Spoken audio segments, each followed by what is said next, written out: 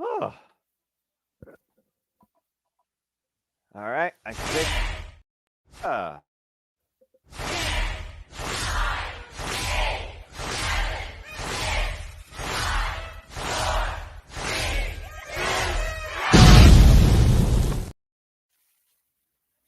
It's Saturday.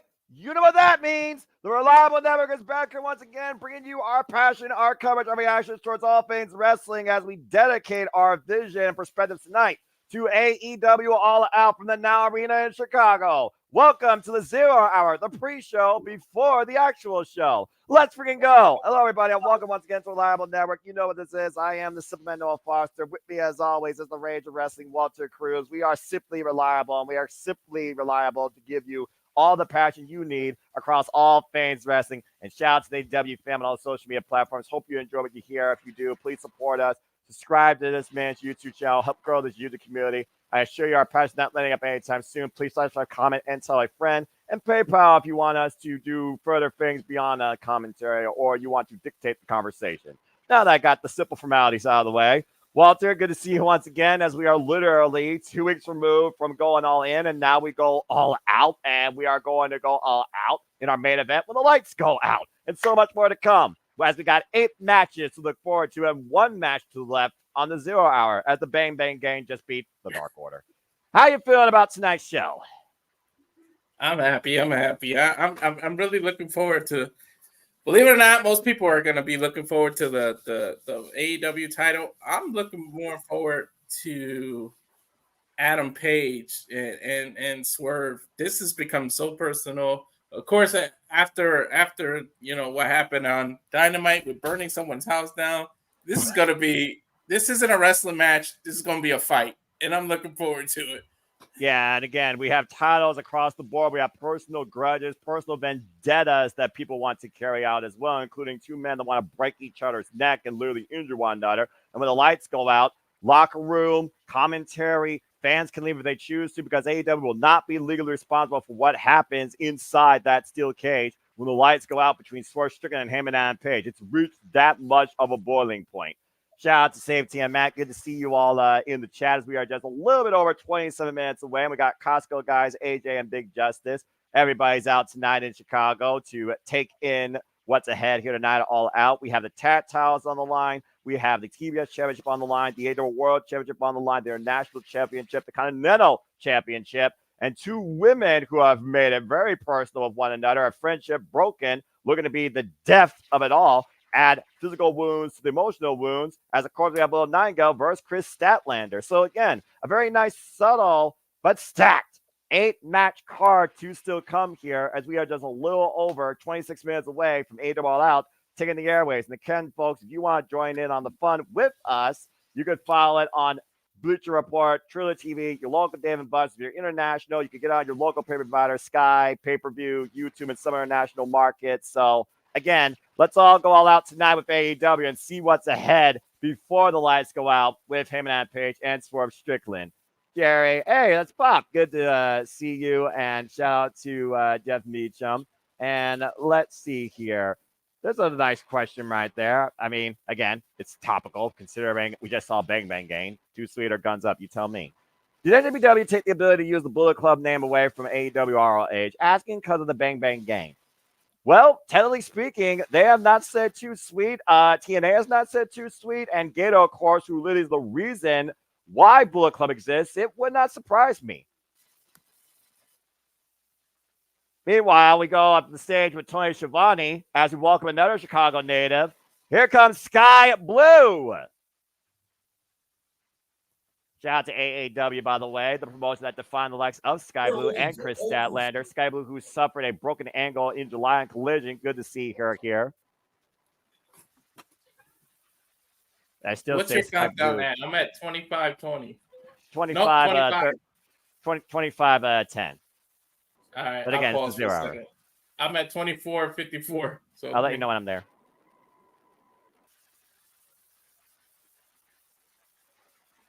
That's right. Christina Barbosa, where it made her debut. And 54. Tony Schiavone's interviewing? Yep. All right.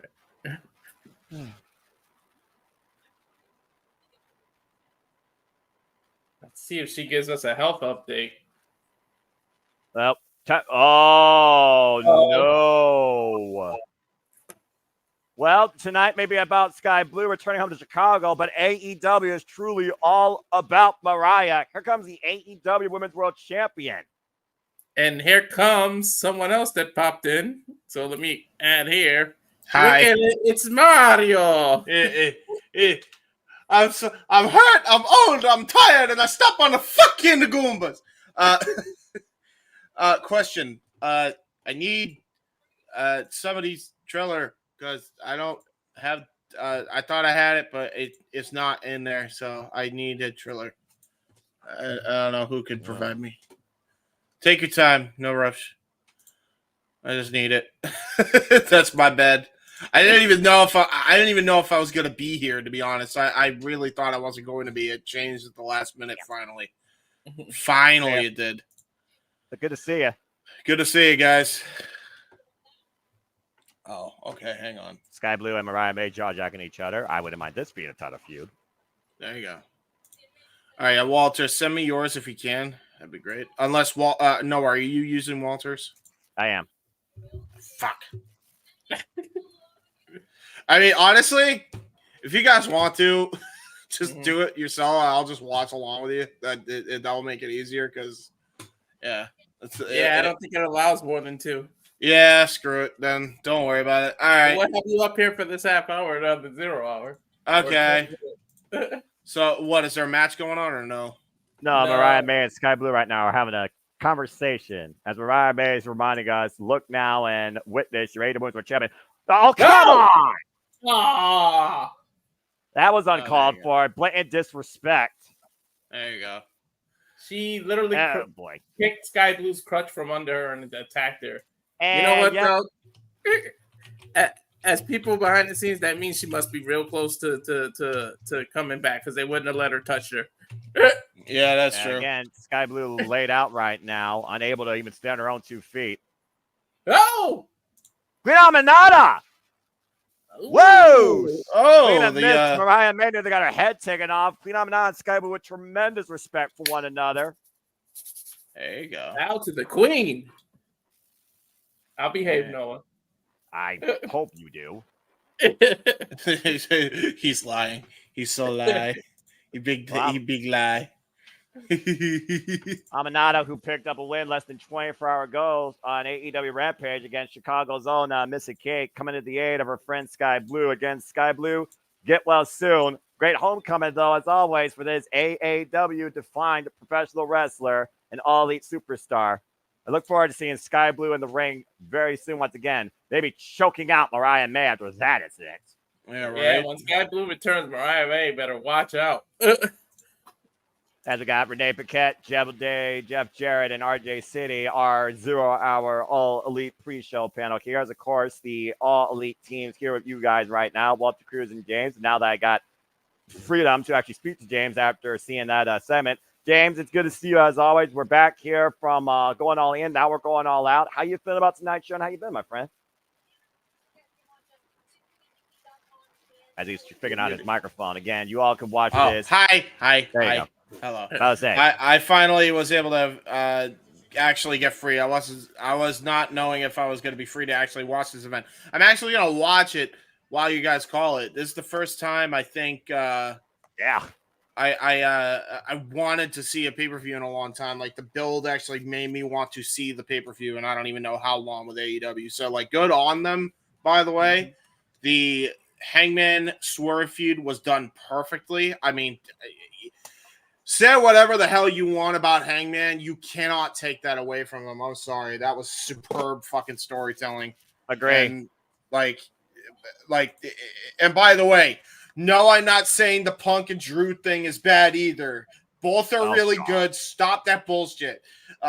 Apples to oranges, as people are either one-dimensional or half blind because they can't look at both sides of the coin and just enjoy wrestling. Freaking idiots. And thank you, Safet. I appreciate it. Anyway, Let's go ahead and get our seats into upright position as we're flying first class, top flights in the ring, as it's time for a big money affair in this trios match. What is your time codes, guys? This is probably way ahead of mine, but 1936. Yep, no way. All right, well, I guess I'll have to settle for what I got. Well, again, James, it's just good to have you here. As of course, we're looking at this last match before AEW All Out officially begins. That's the last on the 0 hour. And the only thing about this triple threat trios match, there is big money implications.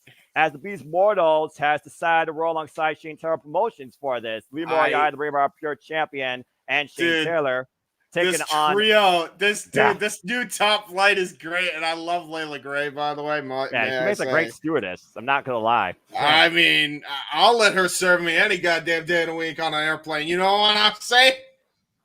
Someone tells me James is not flying coach. I swore I said I would behave. I can't speak for him. No. Yeah, I know, but there's a reason why I made this line up.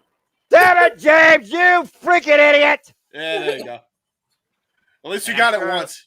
Well, I mean, yeah, and I'm sure there'll be more of that on the Saturday Shenanigans that will follow shortly after AEW All Out, hosted by the Renegade Wrestling, JJ Williams. Please follow Casting Studios, support the Renegade, JJ Williams. Appreciate you, brother. As now we have the Undisputed Kingdom arriving, Matt Taven, Mike Bennett, and Roderick Strong, who have a combined 15 Ring of Honor title reigns amongst themselves. They're the most experienced trio heading into this big money match. Ooh. Big money implications. Still find that interesting. There you go. Anyway. Hey, one more time. What's your guys' time code at? 1755. Maybe. Yeah. I think I'm missing. Yeah, don't worry about it. I'll just enjoy. I'll enjoy for once. Yeah, seriously. I was telling Walter earlier, ever since we established the Reliable Network, it's nice to actually sit back and just watch some wrestling matches versus having me call everything. Yeah, true, bro. I ain't gonna lie. I think maybe I am over. Maybe people do think I'm overworked, but maybe I'm my own worst enemy. Yeah, no. Yeah. I know I'm my own worst enemy, bro. I wanted to give him a break from 0 hours. So I was like, let's just do the last half hour and talk about how we feel. And did I got all the teams scrolling across? I think I got everybody now. Right. Yeah, I think so. Action Andretti and Top Flight Darius and Dante Martin taking on Shane Taylor, taking on Undisputed Kingdom. Big money implications on the line here. Representing sponsors for this contest. Wait, is Beast Mordos a part of Shane Taylor Promotions, or is he just teaming him up with them? As of right now, I think this is a one-off. I have no idea what's happening. It's Ring of Honor, it's AEW colliding on the 0 hour. Oh, I don't think it's part of it. I really think it's just random. And Shane Taylor just clocked Mike Bennett. That's what happens. The bell rings are underway. And there you go. Be going out. Shoot, my lights might go out before the steel cage. That's big deal. Big boy. Yeah, but say. Why does Beast Mordos kind of fit this group? I ain't gonna lie, bro. I don't know. What? I don't know why. I don't know why. Well, no, I don't know. Maybe House of Black more so, but Beast Mordos hasn't been part of anything since freaking Decay and TNA. I know, but I'm just trying to find something for him to do other than just be a really good lucha wrestler. I mean, yeah, there's that. Of course, we saw last night at Collision, or at least I did, because I'm crazy. Beast Mordos had a banger, but Konosuke Takeshita was unable to qualify for the Fatal 4-Way for the Continental Championship tonight, as the Alpha will be part of that match. Right. But yeah, as you said, Walter and James, while you're here, we got 15 minutes before the actual show begins. You were talking about verbatim about the storytelling heading into our Lights Out Steel Cage match, where AEW will not be responsible towards what happens towards either man inside that steel cage.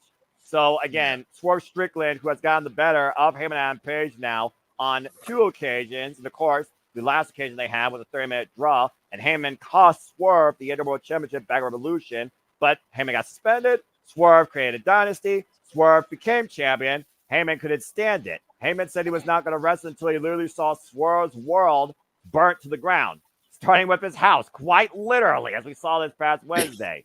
So at this point now, Heyman's trying to prove a point that he's not better than him. He's a piece of beep, and he'll never be champion again. Why Swerve's looking to prove a point that I can beat you, and it was never about you. It was about the opportunity.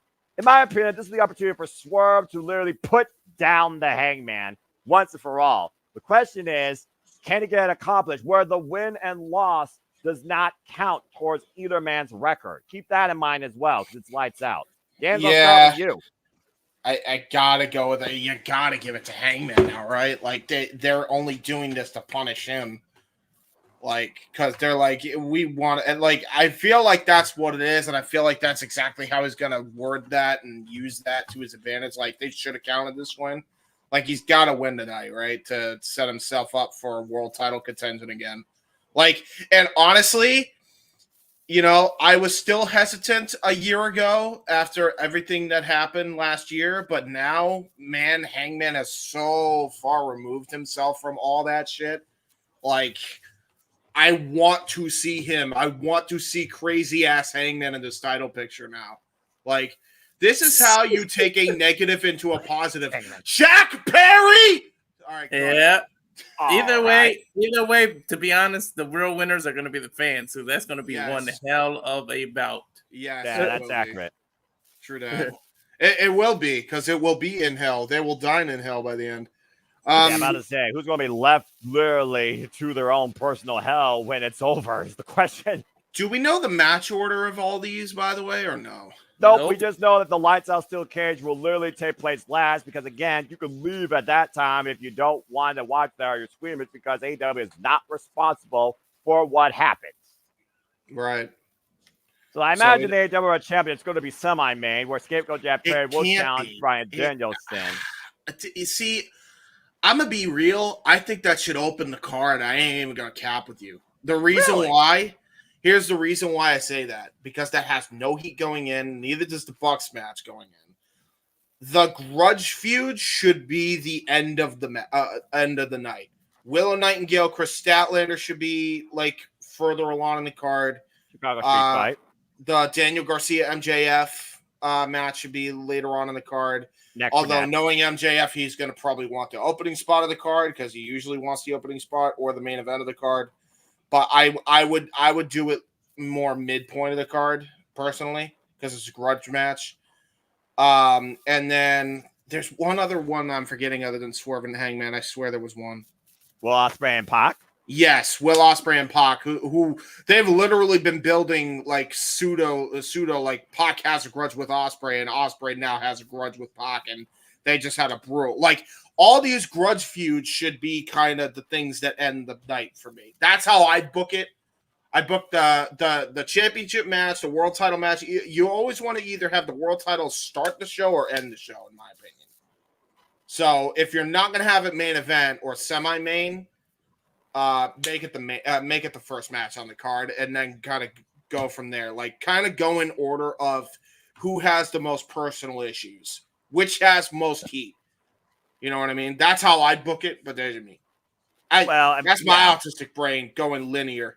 Well, the way you put it, though, again, these are definitely the matches that I'm definitely most invested in. I know we'll go all out because of the personal grudges and history within them, but you got to have cool down in between, and that's where the Elite kind of comes in when it comes to the tag titles and the TBS Championship, where I do wonder if Mercedes Moné has already invested in further security, considering Camille's been banned from ringside as we're just a little bit over 11 minutes away. But I do like the way that you did put the card. And, of course, Kazuchika Okada will defend the AEW Continental Championship in four-way action against Mark Briscoe, Orange Cassidy, and Konosuke Takeshita.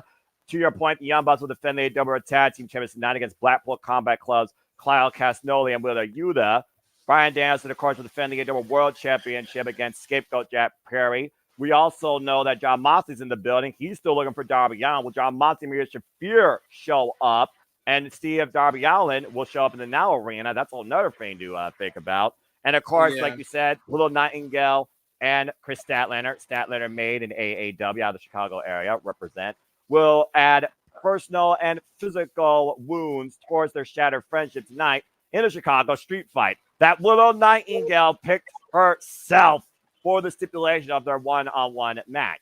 And MJF and Daniel Garcia will face each other for the first time ever in one-on-one action, where Daniel Garcia will not rest until he literally breaks MJF's neck. But after what we saw on Wednesday night, MJF might literally have Daniel Garcia thank him later, as he might send him home once and for all.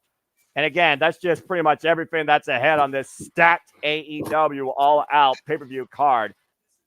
And of course, like we talked about before, let's go ahead and talk a little more about this match. You brought up Will Ospreay and Pac. Again, it's honestly two great, proud, prideful Brits. It's also Dragon Gate versus former JPW, considering that was their last one-on-one encounter, which was a 30-minute draw back when Ospreay was never Openweight champion. And Pac, of course, was Dragon Gate champion. And in a way, Ospreay has always been in Pac's shadow. He was always compared to him. But rumor has it, or, you take your own perspective, maybe Ospreay has surpassed Pac in a way, and maybe Ospreay is wondering if Pac still has that confidence in him that he can still beat him. And it's like Pac said, the story of the forgotten bastard.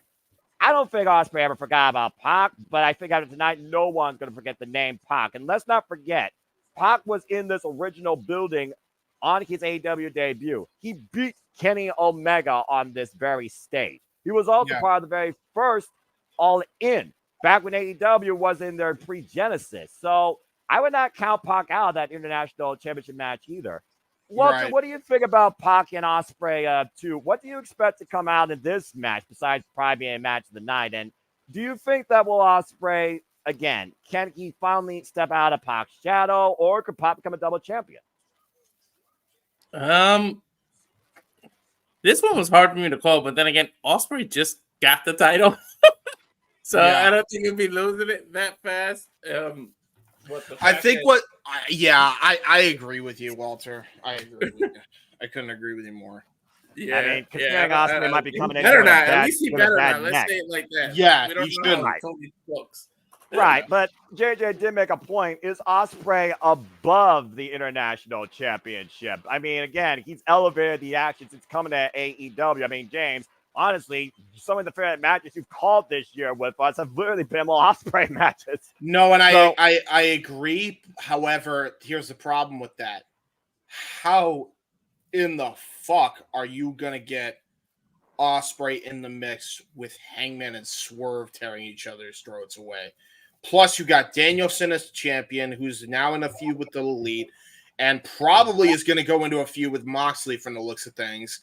Like, that main event division is like loaded right now. I don't think we got much of anything. I love the little thing, by the way. I like Layla Gray doing a little deet. I mean, she was guiding Top Flight that they were clear for takeoff, and they were. As again, we do have a match going on here, folks. But again, the 0 hour is just a little bit 7 minutes to change away from being completed, as Big Money Implications is on the line, not just in this trios match. Great running, shooting star action, ready for the win. Broken up by Roderick Strong on the pin to St. Taylor. It's all breaking down here. Yeah, I'll just say, like, I think they're building a triple threat for that international title between those three guys. I think that's going to be that. I think somehow Konosuke and Okada is going to be the program for the Continental title going forward for a little while. The Alpha versus the Rainmaker, I think, is what they're going to go for there. I think that's going to be your two next matches, probably for Wrestle Dream, if I had to guess. Like, I can't imagine that, like, especially on a card that is so stacked like it was last year with dream matches or, money matches as far as the work rate goes. Right. I can't imagine you don't book those matches for Wrestle Dream, and this is kind of how both matches are going to be how you kind of get to that point, I think. Well, again, James, you got to consider that Bryan Danielson, Jack Perry has vacations even this month later with Grand Slam around the corner, which of course we'll cover. And we know that Darby Allin will challenge for the World Championship there. We also know following Grand Slam, we got Title Tuesday and the 5-year anniversary of Diamond. You got to consider there'll be title applications during that point as well. Not to mention, Christian Cage is waiting in the wings with a guaranteed AEW World Championship shot after that win at All Out, as the Undisputed Kingdom just won this big money implication triple threat. Beat Mordos. What the fuck was that? Why would you help the other team get the win, bro? Why did you do a double team move? What the hell just happened? Undisputed Kingdom just won big money implications triple threat trios match. So what? They got a lot of money now?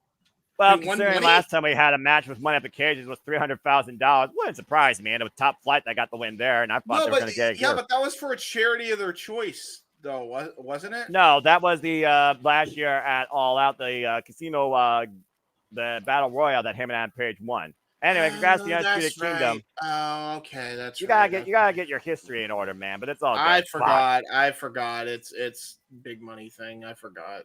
That's right. My Right. apologies. Well, Well, anyway. Undisputed Kingdom now have money, and they are still jobbers. Former Ring of Honor tag team champions. You do wonder if they might go after Dustin Rhodes, Sammy Guevara. Anyway, that was the last match. We got 4.5 minutes left. We talked a little bit about the World Championship. We talked about the Lights Out Steel Cage. We talked about the International Championship. Let's go ahead and give the women some respect here because Willow Nightingale, Chris Statlander, two Long Island ladies just wanting to make it in the business. And it felt like for the longest time they wanted to do it together.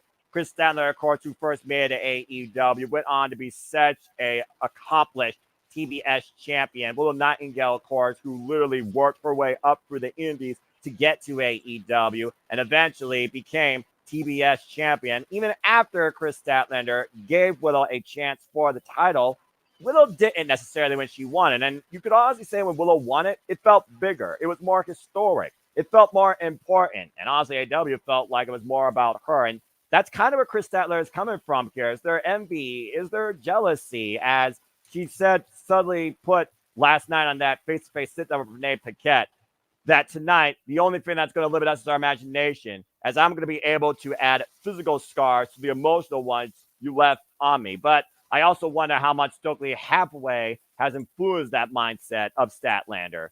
I always say stats where it's at, and Saturday night is truly the night. And again, the fact of the matter is, Willow picked the stipulation, but both women know how to take it to the extreme together in street fights. This is the first time they're going one-on-one under this extreme circumstance. So, James, what do you think about this unique grudge match here? Honestly, with Willow Nightingale and Chris Statlander. If nothing else, pride's on the line, but I also think a statement. Yeah, I don't know. Like for me, I feel like it's gotta go to Willow to end the feud, but I feel like you need Stat to win because she's lost too much. But then again, they really have all their chips on Willow right now. So I don't know. Yeah, this one's not easy. This one's not easy. Remember Willow's motto. Remember her Titantron. Smile always. Nothing matters. But I think that something has to matter tonight when it comes to these two facing one-on-one for the first time ever in an extreme match, a Chicago street fight. We know the last time they went one-on-one, it was with a Nightingale that got the better of Chris Statlander back at World's End during the 0 hour. Prior to that, Chris Statlander beat Willow Nightingale, of course, and since defended her TBS championship. And other than that, we've only seen these two work together in street fights. But now they're facing one-on-one for the first time underneath this circumstance. And you know Stokely Hathaway has to be an influence. And the funny thing is that Willow won at All In to get to be able to call the stipulation. So that's right. Like, are you really going to give her 2 wins right in a row and make Chris Statlander look that bad? Like, I'm just going to go Chris. You know, this let's go outside interference, Chris, maybe something. But I think it's more my heart than my brain. Chris needs a win, damn it. Like, she really does. Agree. I understand everybody being behind Willow, but damn it, she needs one. Yeah. No, I couldn't agree. Yeah, I couldn't agree more. Ever since Statlander, turned her back on her friend at Double or Nothing, really looking to prove a point that I was always better than you, Willow, and I just allowed you to be along with me for the ride. She has to make that statement, really have some backup evidence here about it tonight. So I think this is one of those matches that Statlander needs to win, but Willow wants to win. And I'm very curious to see, again, what their imagination brings out and what sort of Ben Stiller homage is Chris Statlander going to come out to tonight. Just saying. Darren G, good to see you as well. All right. Well, that being said, again, we are just literally mere minutes away from AEW All Out, taking the airways as is officially 8 p.m. according to my actual clock. And again, folks, says 10 seconds. Yeah, about to say, you, of course, can be part of the conversation with us. You still have a chance to buy this if you choose. Otherwise, we're happy to have you along for the ride and keep you in tune for everything that's about to happen as AEW All Out is officially about to start right now as we get ready for our cold opener. And I'm very curious to see what opens up the show based on what you all talked about. So I will talk to you guys later, and I'll see you all on the other side. Enjoy having a good call, guys, and I'll talk to you later. Thanks for popping in. Yeah, no problem, man. Appreciate you, James, always. Ladies and Peace gentlemen, out, guys. James Hebert. And please follow his documentary on his, Uncle Gary Hebert when it comes out. Yes, thank you so much. Appreciate you, brother. Yeah. Man, what is it about Chicago always being represented by trains and metros? But that's a whole different conversation. And that's big out there. I guess. The little stars. I mean, everybody thinks that that's just punk. That's actually a Chicago thing. It truly is a Chicago thing. Again, there's a reason why they're called the second city. That being said, it's Saturday. You know what that means. The Simply Reliable Network is here once again, calling AEW All Out from Chicago, Illinois in the Now Arena. Capacity crowd on again. Welcome to the conversation. Welcome to the show. Let's freaking go. Hello, everybody. I'm Noah Foster with the Rage Wrestling Walter Cruz. For those that are tuning in just now, or if you already been, thank you once again for tuning in to Simply Reliable as we bring you our coverage for All Elite Wrestling tonight. Oh, let's see what they're gonna start with. Oh, shoot. He called it. Walter, are you ready to go? And everybody, thank you for tuning in. Please like, subscribe, comment, tell a friend. We are kicking things off with Daniel Garcia versus MJF. Red Death versus the Devil. MJF looking to orchestrate Daniel Garcia's retirement tonight. You know, Daniel Garcia's got to have revenge on his mind. The way Dynamite opened, that's a hell of an opening, by the way. Yeah, and they made it. They went all in on each other from a personal level.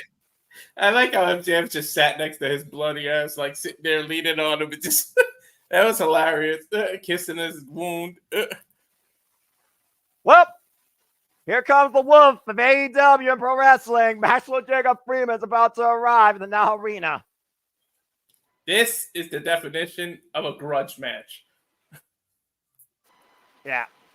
This is about so much more than just a win and just a moment. MJF, who lost his AEW American Championship to Will Ospreay at All In. Still another condition of his neck after eating a Tiger Driver 91 from the Aerial Assassin, courtesy of Dan Garcia's interference, who we learned pawned his $100K Dynamite Diamond ring to get the round-trip airfare to the UK. And ever since then, ever since MJF dropped Daniel Garcia on his head in this very city, Daniel Garcia has been hell-bent on one thing and one thing only, breaking MJF's neck.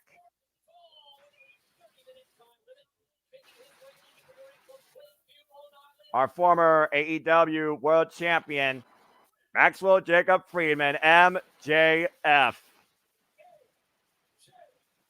Oh, good grief. Well, wait a minute! Thank me later. Yeah, and you can thank Daniel Garcia for that pre-match assault. Yeah. The bell hasn't rung, and damn, Garcia jumped on him. Well, Bryce, ring the bell already, because damn, Daniel Garcia can't wait to tear MJF apart. You know? Garcia can't even stand being in the corner right now. As the bell has officially rung now, and again, this match officially underway. Our first match tonight here at AEW All Out. And Kyle, great to see you as always, my friend. Matthew, good to see you as well. I like that. Again, I always try to accentuate with the colors too when it comes to the actual show. Again, folks, let's ring and go. If you want to support us, PayPal, Super Chat, simple as that. But more of PayPal because, like I say with commercials, screw YouTube monetization. Derek Garcia right now driving his boot into the throat of MJF. I got to tell you one thing. Garcia's got to get his emotions in check because there are disqualifications in this match. It's not like it's the street fight or any other. It's just a regular one-on-one grudge match. He pushed the referee about twice already. It's at the referee's discretion. But if he lets his emotions get the best of him, MJF can just psychologically psych him out and win this match. But, I mean, come on. You got to look at Daniel Garcia's standpoint here. He literally was dropped onto his head, taken out on a stretcher in front of his mother and family after the biggest moment of his life, facing Will Ospreay for the International Championship. How would you feel if you literally had that moment in front of your family and thought your career was over? You would be hell-bent at getting revenge. I kind of feel for Daniel Garcia in this case. This isn't dancing Daniel Garcia. This is literally Red Death. I'll be pissed. I agree with you. It's just that if you really actually want to win the match, you got to somehow keep those emotions in check. I didn't say it would be easy. And MJF right now hooking Daniel Garcia, possibly vicious net breaker over the shoulder. You wonder how many of those that MJF is willing to bring out tonight. MJF saying that Daniel Garcia has woke up something dormant in him. The whole purpose that MJF said he also did was to prevent Daniel Garcia from facing the same betrayal that MJF has faced by the fans ever since he came back, saying the fans turned his back on him. For people like Will Ospreay, Kazuchika Okada, and Swerve Strickland. A hammer thrown into the corner. I thought he was just going to throw him in the corner. He literally just flipped it. But, I wonder if we will be thanking MJF later because he brought back another side of Daniel Garcia we haven't seen. That dancing side is completely gone. The crowd right now showing their appreciation and their hatred equally for Maxwell Jacob Friedman here. Of course, Daniel Garcia says he will literally live and die 1,000 times over. It means finally getting gold here in AEW. And knife is chopping a kick right now, creating separation. Daniel Garcia trying to fight back. MJF hooking him up though on the shoulder and stun gun across the top rope first. The fact of the matter that MJF was literally teasing the idea of facing Daniel Garcia at All In as well was just further emotional warfare that MJF was implying on Daniel Garcia. A guy that we heard last year during MJF's AEW title run, he was holding Daniel Garcia to the status of maybe being a pillar for the future of AEW. Maybe. What other implications will this match have? Because we already know Christian has a title shot looming, but you got to believe the winner of this stock rises to be able to call the title shot, right? I would think so. Also, let's not forget, we're going to be in the shadows of Buffalo and Long Island, New York, when we go to Grand Slam at Opera Stadium later this month. Again, MJF literally focusing his attack on Daniel Garcia's neck. Now, cravat being applied here, wrenching the side of the head of Red Death. Yeah, like him or hate him, you can't deny his ability and his intelligence going right after the weak point right now. Great crowd on hand here tonight. Once again, the Now Arena for the second night in a row after AEW had Collision and Rampage back-to-back here last night.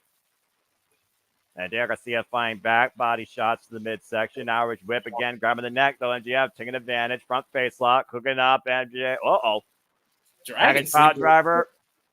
Hey, God! Whoa! That's got to be it. Lackadaisical cover. 2 count by Bryce Rensburg. Man, he planted Garcia's neck, too. And I know that it's not in Long Island. I'm just saying it's in New York. You can talk about the state of New York and what's there. Again, MJF from Long Island. Daniel Garcia from Buffalo. Opera Stadium in the New York State.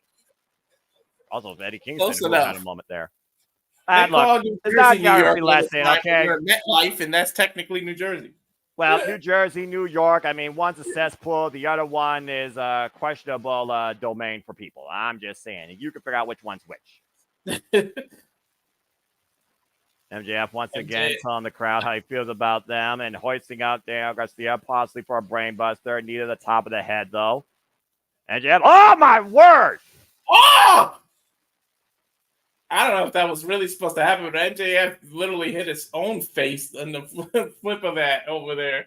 No protection. Both men out. You could literally see both men were literally risking their own necks there with that attempted stalling suplex spot.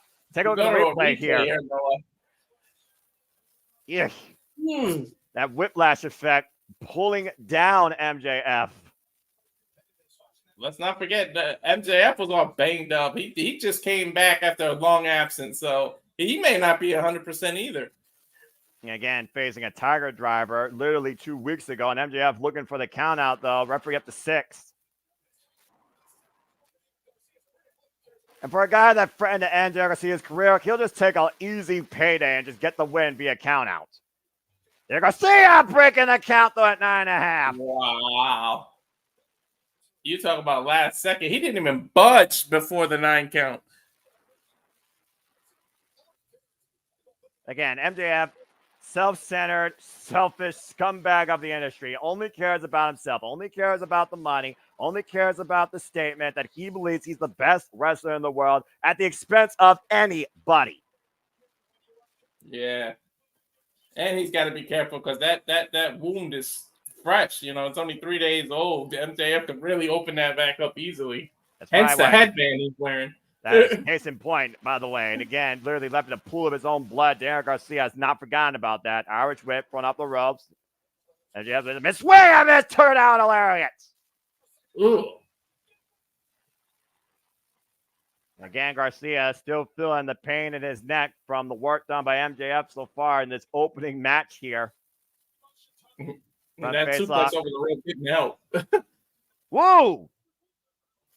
And again, Garcia right now, he's not here, like I said, necessarily just for a win. He is here for revenge. He wants to hurt MJF, and these literal swinging net breakers here might help with that effort. Get to the midsection. Once again, front face lock, and another twist and shout. Shades of Hiroshi Tanahashi there, trios of those.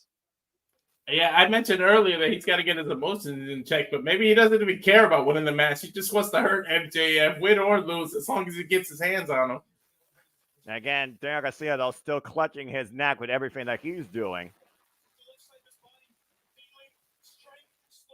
Clutching right his now, own Daniel neck. Garcia. Yeah. As much pain as he's in, he's dishing out some too. And again, right now, looking for that pile driver. That body drop, though, by MJF creates separation again for the moment.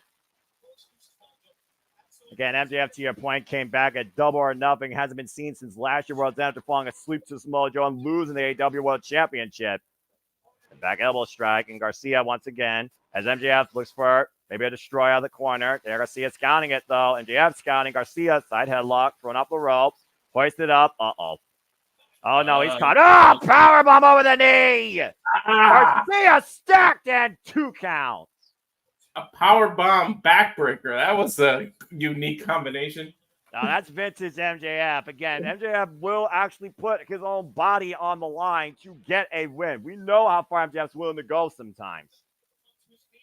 Yeah. The lower back going into the knee of MJF as MJF right now is clutching his own neck. Man, he's got some, it's not kinesio tape, but he's got some tape on his neck too. He just ripped Garcia's headband off and is biting that wound. And the wolf literally taking a bite out of his prey tonight at All Out. And that was right in front of the referee, but referee's discretion again. Look at the face of evil. Maxwell Jacob Freeman, the wolf of AEW. A scumbag. The baby face of evil. We talk about, again, the amount of personal vendettas that are here tonight that people want to share and the blood that's likely to be shed in our lights out steel cage match. MJF might be looking to take the blood from Daniel Garcia rather than just his neck. Garcia's got to be bleeding by now. He bit the open wound. He's punching him. And again, focusing on that attack, assaulting him. And yep, Garcia is bleeding. I repeat, Garcia is bleeding. Oh, man. First match of the night, and we've already seen blood. What are we in store for tonight, Noah?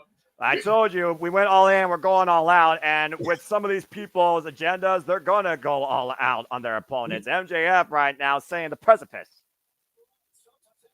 But you also know what happens when a man sees their own blood in wrestling. It fires them up. It brings them to another level. Adrenaline makes men do crazy things. Yeah. MJF right now, pointing towards that turnbuckle. Garcia might not care about the win because he just wants to get his hands on him. MJF might not care about the win either because he just wants to embarrass Garcia.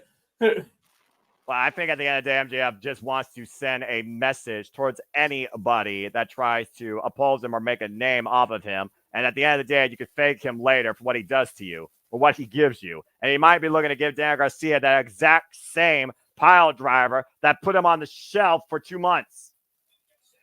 He's kissing his blood. MJF right now. This pile driver in position on the second rope. Daniel Garcia hooked. Looked like he's going for an elevated tombstone. And again, Garcia, though, fighting back, though. And Garcia right now wrenching the face of MJF. Look at this. Oh, look how angry he is. Snot coming out of his nose.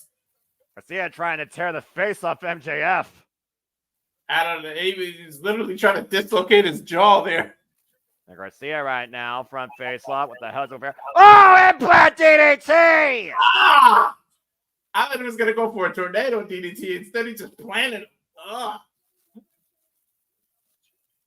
But again, look how much Garcia's bleeding here. The Crimson Master Ward goes so far to Red Death and unable to capitalize, dropping MJF literally on his neck.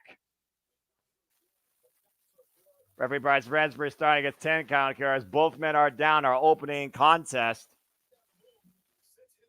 And Garcia crawling towards the cover just to drape an arm. Here's the cover. MJF finds the bottom rope. You knew he was way too close to the ropes at that point. But again, that innate instinct. MJF looked like he was down and out. And again, also ring awareness. That level of experience when you know you're hurt, but you still know where you are inside that ring.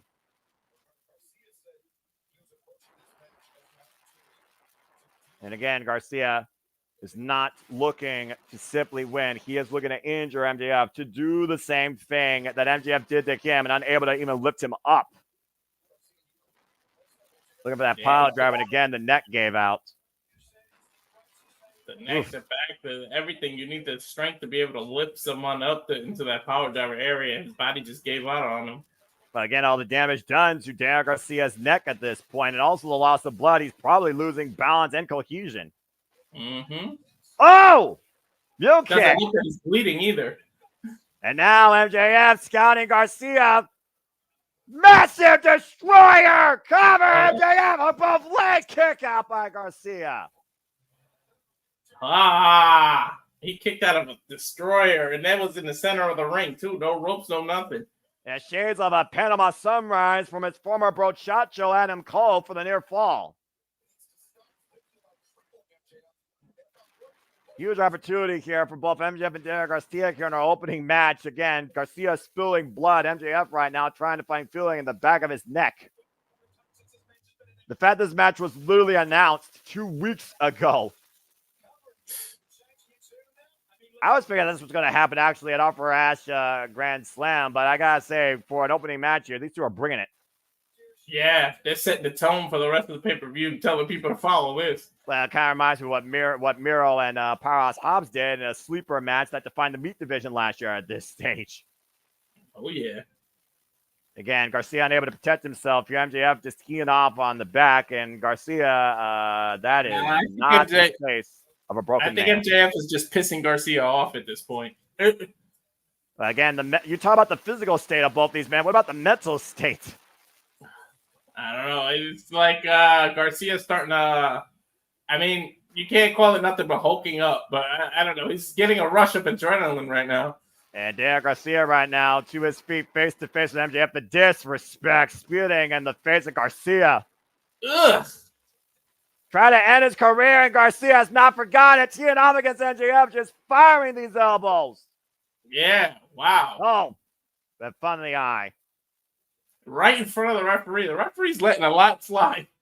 And Matt Menard, by the way, who's been the biggest supporter of Daniel Garcia on commentary, by the way, for this match. Daddy Magic, of course. MJF calling for a brainbuster here. With Daniel Garcia, inside cradle, 2 count. MJF reverse the shoulders. Both men right now locked up in the ring at 2.5. Oh, God, what a right. Ugh. Both men giving it their all. This is how you open a pay-per-view, Noah. Yeah, the vengeance, the anger, the spite of these two men right now, leaving it all out here in the ring.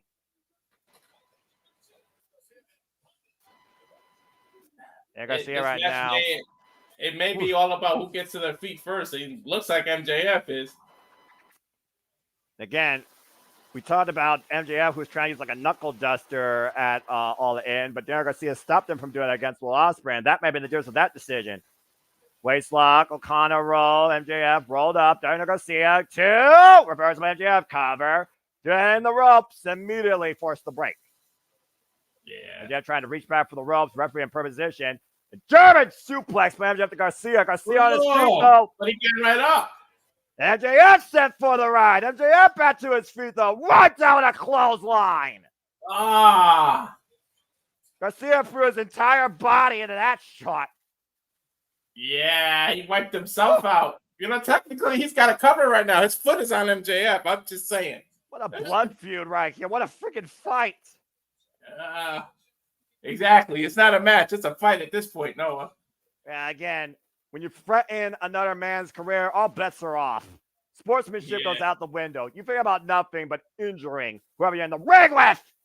And MJF right now is top prime target tonight. Yeah, but Daniel Garcia scouting MJF really well. I mean, that's about what, the third or fourth brain buster he went for that Garcia reversed? Give or take, considering he tried the tombstone pile drive out of the corner as well. Let's not forget that, the very move that injured Daniel Garcia. Again, capacity crowd on hand, loving what they're seeing so far at All Out. One of these days, I got to go to Chicago for the first time ever, if not for nothing else, an AEW pay-per-view. And Garcia, double leg, though, by MJF, trying to turn him over, looking for a submission, possibly a full Boston Crab. MJF takes the corner, and it is locked in firmly. Now all the pressure applied to Daniel Garcia's lower back. And he is low. He's sitting all the way down. That is all the pressure. And Garcia's got nowhere to go. The ropes are pretty far for him. And Garcia's got to roll through or find a way to the ropes, to your point. Let's not forget MJF was once the friend of Chris Jericho, applying his own variation of the walls. Garcia able to escape, though. Turn it into a crossface. Wow. And that's the bell lock, Walter. That's the yes lock. Let's not forget who Bryan Danielson held up to such a degree. Cover reverse from MJF. Both these men put out all the stops here from great mentors.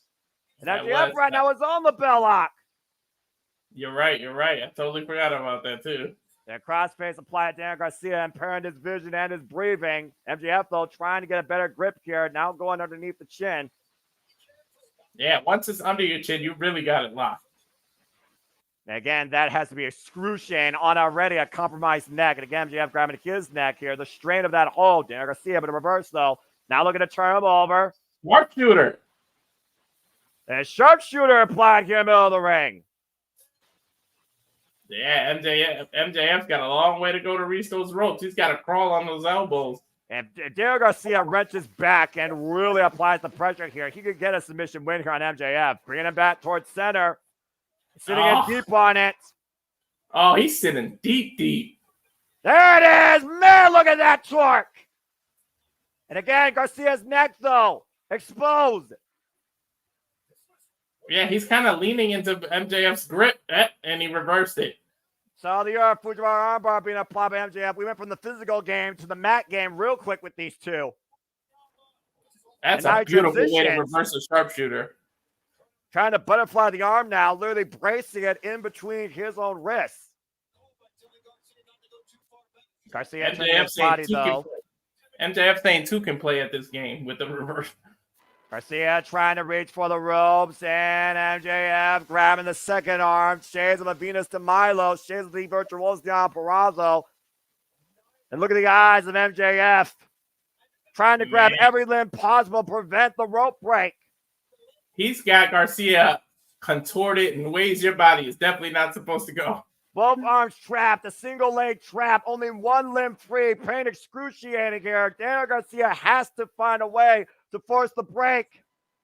If he can get that free leg on the rope, that's his only hope. And he does.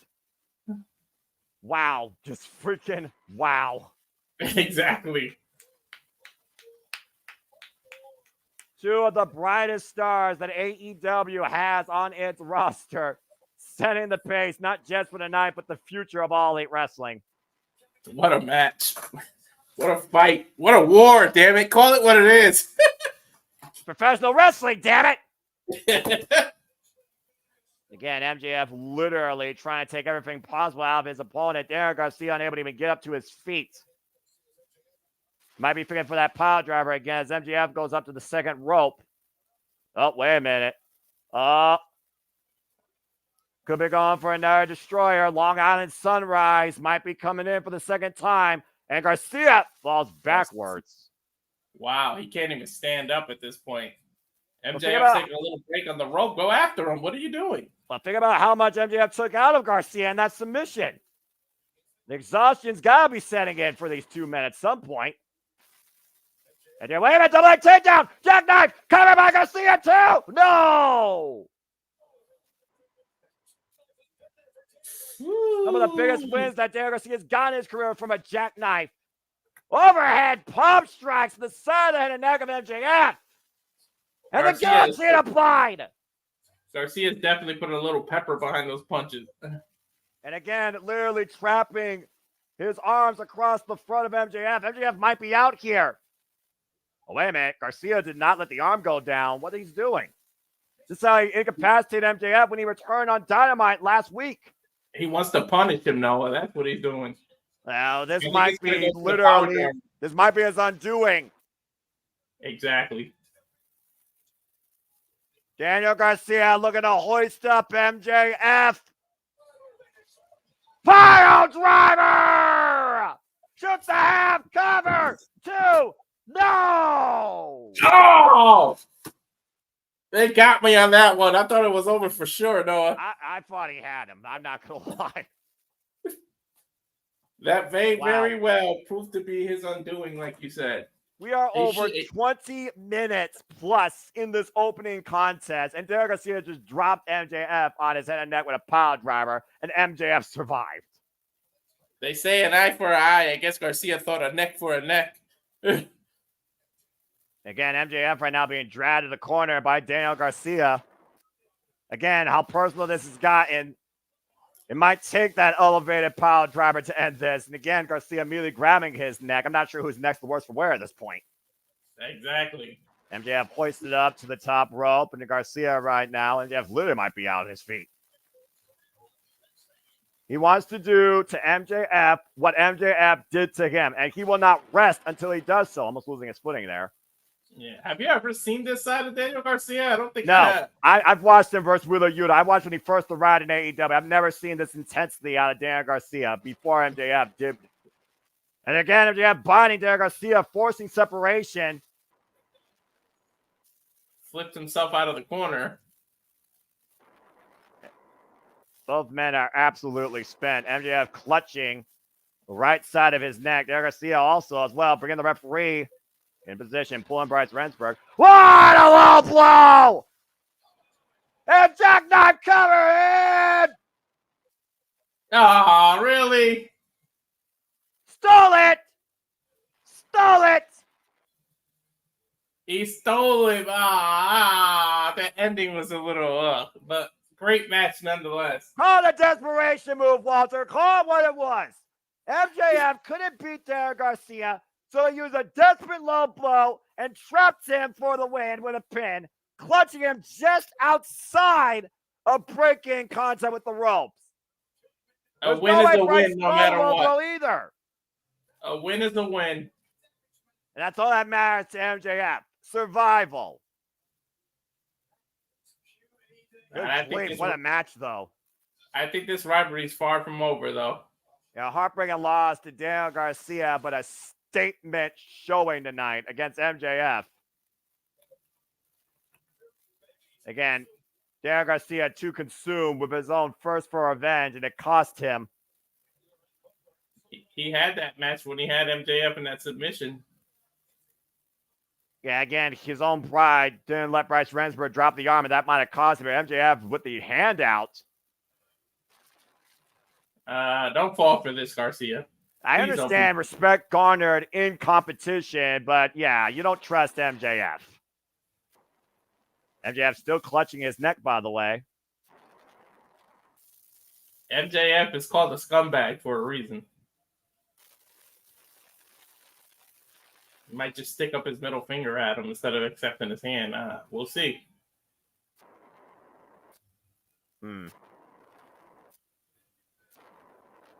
Oh! There's a receipt!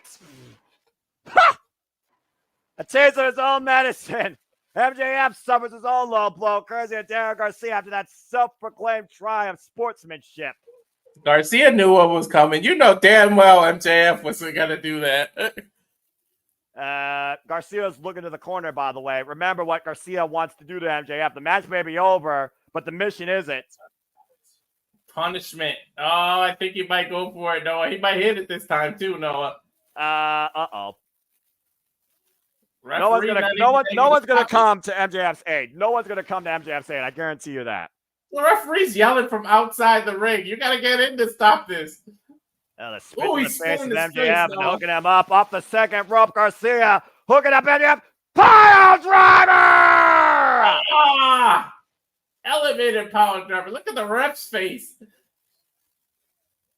Mission accomplished. In defeat. MJF may have won the match, but Daniel Garcia got his receipts. Yeah. Taz saying he's a sore loser. It's not about that. It's the emotions in this match, the rivalry. Shades of Wednesday. Look at this now. Well, Garcia. I guess Daniel Garcia told MJF thank you. Maybe he gave him the kiss of death at that point. I don't know. Like you said, this rivalry just started. Daniel Garcia fun. getting a measure of revenge tonight, but the winner of the match is still Maxwell Jacob Friedman, who's laid out. This is far from over, definitely.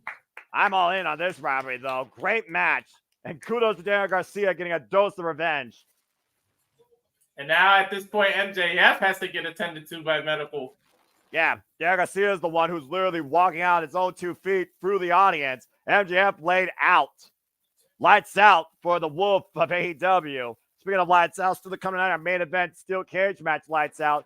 There you see Swerve Strickland. And by the way, Swerve Strickland and him and Page have literally been locked and constrained into their own respective locker rooms. They will not come out until their match tonight to make sure that no physical altercations happen backstage before they meet inside that steel cage. Well, yeah, if you let either one of them out, they'll find each other some way, somehow. Well, they got a long night still to wait before they can finally get their hands on each other on what has to be their end game. Coming up next, though, AEW Tag Team Champions are on the line as Matthew and Nicholas Jackson defend against Blackpool Combat Club's Claudio Castagnoli and Wheeler Yuta, as the Elite said they will do anything tonight to make sure that they claim the AEW World Championship. Blackpool Combat Club looking to take the Elite down. Well, as we got a moment to breathe, let's go ahead and see some of y'all's comments here. And Javier and John, welcome to the Simply Reliable Network. Again, what's y'all's thoughts on this match, this rivalry? Do you want to see it pick up maybe at Grand Slam? When do we see round 2? How much damage was done to MJF's neck? Was that Daniel Garcia's best match to date? Hard to argue. Still tremendous opening contest to set the pace. Matthew saying, I still think Garcia is the drizzling bleep, but MJF carried him to his best match. Well, again, everyone's entitled to their opinion, but again, respect one hour support each other. Please also stay on topic, and if you are found out of line, producer man will give you a warning and then drop the band hammer on you. So please be friendly. Thank you. Let's see here. John Hill with a comment here. You know, this identity of wrestlers, Dustin Rhodes talked about even how jobbers are the backbone of the business. And I think he's right. You need to respect the workers. You can't argue with the effort that Daniel Garcia put in tonight against MJF. That was a star-making performance. Walter, your thoughts real quick. That was a star-making performance, and it furthers the rivalry. Like we said, it's far from over. Well, speaking of rivalries, the rivalry of Blackpool Combat Club versus the Elite is as old as AEW itself. Time for our Tag Team Championship match. Wheeler Yuta and Claudio Castagnoli, 2/3 of the new AEW Trios champions after claiming those titles alongside the Bastard Pac at AEW All In. Claudio Castagnoli, former Ring of Honor World Champion. Wheeler Yuta, former Ring of Honor Pure Champion. And we've seen how dynamic these two have become as a duo over the last year in AEW. We're going to add another set of titles to Blackpool Combat Club.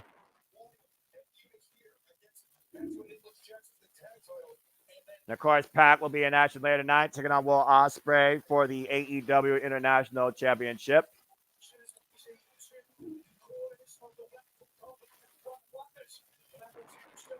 I still wonder again, though, John Moxley, is he still Blackpool Combat Club or is he against them? Have they kept up or have they lost their way? And again, we know John Moxley and Rhea Shafir are somewhere in the building. I don't know what to expect out of this, to be honest. Well, I do know what to expect when these guys enter the scene here in Chicago. Here come the EVPs, Matthew and Nicholas Jackson. Let your voices be known. This probably is the one time where your decorum in the chat will not get you banned. Right? Matthew and Nicholas Jackson, who have held these AEW World Tag Team Champions now for a record 3 times, won them back in April at Dynasty against FTR when the scapegoat Jack Perry returned and joined the Elite. And of course, we saw at All In, the EVPs found a way to retain them against FTR and the Acclaim. Now in a brand new part-time contract, they only have to fulfill so many days and defend these titles. We talk about the physicality, by the way. If you didn't see that 8-man all-star match with nothing but champions last night, Collision that spilled in a Rampage, it was insane 40-minute bout. At the end of the day, it was Wheeler Yuta that pinned Nicholas Jackson ahead of tonight's match.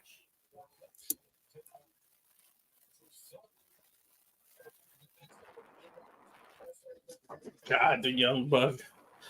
Well, I mean, again, we talked about it before when it comes to how incredible of athletes they are.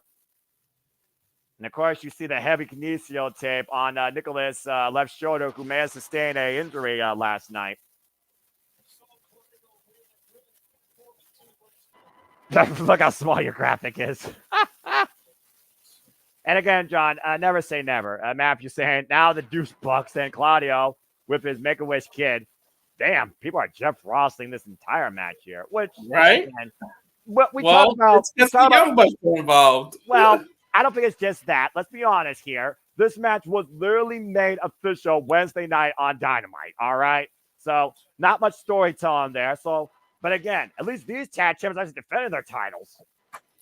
Although the ABC have been the most, I would say, true.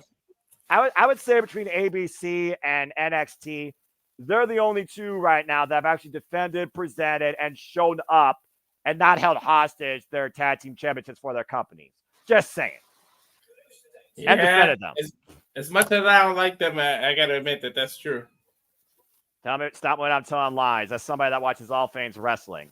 Shout out to the ABC, by the way, who'll be defending their TNA Tag Team Championships against the System at 50 Road. And Super Reliable will be back here literally next weekend, this coming Friday, covering 50 Road, courtesy of TNA and TNA Plus. So stay tuned for more on that, folks. Just saying.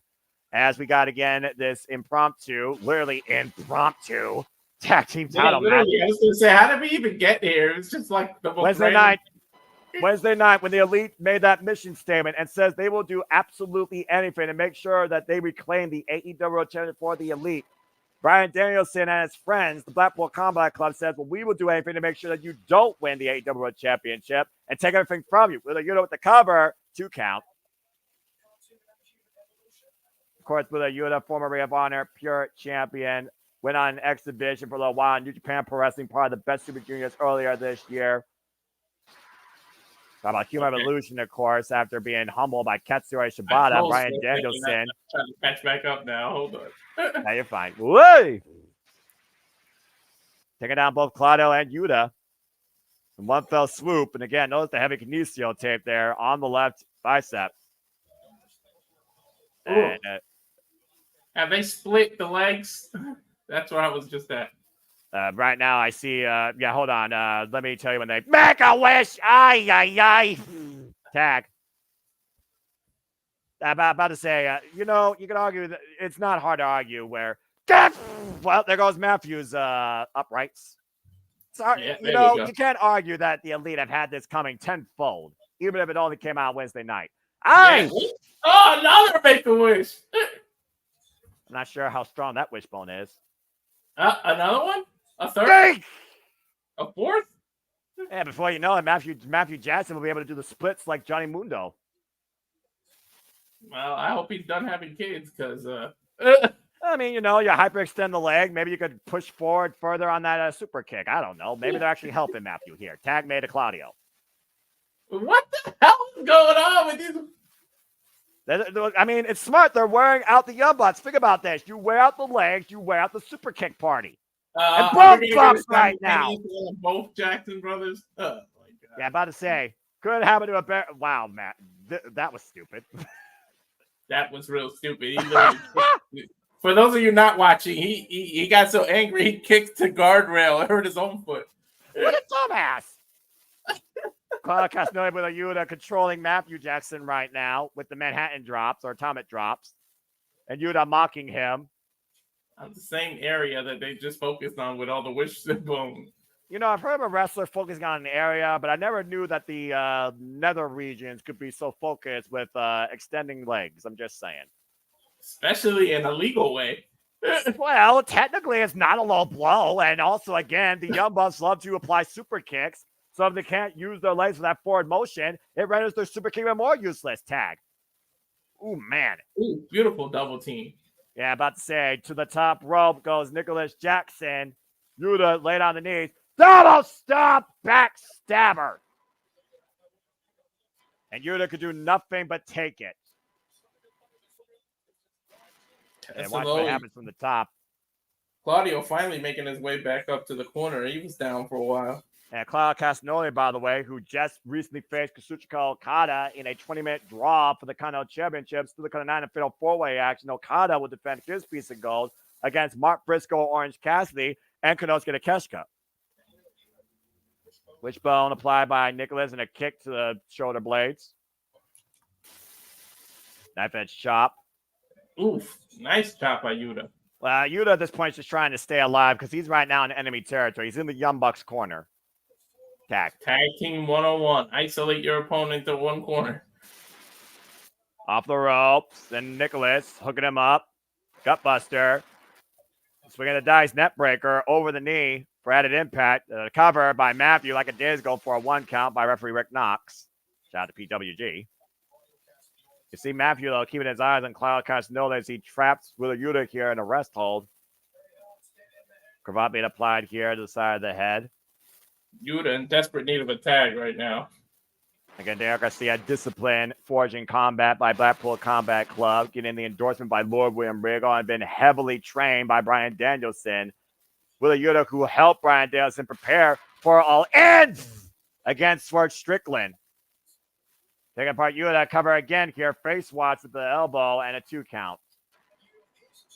Personally, I'm kind of glad this match is early in the card. Maybe Mercedes Moné will be the match following the street fight because think about it. You get your grudge, you get your cooldown. You get your grudge, you get your cooldown. I'm kind of glad this was the next match, too. Get it out of the way. It's the last match booked for this show on Wednesday. I'm just saying. Honestly, right? I think we're fine with 7, but that's just a personal bias. Oh! Nicholas Jackson, a rolling kick. Tag. Of course, we've watched the growth with a Yuta leaving his best friends and Orange Cassidy to join Blackpool Combat Club back in 2022. Lift the boot up. That's our knee. Standing switch. Oh, no! Or 2023, excuse me. And drop with a clothesline. An opportune moment here to tag Claudio Castagnoli into the title match. Yeah, this is the opportunity for you to get that tag he's in desperate need of. And again, Garcia right now. Excuse me, sorry. I'm still on the high for the last match. Tap to Claudio! The Young Bucks know exactly what Claudio Castagnoli brings after that giant swing last night. Left Beautiful. And right, vicious European uppercuts in the corner. No one does it as beautifully as Claudio. Yeah, about to say, Claudio Castagnoli, a premier athlete. Sorry, Tony Nese, Josh Wizard Davari. Slice spread denied. Massive uppercut again to Matthew and Nicholas Jackson. Oh, this man. Might continue all night. It's a European uppercut barrage. And this is a man on a mission versus your statement from All In against him and Adam Page, who, of course, will face Strickland in that lights out steel cage. The punishment being weighed down right now against Matthew Nicholas Jackson. And Claudio might literally go all night with these. He's a man on a mission, and we don't mean that awful 1995 WWF team. Break through the banner, double clothesline takedown to the Bucks by Claudio Castagnoli. I'll say it once, I'll say it again. Claudio Castagnoli, pound for pound, the strongest man in the business. And he's firmly in control right now. Driving uppercut to Matthew Jackson. Now circling around the ring to Nicholas and catches him. And Claudio right now looking to keep the train going. Claudio. Oh! Hey, Yuta just playing conductor there. Well, all aboard. Again, how fitting. We're in Chicago. Right? It's fine right now. Of course, Matthew Jackson still that compromised bat to this day. Claudio to the top rope. Massive crossbody hook of the leg. 2 count. Claudio doesn't go up there too often. About to say, you see that massive frame coming at you off the top rope. That's scary in itself. Yeah. And right now, everybody literally just taking in. Hey, Walter, I think everyone wants Claudio to take a buck of swinging. I think that's what's on his mind. Let's see if we get at least 10. Well, he's usually been doing 20 lately. I mean, he literally did close to, I think, 20 last night. Super kick to 9, block the kick. Elbow strike by Matthew. Blind tag made by Yuta. That's our nape on the second rope. Oh, Claudio looking for that corkscrew uppercut. Got hooked up there.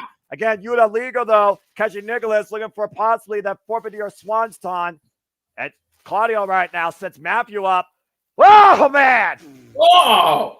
Overhead field to Matthew Jackson. Nicholas Jackson crashing on his brother while Drake across the second rope. Now an Olympic slam by Wheeler Yuta.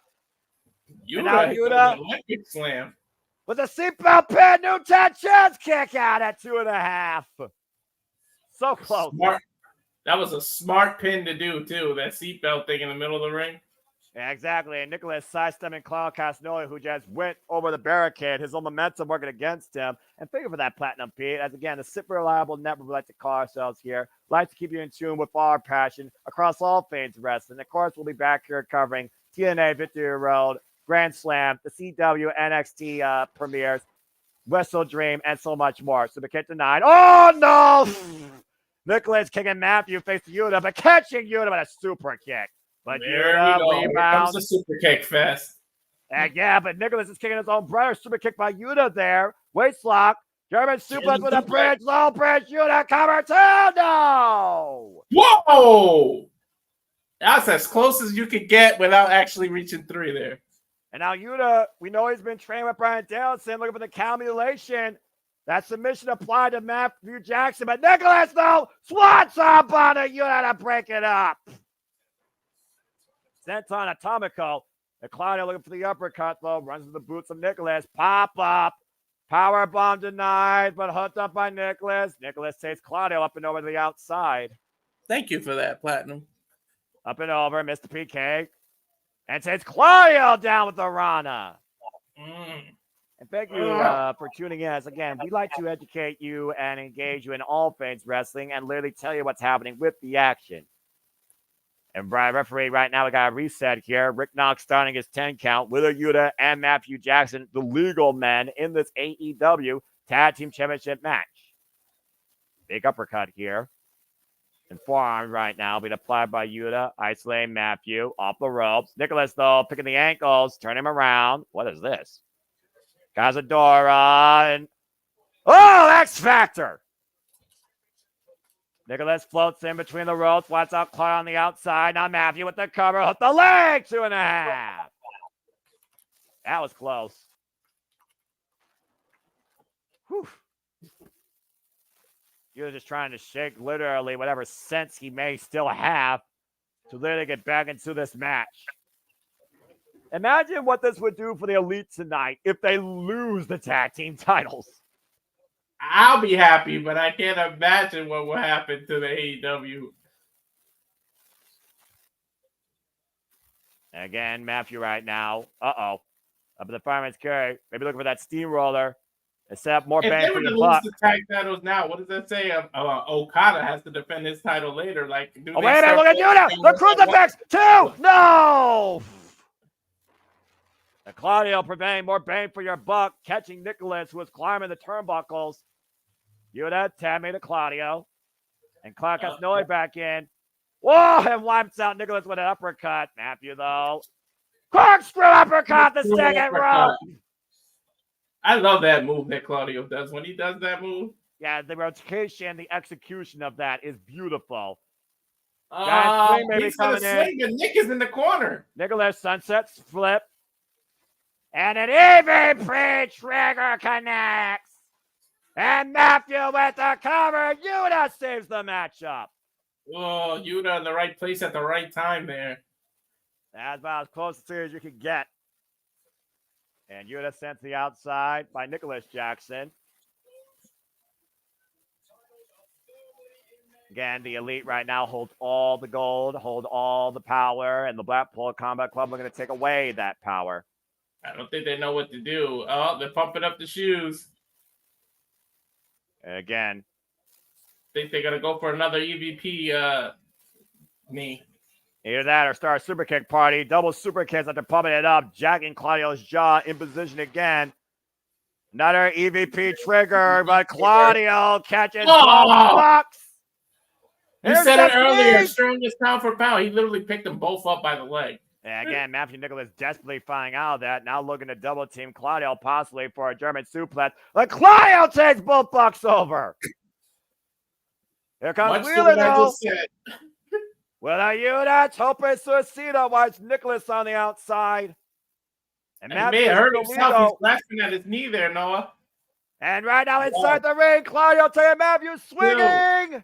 2, 3, 4. Oh, good Lord. 5, 6. He might swing the Wrestle Dream. 8, 9, 10, 11, 12, 13, 14, 15. Found another gear. He's going faster. 17, 18. God. 18. Castagnoli with the cover. Hook the far leg. 2.5. Whoa. He might as well have given him 2 more. What the hell? 18 is a weird number. I mean, again, even Claudio has his own gas tank. How did Matthew kick out of that? I'll never know. Tad made it with a Yuta, and they might be looking for the fastball special. Here comes Nicholas, though. Nicholas does her knee, catches Yuta with a super kick. Claudio pop up. Uppercut to Nicholas. Super kick by Matthew to Claudio. Damn it. Coming in hot here right now. Yuta set up on the top turnbuckle. Matthew looking for something big here. We count to 18 with the swings. We might see 18 super kicks in this damn match. I mean, hey, start your counter. And what is Matthew looking for here? Right now, fish hooking the jaw, looking to hook Yuta up. What in the hell is about to happen out of the corner? But Claudio, whoa! Step up uppercut! And the reach, and Claudio looking to hook up Matthew. Oh, dear God. That's a long way down. Claudio hooking Matthew. Superplex! And here comes Yuta, ready for launch. Fastball special, but in the knees. And a roll up, recover. 2. Young Bucks retain. Matt the skin up the whole of their teeth as Nicholas was restraining Claudio from breaking it up. They literally escaped with those titles. And again, the Young Bucks found a way to win once again where it mattered the most. Desperation, it felt like, was setting in there in the end. And then Nicholas with a sigh of relief. Claudio and Yuta proved that they were worthy challengers, man. They had it. They had this match won. And again, classic example of tag team wrestling. Champions always finding a way to win. And honestly, they won clean. Claudio Castagnoli caught off guard after Nicholas picked his ankle after Matthew got the knees up off the fastball special and trapped Yuta with an inside cradle. Young Bucks retain the AEW Tag Team Championship. I think someone's a little dizzy there. Can't even get up the ramp. And Matthew and Nicholas Jackson will remain the Tag Team Champions of All Elite Wrestling. The Elite still holds all the gold. Man. Well, can the other man, as we were talking about before for Blackpool Combat Club, reclaim former glory? As Will Ospreay will defend the AEW National Championship next against the bastard Pac. While they go to a little video package, why don't you tell the people how we got to this point? Well, I mean, it's literally the story as Pac demonstrated quite eloquently. The Forgotten Bastard. Pac earning this shot, pinning Kyle Fletcher, was #1 contender, but Will Ospreay usurped the line and challenged MJF when he rechristened it the American Championship at Wembley Stadium, restoring it to international glory and arguably taking Pac's Wembley moment away. As Will Ospreay did what he had to get back the international championship with the Tiger Driver 91 to MJF, Will Ospreay felt like he was already back on cloud 9, looking ahead towards maybe that dream match with Ricochet before the bastard planted him with a poison rana on the stage. Yeah, As no Pac, mat, no nothing. Just right on pure steel. yeah, I'm about to say, the fact of the matter is, though, Will Ospreay's been chasing Pac much longer than this. Pac was first defined in the UK, in Rev Pro. And the last time he and Will Ospreay went one-on-one was back when Pac was in Dragon Gate, while Ospreay was back in New Japan Pro Wrestling. It went to a 30-minute draw, and neither man has lived it down since. And now we come ahead here tonight at All Out in Chicago, the same place where Pac beat Kenny Omega in his opening match here in AEW. And Pac, by the way, was the first ever international champion, looking to reclaim that former glory at the expense of Will Ospreay. Get ready for your match of the night, arguably, folks, and don't blink. Woo. Yeah, you may miss something if you blink even. Current two-time AEW World Trios Champion, the Bastard Pac, alongside Blackpool Combat Club this time, facing Will Ospreay for the second time ever in one-on-one action. Will he face the same fate as his teammates, though? And here's another fact for you, Walter. Pac is the only man in AEW to hold two AEW championships simultaneously. When he was previously Trios champ, he was also the inaugural AEW All Atlantic champion. And he's looking to make history again and do it again. The very first All Out back in 2019, when impromptu, the Bastard Pac took Kenny Omega to the limit and beat the Best Bout Machine. Looking to beat the aerial assassin tonight. Referee for this contest, Aubrey Edwards.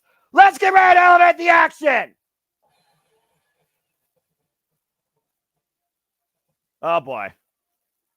And before we get too far into this, just looking at some of y'all's comments. Platinum Pete, thank you so much for the kind words. And thank you for your first time ever engaging the Super Reliable Network. We definitely hope to continue this passionate coverage for you here across all things Wrestling South AEW fam. And again, if you enjoy what you hear and you're seeing, please support my friends. Support us here. Please like, subscribe, comment, tell a friend. If you want to dictate the conversation, PayPal. It's as simple as that. More so this gentleman, I'm just here to encourage everybody just to laugh and enjoy wrestling. Forever grateful for this business. Will Ospreay, who has a sponsorship deal, literally the aerial assassin, the last air world bender, literally a living assassin, and according to the pre-order, Assassin's Creed Shadows, before it comes out in November. Will Ospreay, of course, who is now a two-time AEW International Champion, and so far underneath his AEW career, only 2 losses. Listen to that place! Oh, man, I love this. 2 of the greatest high flyers and multi-dimensional athletes of all time are about to go all out for the AEW International Championship. Heavy kinesio tape, though, on the neck and shoulder blades of Will Ospreay after that brain buster on those stage crates this past Wednesday. Of course, we all might remember Pac, Neville, the man that gravity forgot at one point. Former WWE Cruiserweight Champion. Put that title on the map, but now it's just simply known as the Bastard. He calls himself literally a cockroach. No matter what Tony Khan tries to do to get rid of him, he will always come back.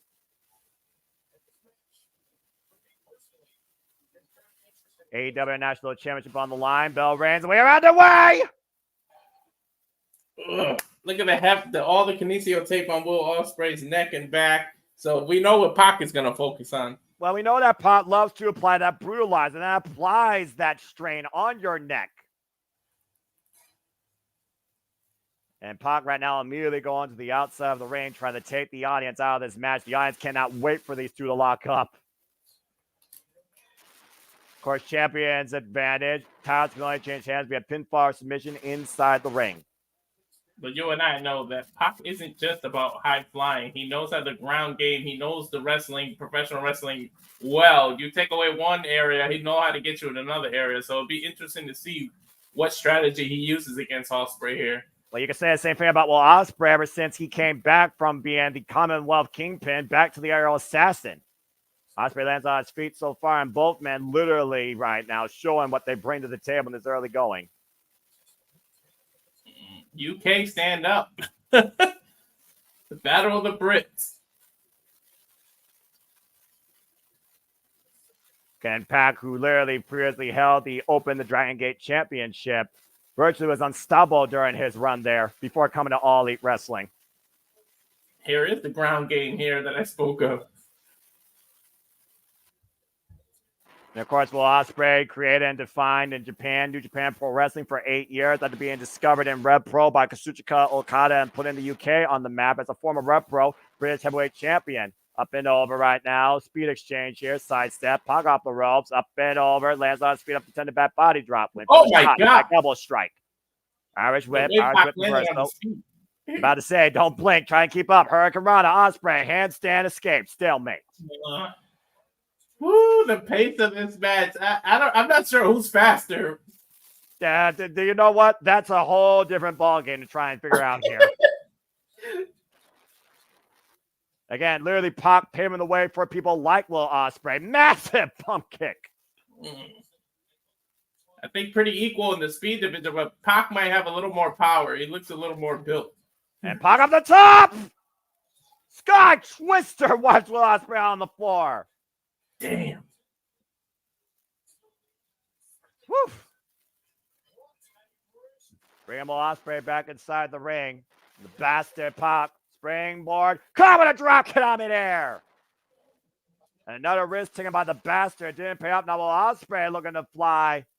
Let's see what he's going for. He may be going for that same corkscrew. Exactly. Sky Twister wipes out Pac on the floor. Anything you can do, I can do better.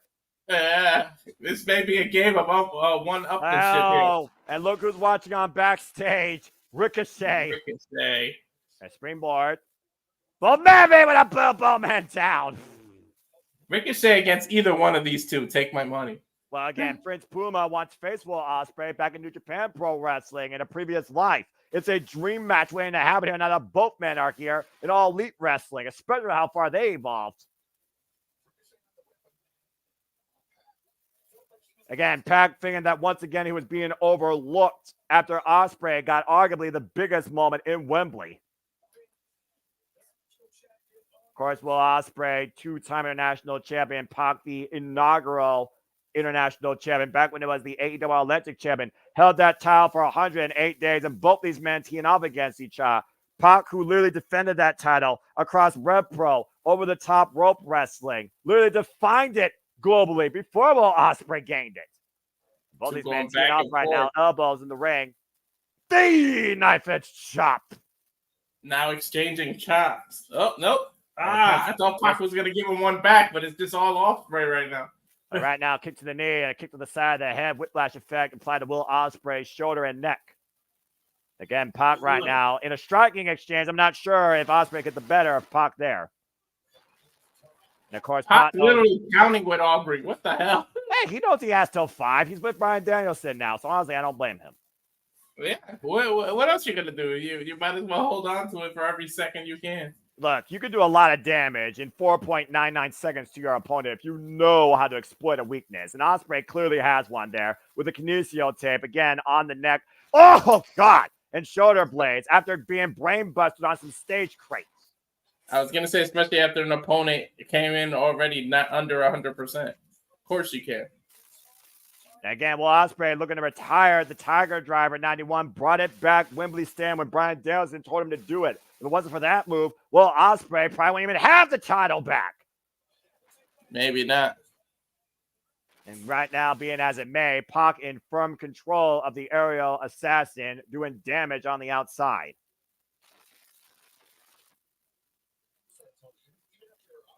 Again, Pac, who is a veteran of the game, 20 years in this business. And Pac, for all the trouble that he's been looking for and been causing, very accomplished athlete here, and a very respectable name here in AEW.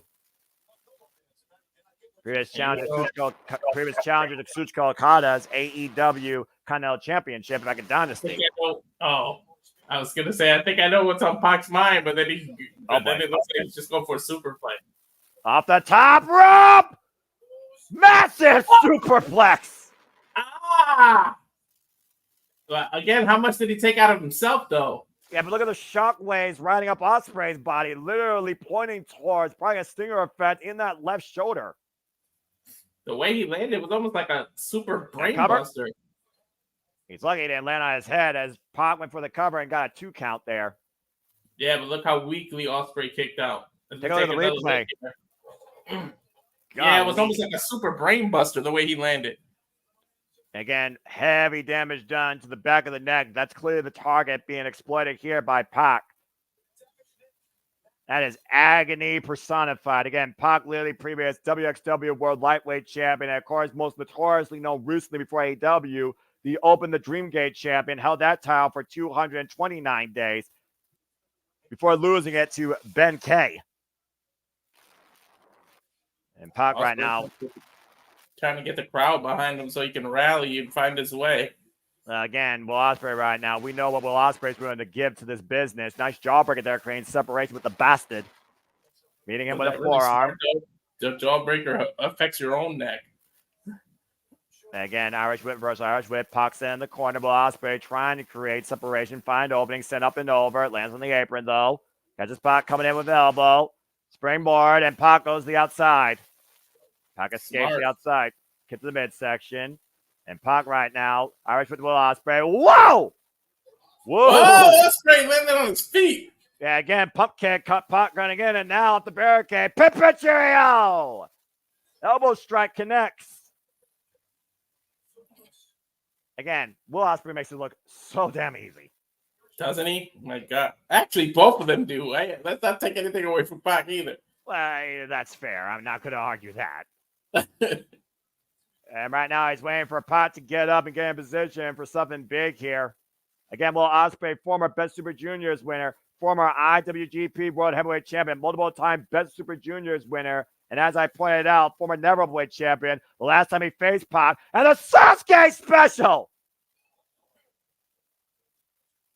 What's out, Pac on the outside? Back spring moonsault over the rope. Yeah, great shout out to one of many of Ospreay's mentors, the great Sasuke there. Pac may be hurt. Aubrey checked on him while he was outside. Now she keeps checking on him over and over again.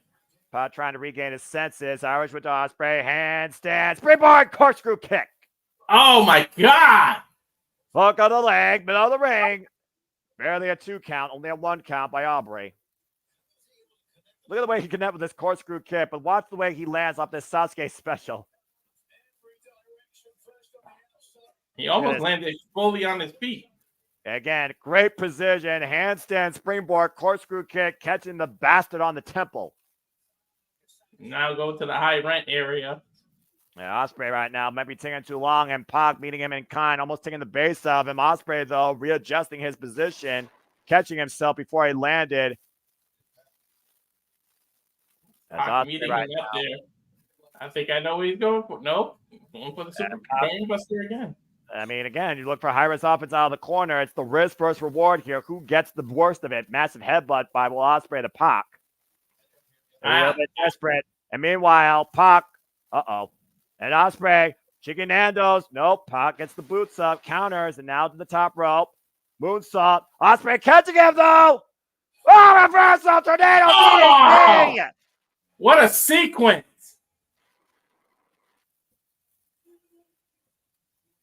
Fans are standing up for that reversal, Pac.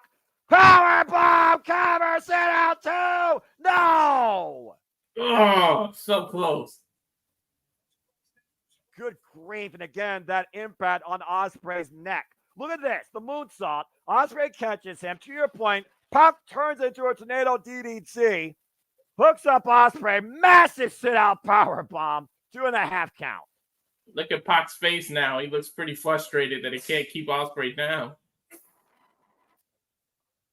Whew. Well, again, Ospreay right now fighting from underneath. He's still down on the mat. And Pac right now looking to follow up. Might be looking for that black arrow. Ospreay rolling out harm's way.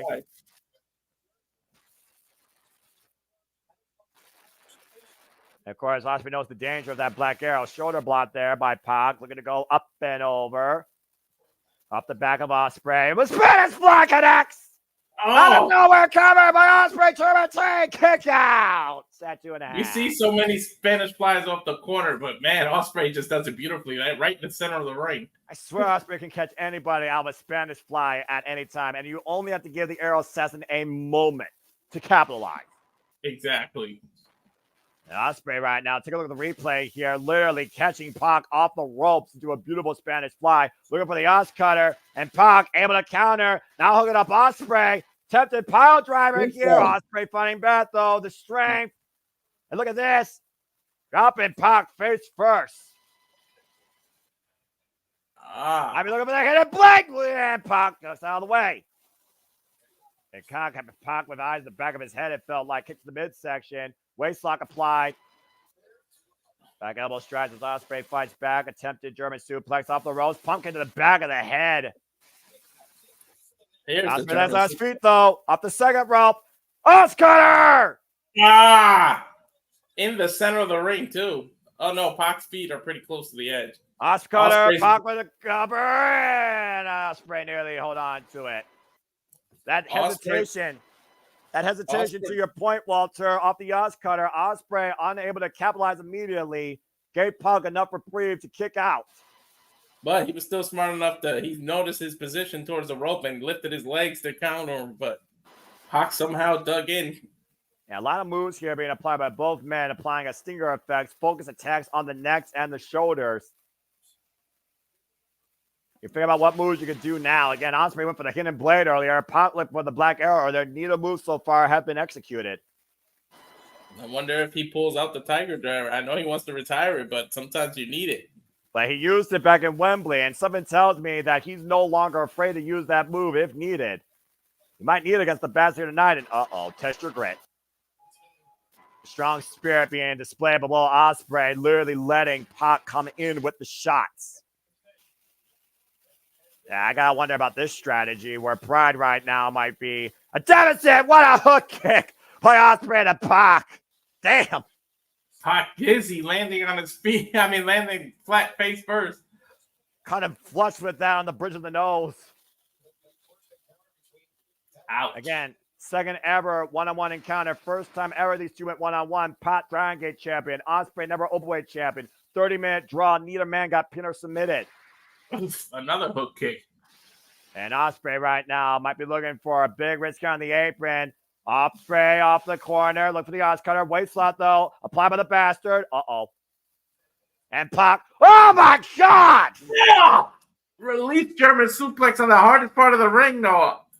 And Aubrey immediately checking on Will Ospreay. That landed directly on his head and neck. Braced against that steel beam and wood.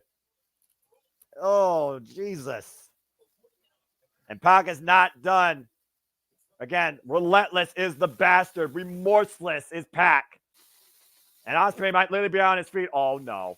And Pac, poison rod on the apron! That's gotta be it. That's gotta be freaking it. That was right on his neck. The brutalizer applied now in the middle of the ring! He literally rolled him into the center of the ring, Noah. The intelligence of Pac to do this. And again, think about the torque being applied to Ospreay's neck after that poison around the apron. Can Ospreay endure the pain? Can Ospreay find escape? All the pressure's on his neck. How much pain is the aerial assassin in right now? A hell of a lot of pain after the poison rana to the apron. Trying to reach his foot, but he can't quite get there. And Pac pulling back as Ospreay finally forces the break. But again, has the damage been done? Desperation move there, right there, for Will Ospreay to preserve his international championship. And take a look at this. Look at the way he landed off this German suplex. Right on the area of the hurt. Back of the head. And then this poison rana on the crown of the head. Top of the skull on the apron. Honestly, I wonder if Pac, if he attempted that pinfall, went for the black arrow, would he have won there? Pump kick in the corner to Will Ospreay. Think he might be setting up for it now. He pump kicked him in the corner. Now he's climbing the ropes. Oh, boy. Again, if that black arrow connects, we might have a brand new AEW International Champion. History might be made once again here at All Out for the Bastard. In the drop zone. Oh, got the knees up. Inside cradle. Hook of the leg to return. Kick out by Pocket 2. That momentary hesitation. You just got to go for it. He hesitated. Incredible resilience by Pac. And great awareness by Ospreay. Looking to sink the blade. Elbow pad comes off. Ospreay in position. And the hidden blade denied. The backslide by Pac. The cover. 2. Ospreay escapes. He's a pump kick. Pac once again. Falling up. Wall kick. Step in Seguri. Rocks the bastard. Will Ospreay looking to follow up again. Sidestep. Rebound German suplex. Ospreay literally out on his feet. Down to the knee. And Pac looking to follow up again. And Ospreay, the nutter up and over. Hooking up Pac. Hoisting him up. Power bomb. Reverse Rana. Hooking up by Pac to win. Kick out by Ospreay 2. Woo. It's hard to keep up with this match and commentating, people. Like, the speed of both. Fans are on their feet, literally. And rightfully so, damn it. Standing everywhere. This is AEW All Out. Holy shit. I don't think anyone's sitting right now. Except me, because I'm not trying to freaking give myself a headache. I know. I would be standing up so much for this match. This is fucking incredible. And right now, Pac going to follow by Will Ospreay. Swing and a miss. And not a poison Rana by Pac. Cover to win. Kick out again by Ospreay. And immediately going for the brutalizer. And this might be it. And Pac's body in between Ospreay and the ropes. Ospreay might literally be out here. Ospreay's body looks like it's limp. And right now, literally applying that pressure to the neck, that cravat literally stretching Will Ospreay. And Aubrey might call it here if Ospreay is unable to respond. Again, all the pressure on that neck and shoulder area. And Pac was intelligent enough to put his body in between the ropes and Ospreay's. The way he positioned him, he's closer to the ropes, so Ospreay can't make it. Oh, look at Ospreay, though, getting to his knees, though, trying to fight back once again with the bastard still hooked. Determination of the AEW National Champion. Pac, though, once again, looking for another Poison Rana. Ospreay able to scout it. And Ospreay with Poison Rana is on the Pac. Hidden blade connects, flanks first, falls in the cover to retain. No! Wait a minute. Ospreay's shoulders were down, too. That could have ended in a hell of a controversy. If they could show the replay, Ospreay's both shoulders were down as well. Now, Aubrey Edwards in position as Pac got his shoulder up there. The focus on the cover was the bastard, and Pac somehow stays alive in this International Championship match. Fans change, fight forever, and I fucking agree. They may not want to show the replay because Ospreay's shoulders were definitely down. Well, I mean, he was out on his feet. That would have been a hell of a controversy. Here we go. Elevated Oscutter. Pac catching Ospreay on the ascent, though. Disrupting the balance. Elbow Ospreay, and now Pac. What the hell is about to happen here? Oh, Poison Rana from the top rope. I think you're onto something, Walter. If he hits this, it's got to be over. Avalanche Poison Rana attempt possibly being applied to get to the Arrow Assassin. If the bastard hit this, we might have a brand new AEW National Champion. And Ospreay on his feet! Ah! My God! Hidden blade connects! Face first! Jackknife 2! No! What the fuck? Oh. No, I think he's going to have to pull it out. He's going to have to. How do you beat a bastard? You got to give him the Tiger Driver. Top rope boss cutter! And Ospreay's not done! Look at him making it over on the shoulder! Step down, reverse round by Pac! Hook on a single leg too! No! Ospreay, change position! Styles Clash connect! Slash! Another hidden blade connect! Back of the head this time! Ospreay! Hook of the leg too! Will Ospreay fucking wins! Finally! Dear God. what was that? 3 odds cutters, 4 swing blade, swing elbow. Jeez. The amount of margin of error and counter awareness by both Pac and Ospreay on another level tonight. Ospreay still AEW International Champion. They tried to steal the match of the night from MJF. Nigel McGuinness standing up with me, and rightfully so. That's a proud fucking Brit right there. Congratulations to Will Ospreay. Another instant classic. And a successful event. Just think we may be getting Ricochet versus Ospreay next. Yeah, you think they can top what these two just did? I don't know. Unbe-fucking-leavable. Let's go back to the replays here. That top rope Oscutter by Will Ospreay and the bastard. And look at this instinct reversal here. Up on the shoulders, went for the Stormbreaker. And look at what Pac did. Reverse Rana, hook him a single leg, not both legs. Ospreay able to kick out barely. Rolling through, Styles Clash connects. Phenomenal exchange, rolls off, and a kid blade the back of the head of the bastard Pac. Lights out as he caught him with a Stormbreaker for the win. I thought with the way he rolled him, I thought he was going to bridge and do some kind of bridge suplex or something. But he grabbed him awkwardly. Whew. What an incredible match. Both men leaving it all out there right in front of us as Ricochet watches on from backstage. Sooner or later, we're going to get that Wrestle Dream between Will Ospreay and the one and only. And I can't wait. Can you imagine? If these two just did what they did, imagine Ricochet and him. And again, Pac, though, even though he lost, you got to hold your head high after an effort like that. Literally. Last possible. Ospreay threw everything but the kitchen sink at Pac, pretty much. Yeah, last possible moment awareness there by Will Ospreay. Well, from about pride in the British wrestling variety to about that, it's absolutely personal in bitter jealousy. Willow Nightingale goes one-on-one with Chris Statlander in a Chicago street fight. That was fucking insane, bruv. Well, anyway. I got a little bit too excited there in the end there. Sometimes I lose myself over this shit. That's what professional wrestling is all about. When you're that invested, that engaged, when you don't know how it's going to end.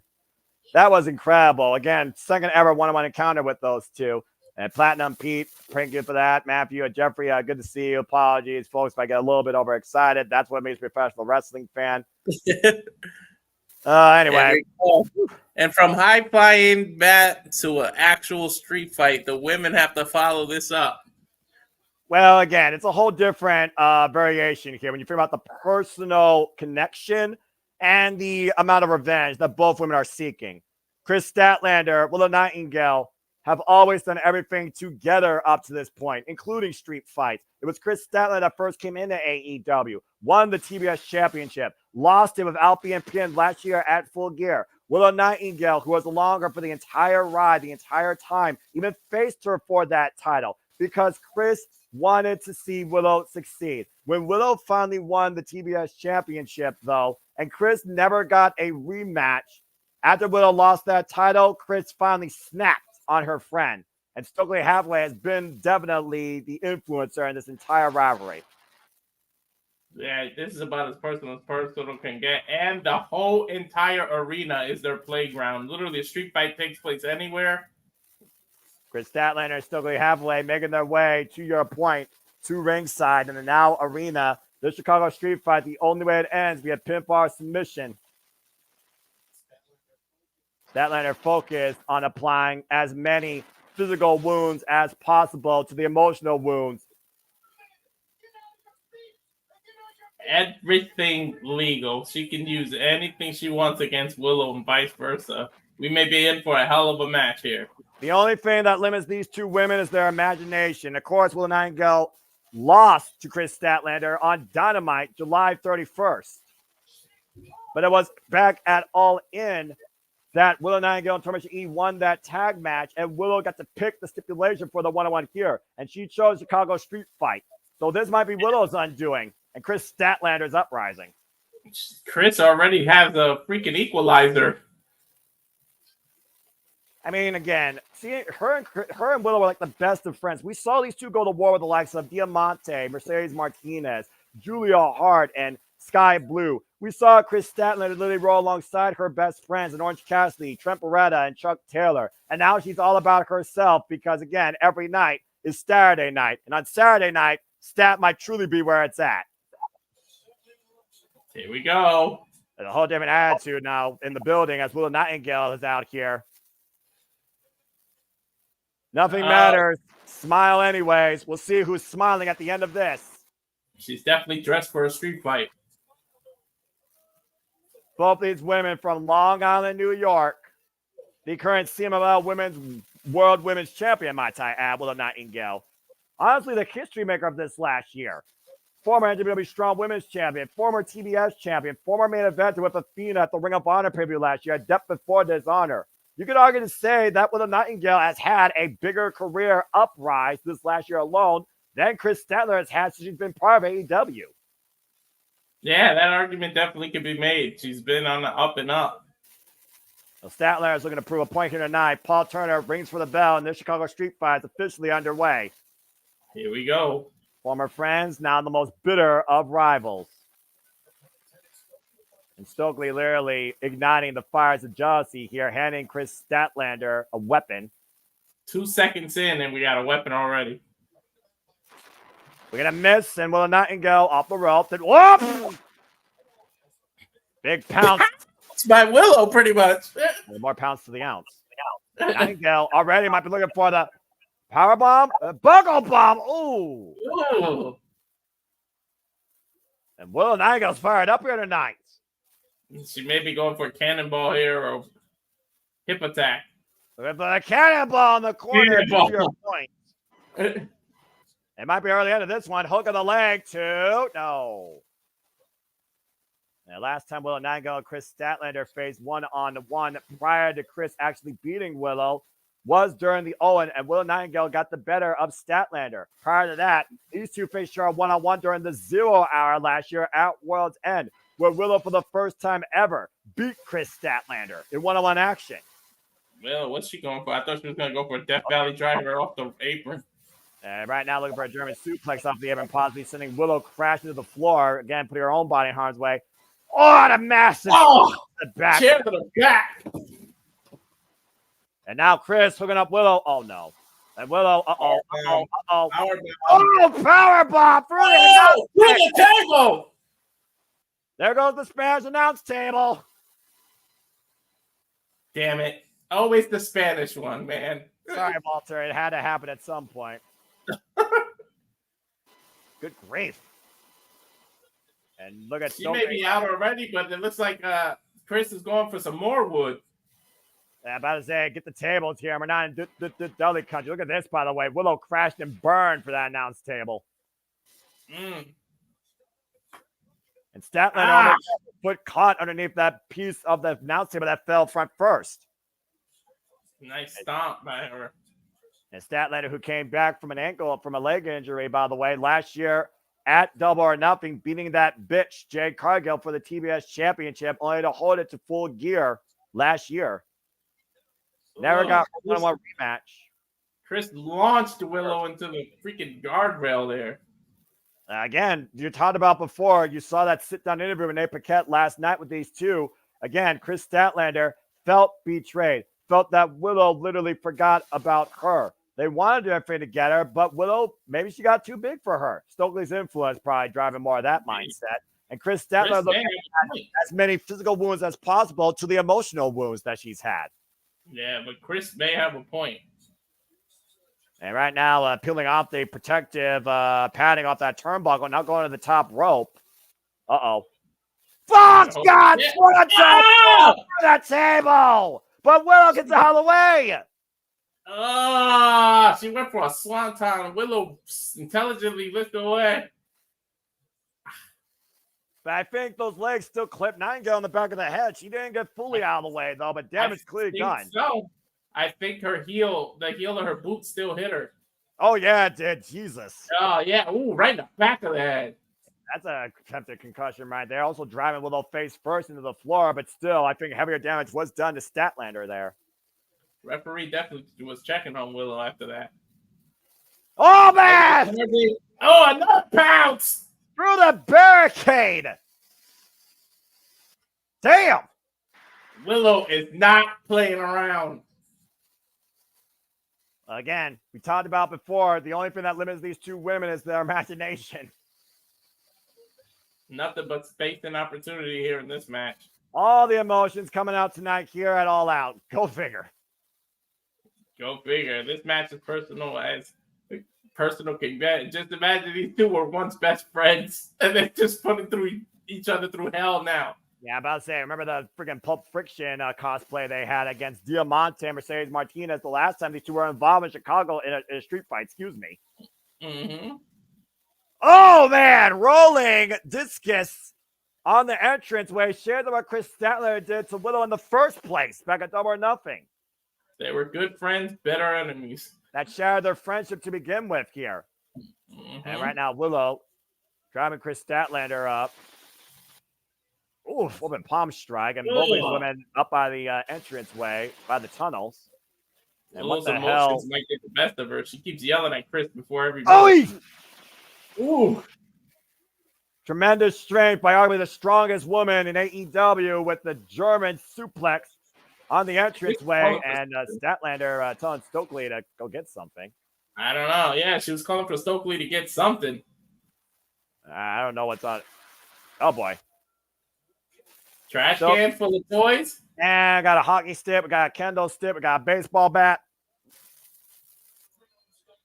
And look at the look on Stokely Hathaway's face, like a treasure cat. Oh, good lord. That baseball bat has barbed wire around it. Uh-oh. Oh! Trash can, back of the head. They steal the trash can across the back of Little Nightingale here. Chris laying it all out here tonight in this Chicago street fight. Once again, looking to add more punishment. The German suplex, the leg catching the trash can on the stage. Willow was hurt. Landed right on her back. Yeah, but favor that trash can right out of the way mostly. And Statlander with the wire bat may be coming into play now. Oh boy, he's looking to swing for the fences. Swinging a miss. Wait a minute. Oh my God! Whoa! Light tube shattered across the head of Statlander. Ouch. GCW represent. Holy shit. I don't think Chris is smiling anyways. That was a fucking home run and a half by Willow. Damn. Woo. Well then. Those light tubes exploded. Shattered friendship.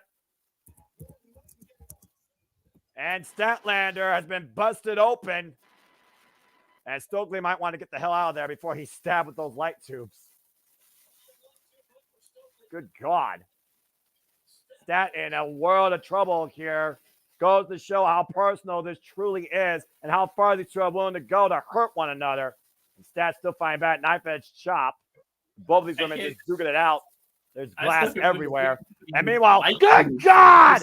Independence. Spear off the stage through two tables. Beautiful spear.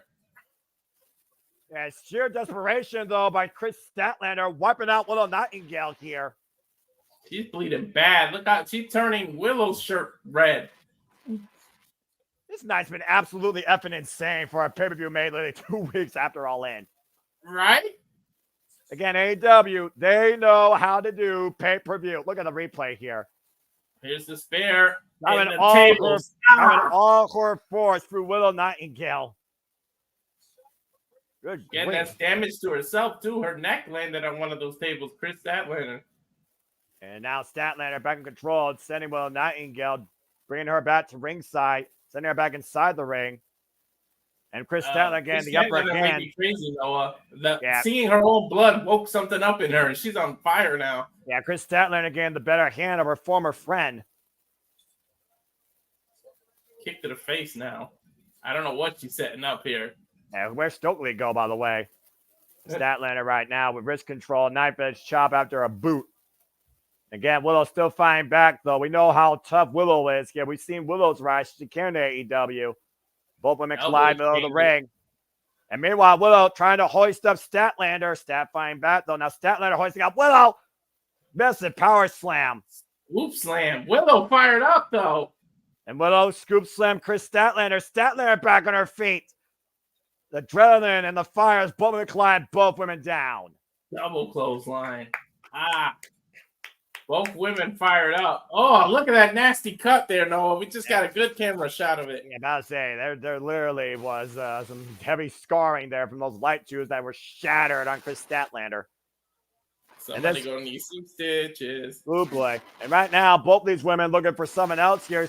Willow Nightingale with a steel chain in hand, and Willow Nightingale just joined the chain gang.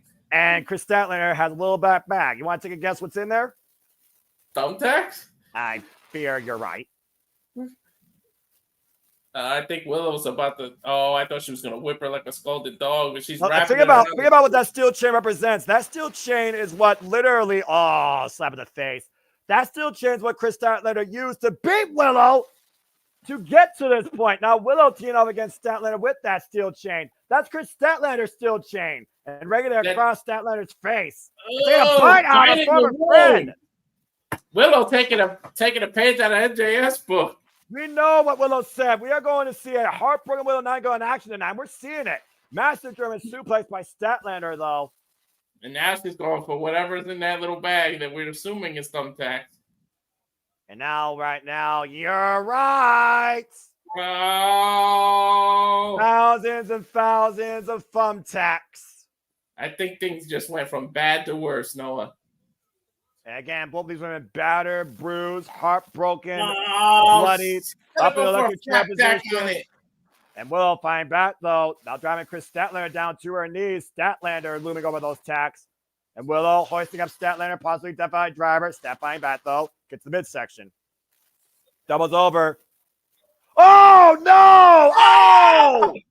Oh! She split right on those thumbtacks. He went for a scissors kick, and Willow got out of the way, and Stat split on the tacks. Oh, they're all in her thighs, Noah. And now it's driver by Willow. Statlander in the tacks. Cover to win. Kick out by Statlander at 2. The referee is literally slamming his hand on those thumbtacks when he counts. And not the first time Paul Turner's done that, but ouch. You see right now, I think Willow Nightingale still is a little bit conflicted. She clearly still sees that's her best friend, former best friend. Again, these should have been sisters in this business since 2017. If this is her conflicted, I would hate to see when she hates her opponent. And right now, Willow Nightingale hoisting up Chris Statlander. Second 12. Stat fine back. Knife edge chop here. And right now, Statlander adjusting low. Still in the ring, Noah. Yeah, again, I don't know what Statlander's over here out of the corner. Willow Nightingale perched on the top turnbuckle, and Statlander now going to Harvest District. Is that the corner that table? Oh, no, she already went through the table. Never mind. And right now, I don't know what's going to happen here. And right now, Willow and Statlander to the top rope. I sense disaster. And look, God, Spanish Fly! Spanish Fly! Inches away. And Statlander with her steel chain back wrapped around her arm and right hand. Rolling lariat! Cover 2! No! Somehow Nightingale is still in this after being decked by a discus lariat with a steel chain wrapped around it. And right now, Willow rolls to the outside and Statlander screaming, "Not like this." Fans chanting, "This is awesome, I agree." And what is Statlander looking for now? Another chip. Wait a minute. That's a dog collar. Oh, what the hell? Is that going to be the next match, a dog collar match? I mean, hell, these women can definitely do that. And look at this. These thumbtacks have still not been cleared out of the ring. And Statlander is literally wrapping a dog collar on Willow's left wrist. What the hell is she going to do? Ooh, headbutt to her jaw. What the hell is this about here? The bonds that tied their friendship might be the depth of their friendship tonight, and Chris Statlander making sure that's the case. Both women are now braced by a steel chain. What is on Chris Statlander's mind? Why do that? She wants to make sure this is the death of a friendship and more than that. She could have chained her to by herself. She didn't have to chain herself. One last time, Willow Nightingale and Chris Statlander stand in the ring, eye to eye. This has to be it. Come with a spy buster! Onto the thumbtacks! All that time, Willow Nightingale able to recuperate back in the driver's seat, teeing up against her former best friend. Oh, nasty elbows. Just swinging. Nasty elbows. And both these women just swinging freely, viciously, making contact here. Both women collide, both women down with the clothesline. And embrace for one last time as these two slug it out and go eye to eye.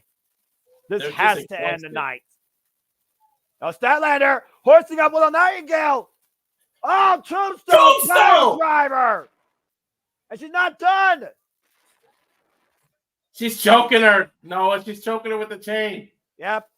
Literally grabbing that chain around the face of Willow Nightingale, braced on the jaw. Willow nowhere to go. And that is it. Stat wins. I called it. I knew Chris Statlander had to win this one. Yeah, with how personal this got and Statlander looking for a finish, she made sure that Willow Nightingale was truly down for the count. No, poetic justice too. I know it's a dog collar, but it's still a chain. It ended with a chain. It ended the way it started. An all-out war with these two women ends a friendship tonight with Chris Statlander victorious. And Stokely Hathaway right now, literally extremely happy. Again, Stokely Hathaway, truly the guy that executed this all in the first place. The death of a friendship ends tonight with Chris Statlander victorious in the Chicago street fight. There's no coming back from this. Where does Willow go from here? She's still the CMLL champion, mind you.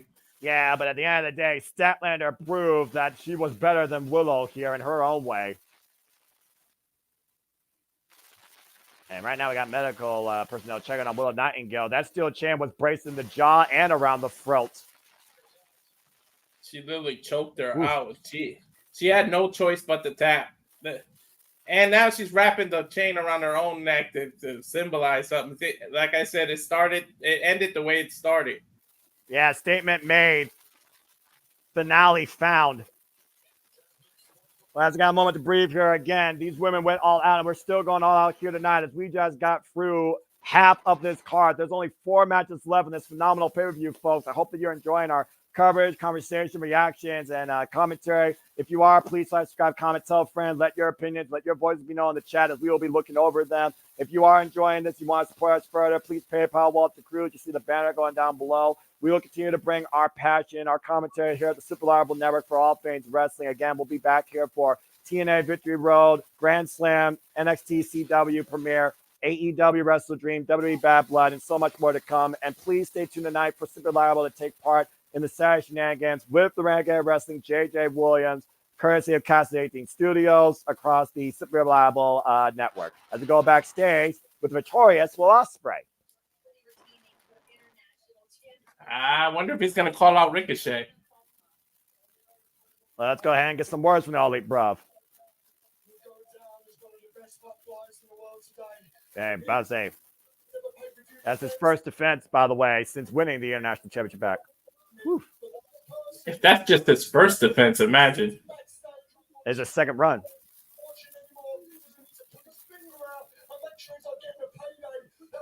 Oh, he just named Ricochet.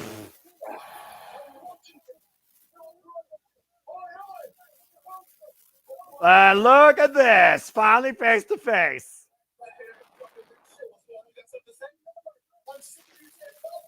Whoa, Ricochet saying you're talking a bunch of shit. Again, this is AEW. We don't have that lame brain censor bullshit here like USA and Fox.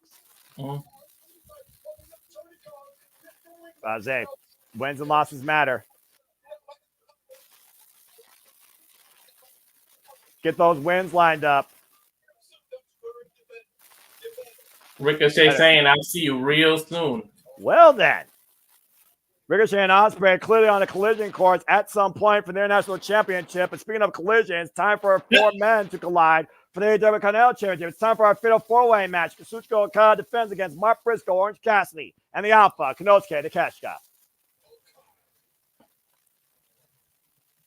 Kazuchika Okada, who won the AEW Continental Championship from Eddie Kingston earlier this year, remains undefeated in AEW with successful defenses against the Bastard Pac, Dax Harwood, and most recently, Kyle Fletcher on Dynamite, making a statement to the Don Callis family, truly the elite of the elite, as everyone else is a bitch.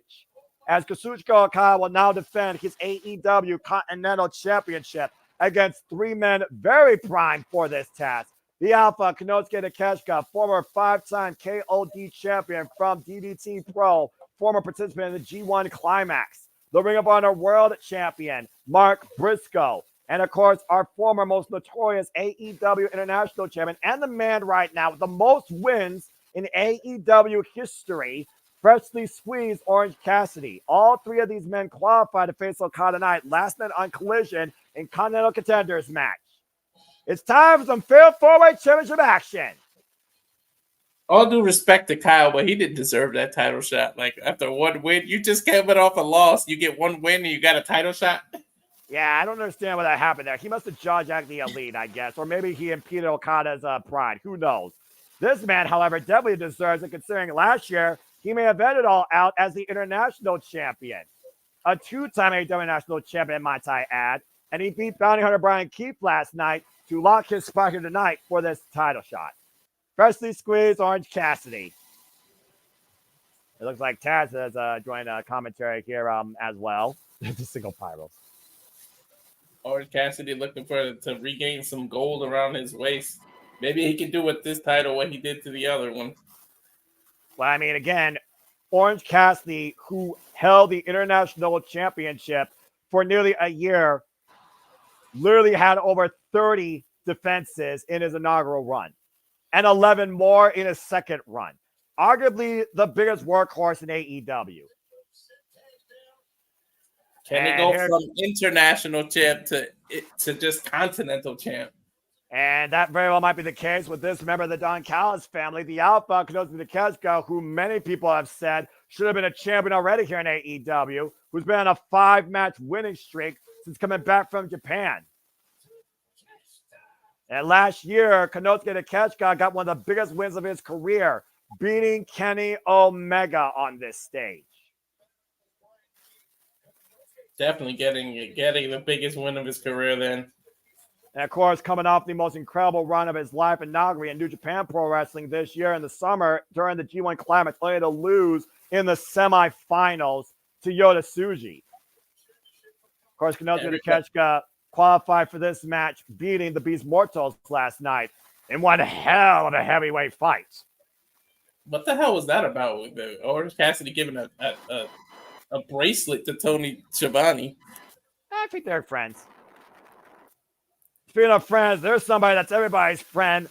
Arguably the biggest motivational speaker in wrestling and arguably the face of the conglomeration, the Ring of Honor World Champion, them boy, Mark Briscoe, who qualified for this, beating Lance Archer last night on Collision. That is the underdog of underdogs. And, like, he just makes you want to root for him. Really? I mean, arguably, Mark Briscoe brings the best out of anybody he's in the ring with or anybody he has around with him on the mic. I don't know what the word of the day is, by the way. Don't ask me. Of course, Mark Briscoe won the Ring of Honor World Champion for the first time in his career, honoring his brother, Jay Briscoe, God rest his soul, earlier this year during WrestleMania weekend at Supercard of Honor. Successful defenses against the likes of Roderick Strong and the Beast Mortals. This is a fatal 4-way. First person to win, pin or submit wins, which is at a disadvantage for the Rainmaker. Say it right, dude. Rainmaker! And to your point, our current AEW Continental Champion, undefeated in AEW, the former multiple-time IWGP World and IWGP Heavyweight Champion, a legend in his mid-30s, the Rainmaker, Kazuchika Okada. Making it rain in the arena with the money. Wherever this man goes, he brings the draw. He brings the money. He is the experience. He is one of the best of all time. Arguably the best worker since Ric Flair, even daunting this dirty persona and silly character. There's no denying when bell to bell, you're in the ring with Kazuchika Okada, you are dealing with one of the best and most mentally focused individuals in the business.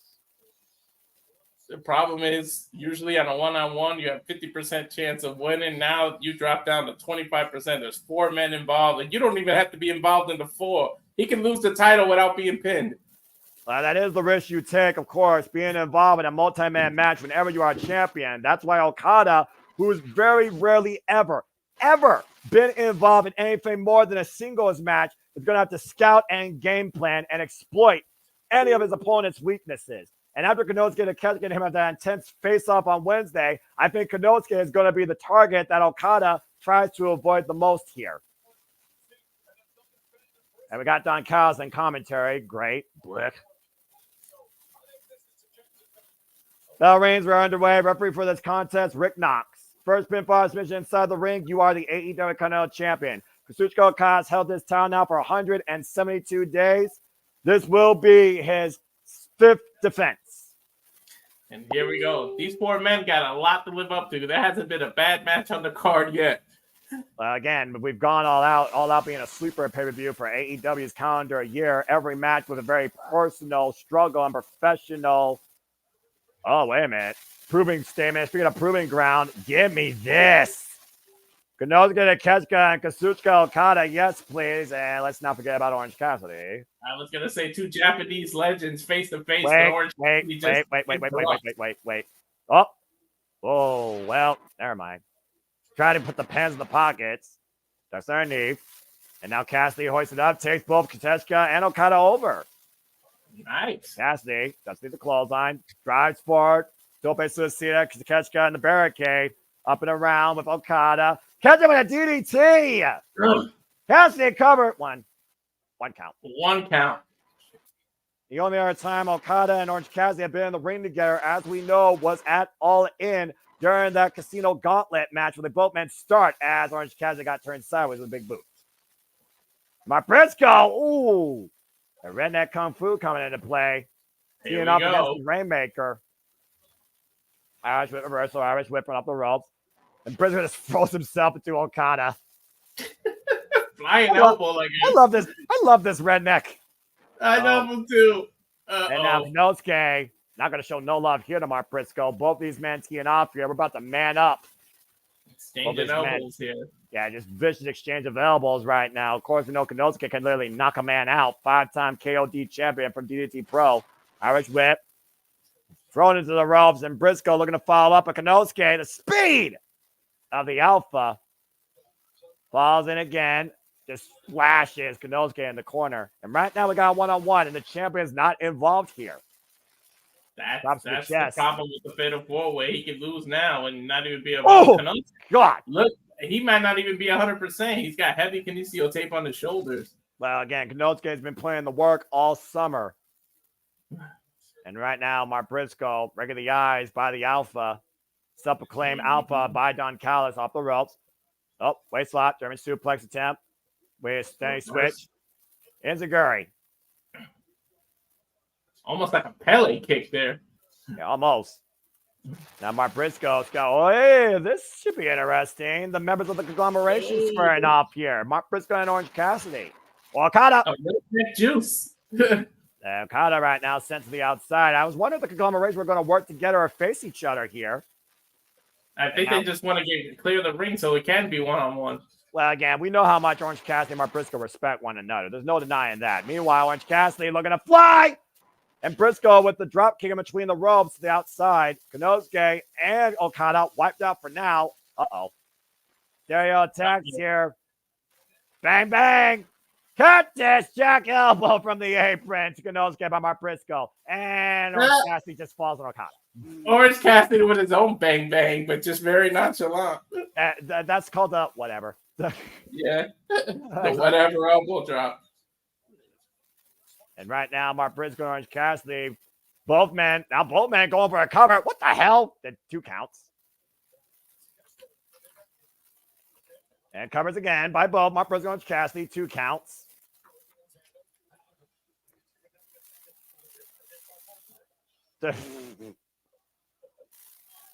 Well, these fans are letting people know how they feel about Don Callis, and I think the chat will agree with me here with what they're saying. F you. And right now, Mark Briscoe has to stay with Okada. Kenosuke, oh! Takes Orange Cassidy up and over with the suplex. Get to the midsection. Hoisted up. Big German suplex.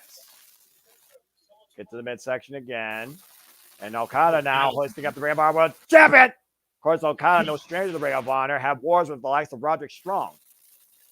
Front face lock. You cannot. You can't turn your back in this match. Oh, there's Okada. And Mark Briscoe scouting Okada. Get to the midsection here. This is one of those matches where you don't get any breathing room. Well, you can't get any breathing. You got to have eyes in the back of your head. Again, first pinfall submission in the ring. You're the new AEW Continental Champion. And being the Continental Champion means by December, you are first candidate and prime target for the Continental Classic. I think we just visited Suplex City, and it wasn't just by one person. Yeah, how many different boroughs are there in Chicago? You tell me. Oh! Or different areas. I think everybody has hit a suplex now. I've lost count, by the way. Everyone suplexed each other to your point. Now, Okada hooking up Mark Briscoe. And another German suplex, the Ring of Honor World Champion by Okada. Cassidy up to his feet. Get to the midsection. I think it's the Juice's turn to suplex Okada. Literally, everybody has taken a suplex from everyone else. Well, except for Okada for Orange Cassidy. He just took Orange Cassidy up and over. Briscoe person ready, though. And get to the midsection. Okada sent up and over again. What the hell is going on? I don't know. And Kenosuke, front face lock here. Test your back. Test your strength. Test your suplex. Kenosuke just suplex Mark Briscoe.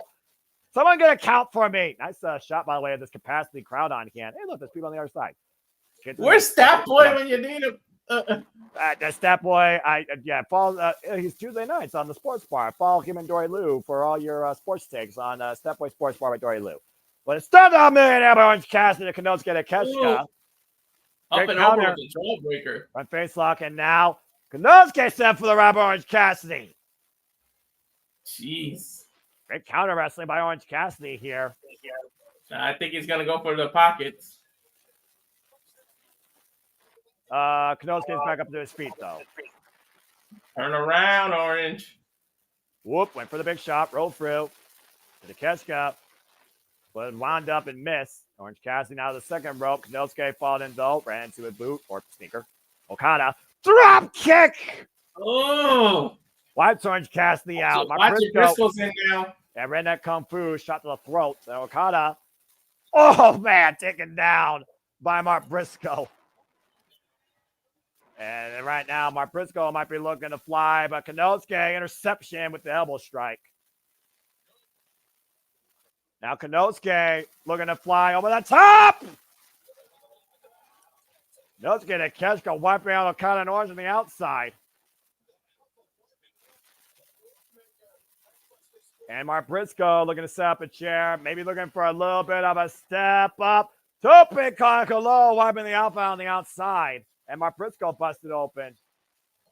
No stranger to that there. Again, bleeding Briscoe. That just sounds like the most normal thing in professional wrestling if you follow Ring of Honor. And Orange Cassidy and Mark Briscoe standing eye to eye. This had to happen at some point here, but the conglomeration. Yep. Oh, the most vicious chops you've ever seen in your life. What the hell is this? This is a mental game. And the wind up, and there's a high five. There you go. Here we go. Now we're getting it all. Yeah, there we go. Exchanging vicious elbows. And Orange Cassidy and Mark Briscoe, the conglomeration, teeing up against each other here. That's underneath the clothesline. Orange Cassidy right now just lining up Mark Briscoe. Furious elbow strikes here. Both men collide in the middle. Friendships get thrown out of the window when there's a title on the line. Yeah, about to say, uh-oh. Whoa, God! Release German suplexes by the Alpha and Okada. Look at the two that are left. That means we get what we want there, Noah. I mean, you know, they're not best friends, but you got to get the people what they want. Two of the best to come out of Japan here in AEW. Okada and Takeshita face to face for the first time ever. Both men right now just teeing off against one another here. These elbow strikes, vicious exchange. Not the first time Okada's faced somebody from a different company. I think there's been an elbow exchange in every match so far.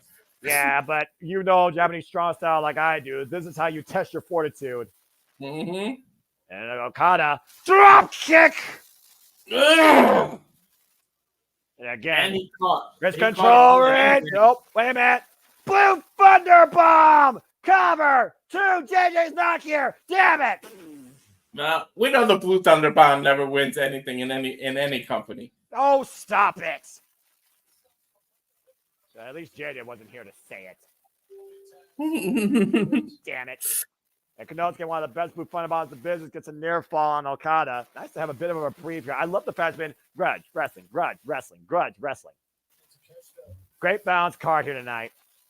Right now, Konosuke, went for the knee strike. The counters, hammers down on the leg. Elbow the knee. I thought he was going to do a corkscrew leg drop. Yeah, just dropped him with a big boot. Now Orange Cassidy, though, caught by Takeshita. Trying to do a guillotine, I guess? Right now, he's getting hoisted up and laid across the top rope and top turnbuckle pad here. Orange Cassidy right now, again, notorious AEW national champion 2 times over. Beat, of course, Ray Phoenix, and might I add for his first run, the Bastard Pac. And Konosuke right what now. are we getting here? A Hurricane run out the rope or a superplex? No. He also might be going for an Avalanche Blue Thunder Bomb. I've seen Konosuke do a lot of feints here out of the corner. Massive superplex! Watch it. Briscoe's in the corner, too. Froggy Boo! Oh! This is it. Do we have a new champion? Okada saves his title. I didn't even see when Briscoe got busted open. It must have been one of those elbow strikes. Exactly. It was literally the point of the elbow to the face. Scoop slam, and now Okada putting Mark Briscoe in the drop. So I'm looking for that top rope elbow drop. Watch it. Cassidy's making his way to his feet out in the corner. Oof! Elbow drop connects to the heart of Briscoe. Okada seems to be in charge now. Oh, I know what Okada's looking for here. Wait for it. Fuck you. Cheeky bastard. Oh, wait a minute. Right. Oh, my Briscoe. Counter. Gets to the midsection. And now double underhook. Might be looking for the J Driller. Okada fine bat, though. Whoa! And Mark Briscoe with a rainmaker of his own. Ripcord lariat by Mark Briscoe. And the Alpha counting Okada with a massive running boot to the face. You literally have to have a swivel, your head on a swivel in these matches. Orange punch connects. Wipes out Okada, the champion, in serious trouble here.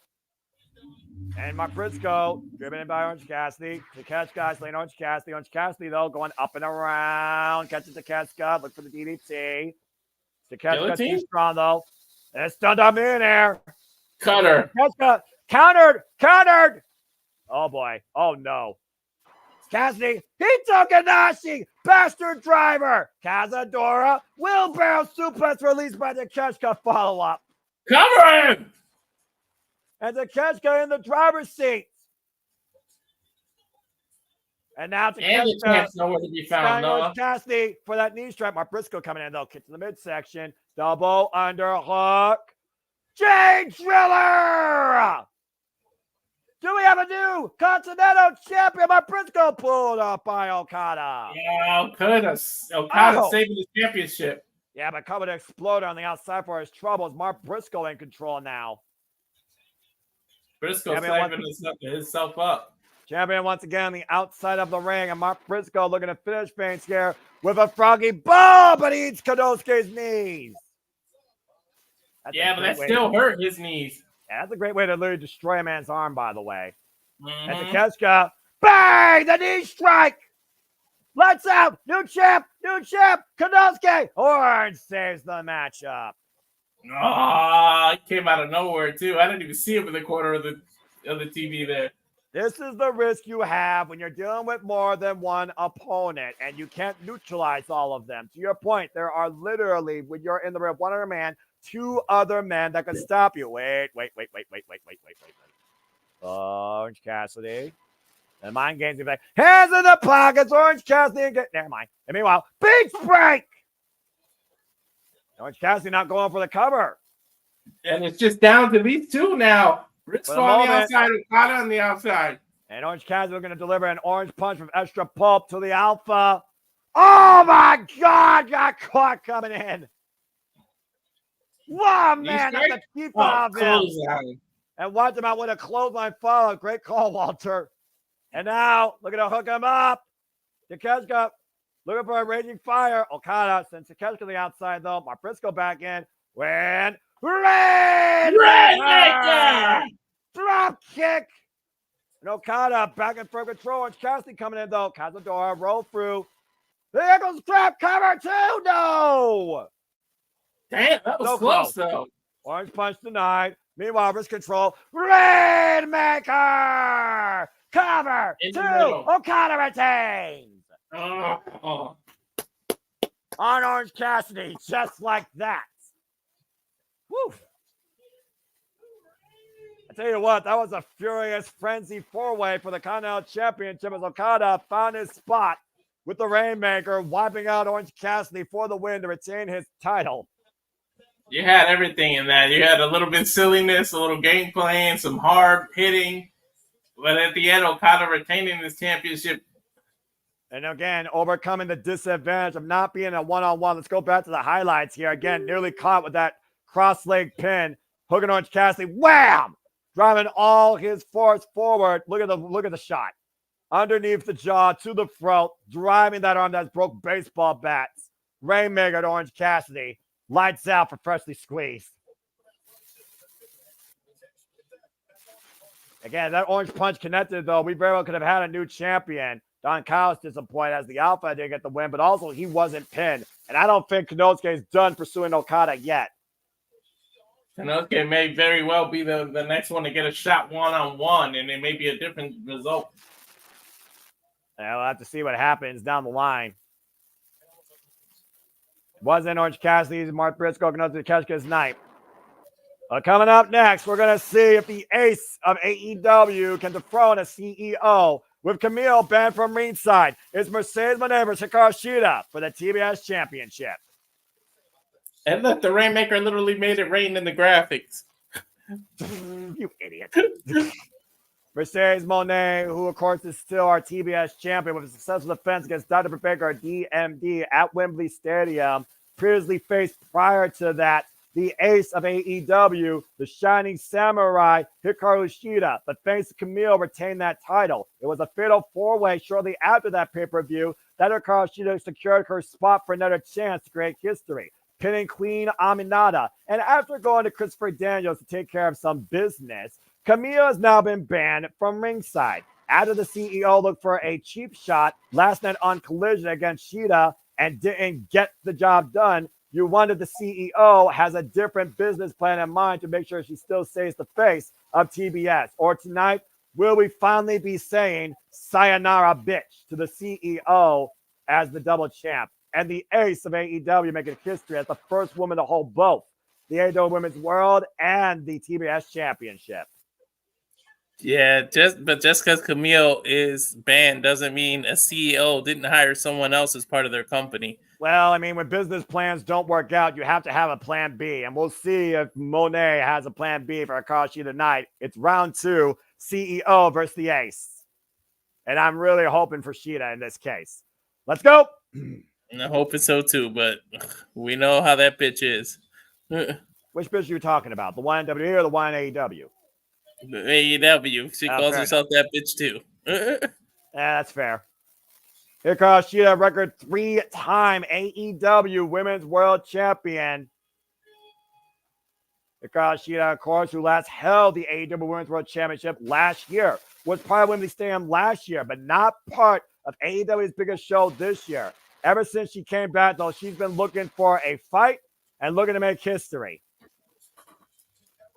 They're going to be the first women to ever hold the AEW Women's World and TBS title. It'll be quite an accomplishment here for Hikaru Shida. And look at be the first woman to put a 1 in Mercedes Monet's AEW. Right now, she's undefeated. That's a good point. Trained by Emi Sakura and Yoshiki Tamura, of course. Hikaru Shida, heavily multi-talented, 16 years in the game. I mean, about to say, Hikaru Shida may be Ichiban, but we'll be calling Hikaru Shida champion by the end of this match. Oh, boy. We'll have to wait and see. I gotta say, AEW has good pace with this pay-per-view. Well, again, it's not double digits, and also it's been grudge wrestling. It's been a balanced formula. And considering what's left after this, all that's left is the AEW World and the Lights Out Steel Cage. Meanwhile, the CEO, Mercedes Moné, our current TBS and still NWW Strong Women's Champion after beating Momo Watanabe at Capital Collision. And a rare heel versus heel match. Well, it's one of those things when you look at Japanese wrestling, the heel versus face dynamic is very blurred. That's true. And jury's still out there, though, that Shida could have beat Monet for the TBS title prior to Wembley if Camille wasn't involved. And now we don't have that asterisk here right now. There's the Grand Theft Auto stripper dance. That's an insult to GTA, and I definitely am going to pre-order GTA 6. Not that I know anything about the strippers in that game, but I'm just saying, I know that's involved with them. And what's up with the Japanese robe? Is she just adding insult to injury? Well, I mean, I will, for all the crap we give the CEO, especially from a mic standpoint, she does respect wrestling. She respects Lucha Libre. She respects Japanese wrestling. She came into Wrestle Kingdom last year. She confronted Kairi Sane. She beat Kairi Sane at Battle in the Valley to win the IWGP Women's Championship. She faced freaking Mayu Iwatani at Stardom last year, where she lost the IWGP Women's Championship. Of course, the icon of Stardom still holds that title. For the crap we give the CEO, she does hold herself to a value when it comes to professional wrestling on all fronts. Aubrey Edwards, our referee for this contest. Bell rings are underway. Little ankle pick attempt right there by the CEO, and the ground and pound being applied immediately as the CEO feels like she's been outside. She just dropped to the ground. Well, again, she was looking for that double leg takedown, and she failed to get it. Looking for and also trying to tap the knee early on. Let's not forget, Shida's ace in the hole, pun intended, is the katana, that spinning knee strike. Trying to neutralize that. Shida also does favor that Rich's Brew, though, but we haven't seen her use that move in quite a long time. Dueling chance here for Shida and CEO. Surprised she's actually getting chanted. Well, I mean, at the end of the day, you look at a wrestler more than a character. I'm just saying. Drop kick. Great drop kick by Shida right now. Looking to regain control here. Taking down the CEO. Of course, the CEO. Drop kick by Shida. I'm about to say, beautiful drop kicks here by the Shining Samurai, who's been part of AEW since day one. Here's the cover, hook of the leg, and gets a 1 count. Or 2 counts. That really tests your cardio game. She hit about 4 of these running drop kicks. Well, we know what Shida's capable of. Again, 3-time AEW Women's World Champion, previously faced the Phenom for the Ring of Honor Women's World Champion, champion of Ice Ribbon, trained by Emi Sakura, and has been part of AEW since day one, Double or Nothing 2019. Of course, Mercedes Moné made her debut in AEW this year at Double or Nothing, beating Willow Nightingale for the TBS title after losing a year of her career. And now Shida applying a stretch muffler. Hyperextending. In the center of the ring, too, far away from the ropes. Yeah, again, we know that Mercedes Moné, to talk about leg moves, Mercedes Moné loves to inflate the Meteora. Shida looking to make history tonight here again as Moné looks to find the ropes to force the break and does so. But she's not letting go. And right now, Mercedes, well, again, 4 seconds, right? She has till 4.5 or 5. You asked Bryan Danielson. Yeah, that's true. I guess we know where her target is. She's going after the knee and leg area of Moné. Well, again, Moné has the Meteora. Shida has the katana. Shida turning the tables right now, scouting Moné. Vicious. Long running drop kick. And again, Just nail her right in the face. Oh, there's a tattoo of her cat, Ruda. Mm-hmm. You can follow the apron. Let's see what you go. Oh. And driving her elbow into the back of the head. And Sheeta right now in firm control of the champion, scouting Monet. Oh, man! Running rising knee strike to the jaw. Again, it's a pure 1-1 match right now. Cover, 2, and a kick out. Again, pure 1-on-1 match to your point, Walter, because Camille's been banned from ringside. Camille, one of the most notorious NWA World Women's Champions this modern era, held that title for 800 days before arriving in AEW. I'm still waiting for her versus Jamie Hayter, and Jamie Hayter's also on the prowl. I'm just saying. Yep, but you got to wonder if that affects Mercedes' strategy that Camille's not here. There's a lot of great power in this women's division of AEW. You got freaking Camille, you got Jamie Hayter, you got Chris Statlander. I'm just saying. Queen Aminata might be another one, though. Nice sunset flip, powerbomb by Monet. Run through with the Meteora. Hook of the single leg. Kicked out by Sheeta at 2. Intensity coming out now, the CEO. Desperation or anger? You tell me. Cover. Hook of the far leg. 2 count again. To your point, there's definitely no shortage of competitors in the women's division in AEW of talent. Yeah, rubbing the elbow in the face of Sheeta. Of course, Sheeta calls herself the ace of AEW. And again, with her record, it's hard to argue. Now, mocking Sheeta, the CEO. You better stop mocking and get the fighting, because you give Sheeta one iota of a chance, it'll all turn on you in a second. Exactly. Athena almost went out the hard way. Athena nearly losing her Ring of Honor Women's World Championship at Supercard of Honor.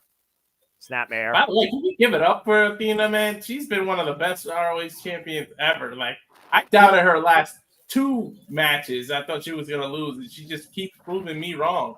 I'm about to say, Athena's on her way to beat Samoa Joe for the longest Ring of Honor champion in company history.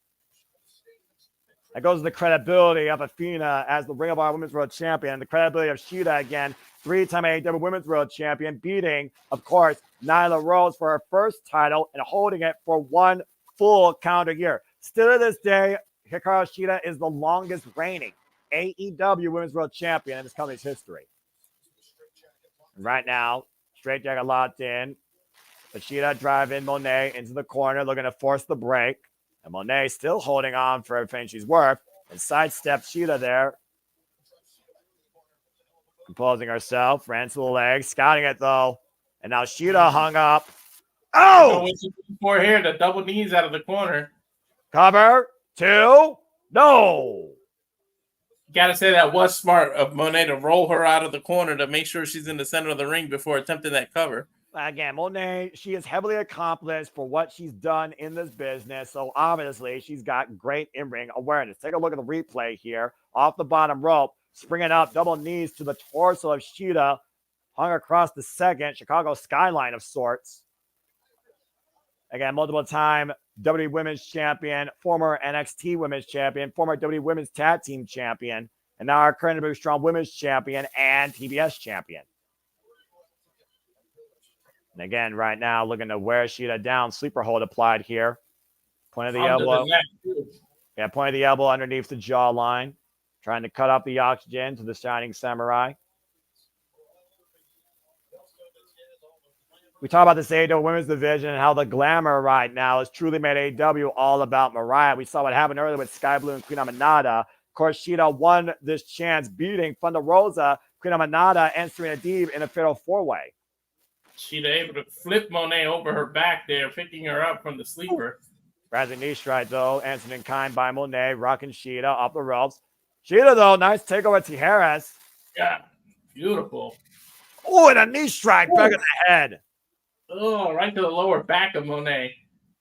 And right now, Monet holding onto the ropes, preventing the attempted German suplex, driving Shida in the corner. She didn't want to go for that ride. Again, lightning, just furious back elbow strikes here. And what has been the most comfortable match so far on this card? I gotta say, I love Sheeta's boots, the ninja boots. Yeah, the split leg toe boots, customary for Joshis and Japanese professional wrestlers. I've seen by the likes of Miya Yamashita, for example, and also those traditionalists like Micah.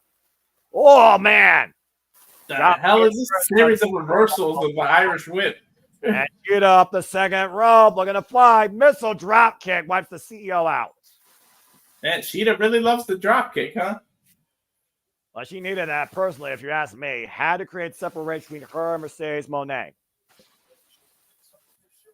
The champ right now on the back burner. Mercedes trying to pull herself up. But Sheeta right now mounting the CEO in the corner. Might be looking for 10 shots to her bank book. Keying off against Mercedes Moné. And right now, Moné trying to shrink. Now hooking up Sheeta. Counter, trying to look for the powerbomb. Sheeta scouting it, though. Oh, what an elbow. Up the ropes. And, Connor coming in. Looking for the bank statement. Possible submission. Got it. She's got it. And where is it? No, right in the middle of the ring. Far away from ropes. Using Sheeta's aggression and momentum against her right now. Does she still call it the bank statement, or she changed the name? I thought it was Moné's statement, if I remember correctly. Yeah, money. Yeah, I think so. And right now, Sheeta, though, both legs free, trying to crawl her way back towards the ropes. Moné's got to be aware of this, though. Moné's grip is slipping. Great mat sense by Sheeta. We talked about mat sense earlier tonight with the likes of MJF and Daniel Garcia. Everybody here has been demonstrating what they bring to the table. Mm-hmm. Two of the most experienced individuals here in the AEW locker room right now.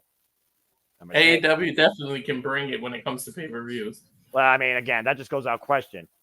Nice, great agility, counterbalance there by Sheeta, wiping out Moné with a clothesline. That's true, Matthew. Very true. And literally, right now, take a look at the replay here. Sheeta able to literally find her footing and wipe Moné out with a clothesline. Yeah, but they're both exhausted at this point. I'm exhausted. Exactly. But Sheeta, with those drop kicks, then tested her cardio. She's wearing herself out. Yeah, Aubrey Edwards starting her standing 10 count here. She's up to 5 right now. Great capacity crowd on hand. Letting their voices be heard. Here's some elbow exchanges. Again, both these women right now just emptying the gas tank here. Just vicious elbow strikes here right now. And I'm not sure if Moné can get the better of this exchange with Sheeta. Oh, jeez. I don't think you want to strike with anyone that comes from the Japanese area. Yeah, that's probably accurate. Yeah. You don't want to go blow for blow, especially with Hikaru Shida, especially when she's fired up like this. Boom. She is hammering Mercedes right now. Like a railroad spike. Really to the back. Beautiful knee strike. Yeah, bending back Mercedes Moné. That knee caught Moné flush on the jawline. What's she going for here? Another drop kick from the top rope? Moné right now is stunned. But I don't know if this is wise. If she can quickly follow up. Moné out of the corner. Roll through Sheeta, though. And Moné. Lung blower. And now Sunset Flip. Power bomb in the corner. And Sheeta's head. Corner. Beautiful move. And Moné runs in with the double knees. The knees. Pulling her out of the corner now. Recover now to hold on to the title. Kick out by Sheeta again. Hate to admit it, but that's great ring awareness by Mercedes. I'm about to say a very unique pinfall there. It didn't trap both legs underneath her body. But this is the point where Mercedes needs to calm down and take a breather. She looks a bit frustrated. You can see it, her emotions in her face. Well, she knows that in her mind, she knows she can beat Sheeta. She's done it before. But again, she doesn't have Camille here to aid her, to encourage her, to preserve her titles. And right now, Moné just literally trying to insult Sheeta. And I don't know how wise this is to insult the Shining Samurai. Look like someone out of a Yakuza video game on Wednesday nights. Shout out to my Sega players. Team Sega for life. Sorry, Nintendo. And man. And right now, Mercedes Moné in firm control of the challenger. Front face up. Might be looking to send her for the ride. Three Amigos possibly. Shout out to her all-time hero, Eddie Guerrero. Bring a little bit of Latino heat to Chicago.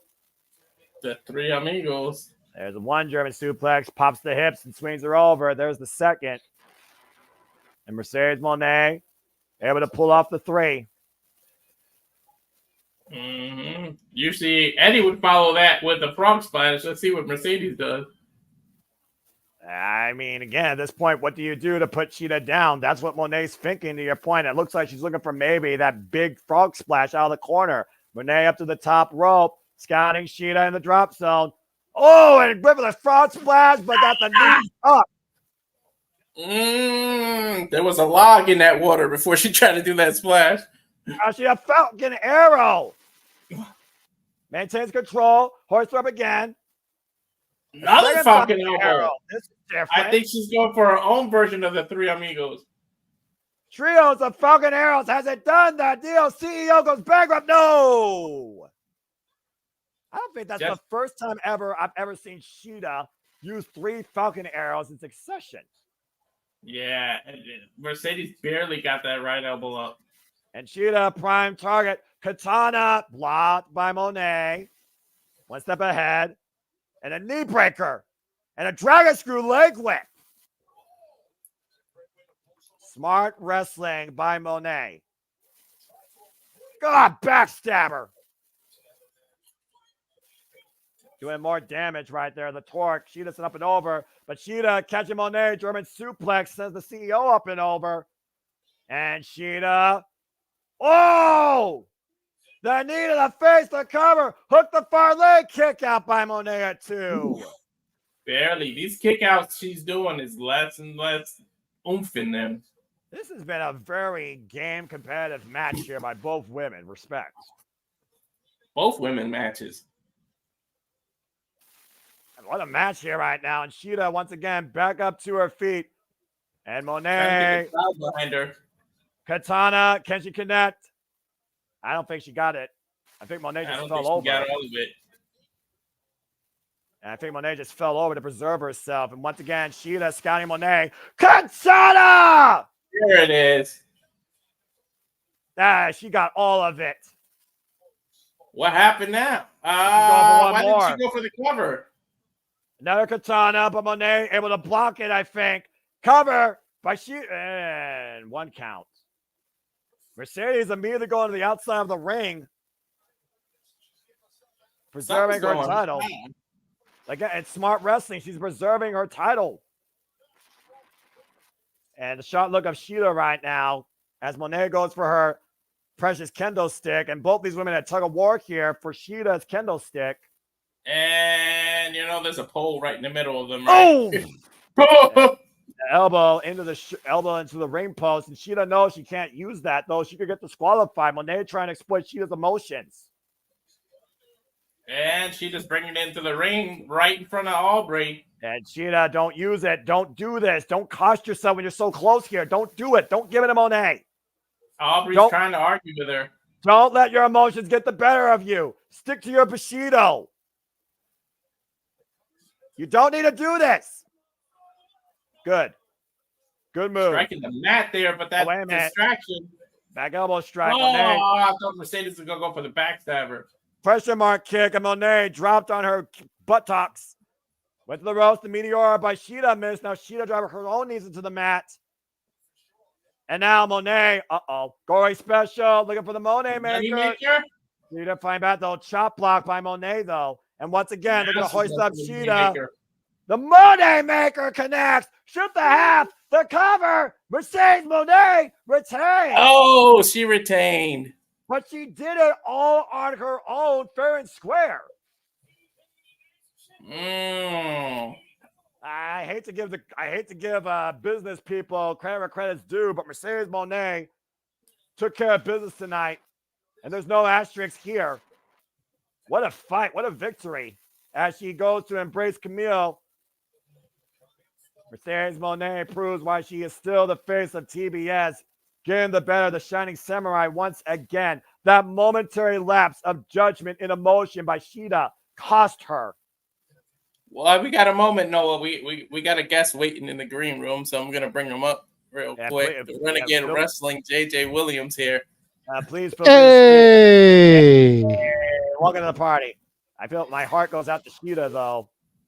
I'm not going to be here long. I just wanted to pop in real quick, let you gentlemen know you're doing an awesome job. Keep it up.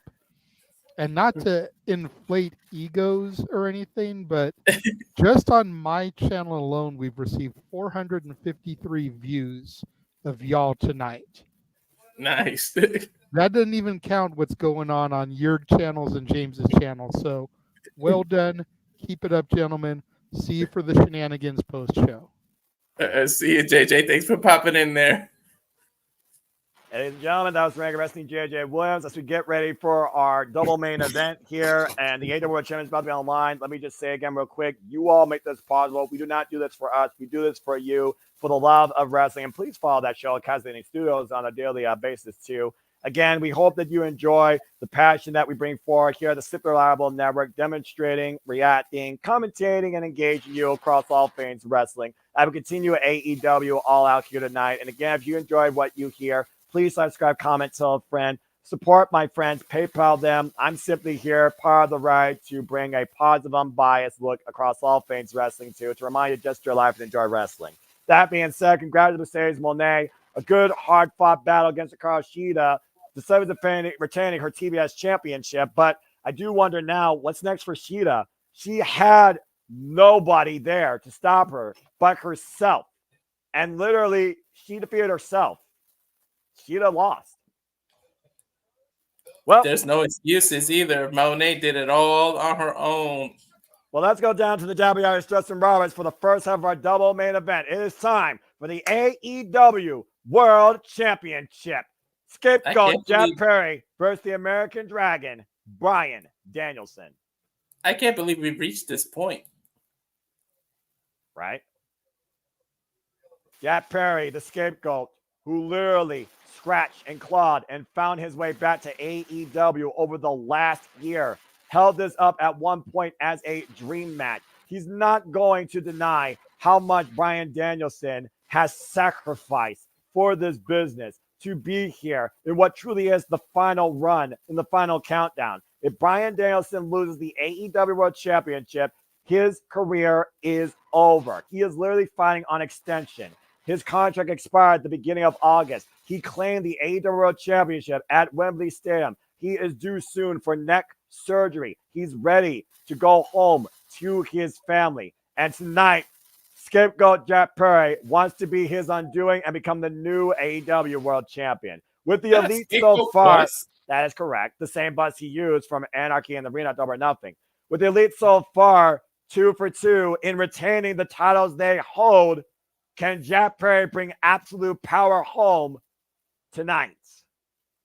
Not only will he bring power home, he'll at the same time he'll end one of the best wrestlers ever's career just by getting a 3-second count. And of course, Jeff Perry is also still our TNT champion after, wow, look at the Riot Squad protection for this guy, the most hated man in Chicago history, probably since I don't know when. Mm-hmm. Let's also keep in mind, Jeff Perry also defeated Darby Allin in his specialty, a coffin match at All In, to hold on to the TNT championship. Well, get ready for the loudest boos of the night. Here comes scapegoat Jeff Perry in Chicago. And they got to use the final countdown, right? Because I think they've been using it ever since Bryan's on this last run. Well, I mean, to your point, they did lose it last year at AEW All Out when Bryan Danielson did compete against Absolute Stocks in a strap match with Bigger the Dragon Steamboat. So they might. They used it off TV the other day after Dynamite. There was a little something, I don't know if you heard, and they actually used it for Daniel Bryan. But I guess he didn't have to pay as much when it wasn't on TV. Jeff Perry, who literally interrupted Bryan Danielson's championship celebration, saying that he will not retire as champion. He will fight as champion until he loses this title, given the opportunity wide open to anybody. And it was scapegoat Jeff Perry that took the first shot from behind. And about to say, good old JR Jim Ross in this contest on commentary as well. The voice of professional wrestling, the guy that literally signed Bryan Danielson's first contract on the dotted line. A lot of history. Damn right.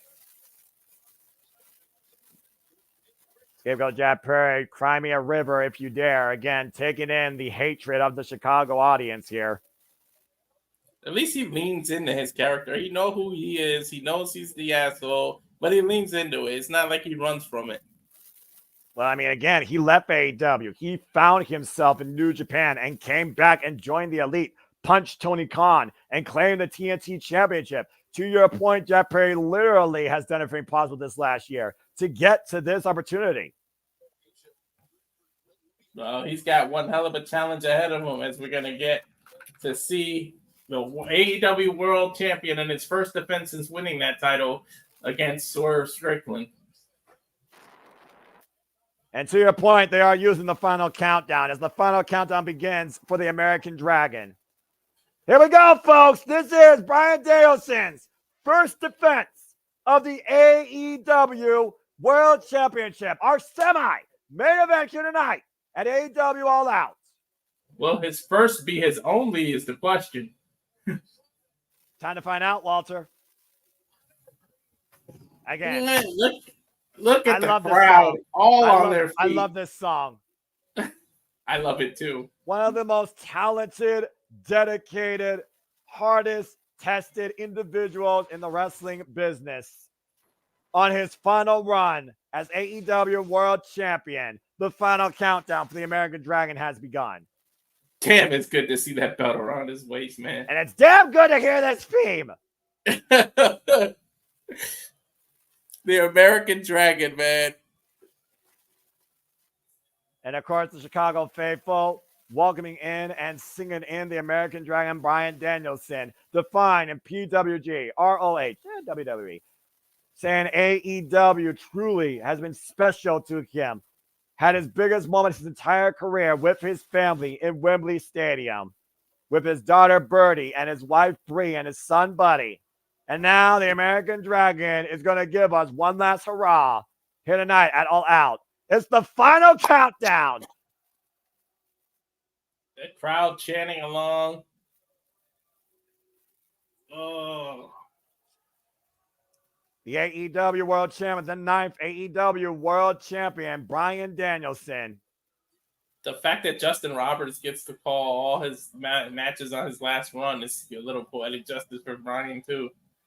My last note here is the only thing that needs to happen before Bryan Danielson officially is done. Aubrey Edwards needs to be part of what could be his very last match. Mm-hmm. But tonight, we got Bryce Rensburg, which also makes me think this is not going to be his undoing. But again, no matter what, let's keep in mind, Grand Slam, Darby Allin is waiting for the champion.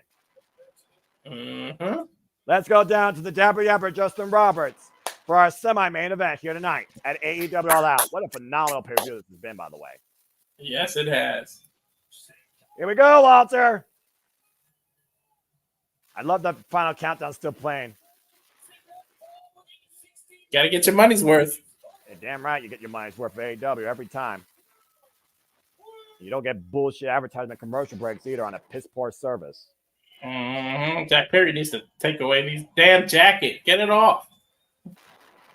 Big fight feel, big fight feel, big money, big fight feel. Oh my Lord, the boos from this building.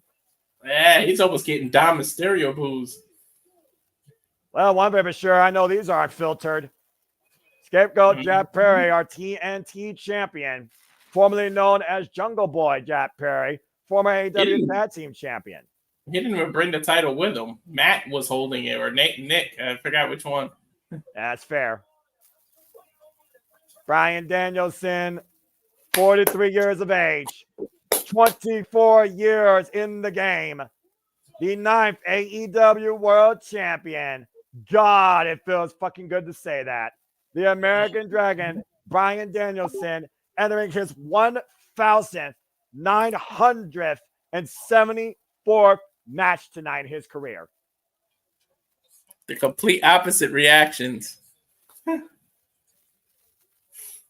Oh, when the bell rings, we don't have James, so I guess I'll have to say it. And you know what, Walter? You deserve it. You know what to do when that bell rings as Bryce Rensburg holds the beautiful AEW World Championship. Co-main event, AEW World Championship, Bryan Danielson versus Jack Perry. And what could be Bryan Danielson's last match. Call for the bell. Oh boy. Woo. Bell sounds, and here we go. First time ever one-on-one matchup. At one point for Jeff Perry, this was a dream match. It's taking a whole different meaning, though, for the scapegoat. And listen to the fans. Benicio taped heavy tapes on Daniel Bryan's shoulder and neck.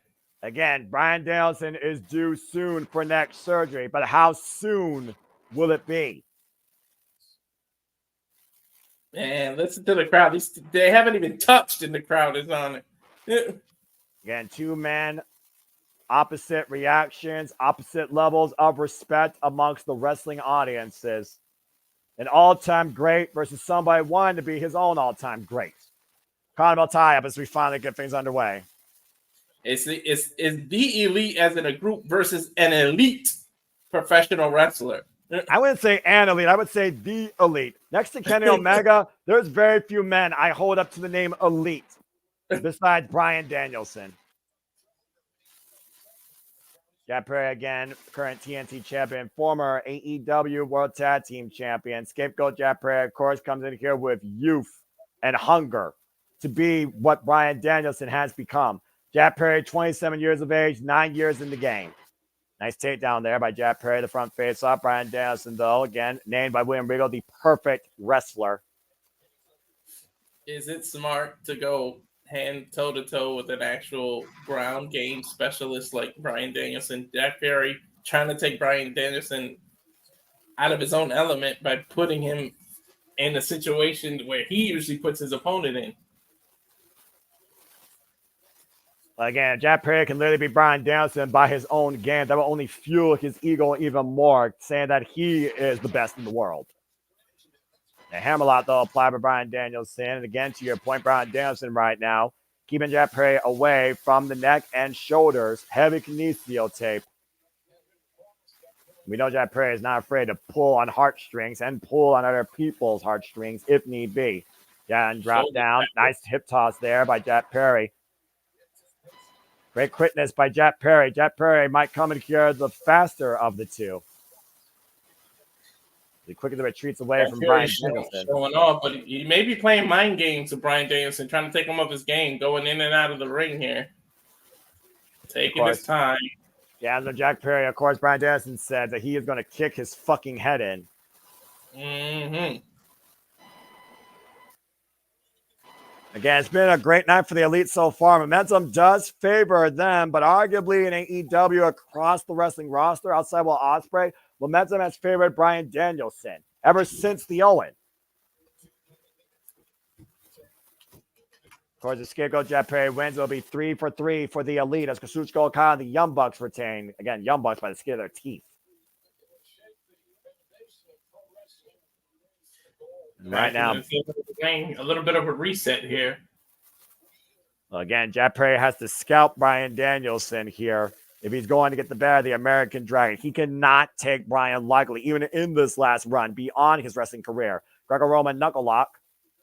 Has a strength being applied here right now. These two goats butting heads, the scapegoat and the arguably greatest of all time. Wrist control, though, by Jeff Perry. And again, Bryan also might be very tedious here. Trying to fill out Jeff Perry.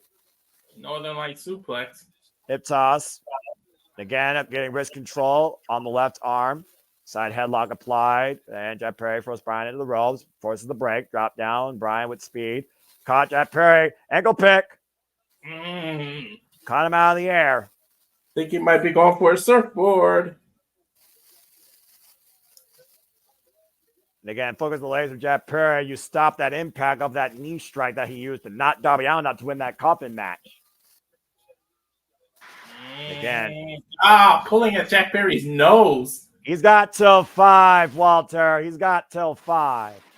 Take every second of it, champ.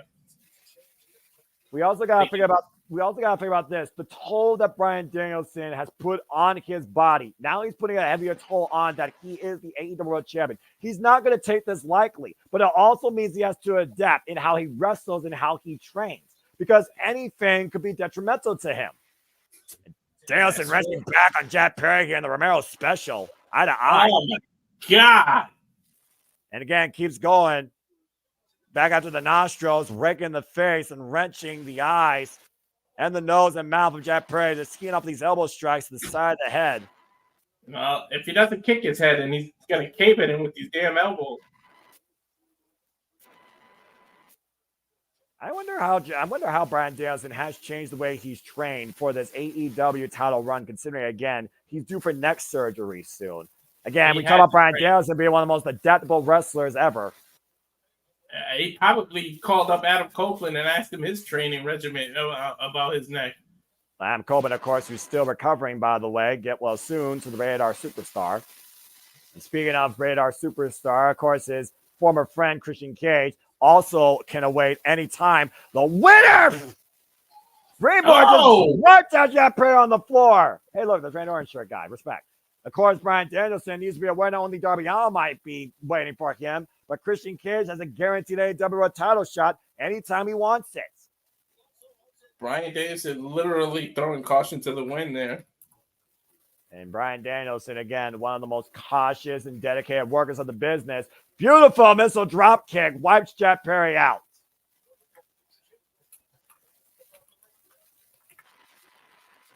Jack Perry almost literally landing out of Chicago here, being fronted to the Now Arena audience. At this stage, though, Bryan Danielson skying Jack Perry from the apron, running the caught with a kick. The super kick connect on the jaw. The elite kick at this point because that does it so much. Driven TNT of Bryan Danielson to the floor. Jack Perry. Knowing the history of his neck, it's just every move is just so cringe right now. Well, I mean, every move makes every fan wonder how much can Bryan Danielson take. That draping DDT from the apron to the floor, the turning point of this match so far. Scapegoat Jack Perry in firm control. And again, every match to your point, Walter, now, it's not just about the AEW World Championship. It is Bryan Danielson's final countdown. His career's on the line. When he loses this title, his career is done. Period. Mm-hmm. Danielson hurt right now, and you can tell in Jack Perry right now looking to... what is Jack Perry looking for here? Scouting Bryan Danielson with the run-up. Big full-speed drop kick. And Bryan Danielson's head bouncing back against the barricade. Yeah, I think his back hit the back of the steel chair, and then his neck hit the barricade. You can see Bryan right now clutching that right shoulder. Jack Perry now goes to the cover. Lateral press gets a 2 count. And don't forget, we also got the Elite still wandering around in the arena somewhere. We don't know if they'll come into play at some point in this match, Noah. I don't think there's no sense of urgency right now on the Elite or Jack Perry, considering the physical well-being of Bryan Danielson, especially after the war they endured last night on Collision at that 8-man All-Star. Right now, Jack Perry teeing off against Bryan Danielson here in the corner. Again, land the Chicago faithful here at AEW know exactly how he feels. Crimea Ripper. Knife edge chop to American Dragon Bryan Danielson. Staggers the champion as he goes to the opposite corner. Again, trying to wear out Bryan. And we know Bryan Danielson's gas tank. Again, 6-3 minutes with MJF at Revolution last year. Closing the distance with the clothesline. Looking for another vicious net breaker. Here's the cover. Hook of the near leg. The 2 count.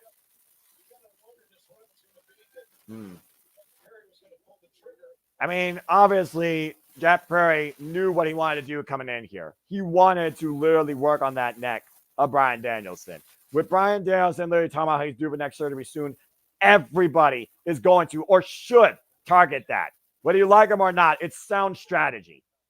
I was going to say, can you blame the guy? I mean, I don't like him, but can you blame him? Anybody who goes one-on-one against Bryan Danielson should do that. Jack Perry right now, again, just teeing off these chops against Bryan Danielson here.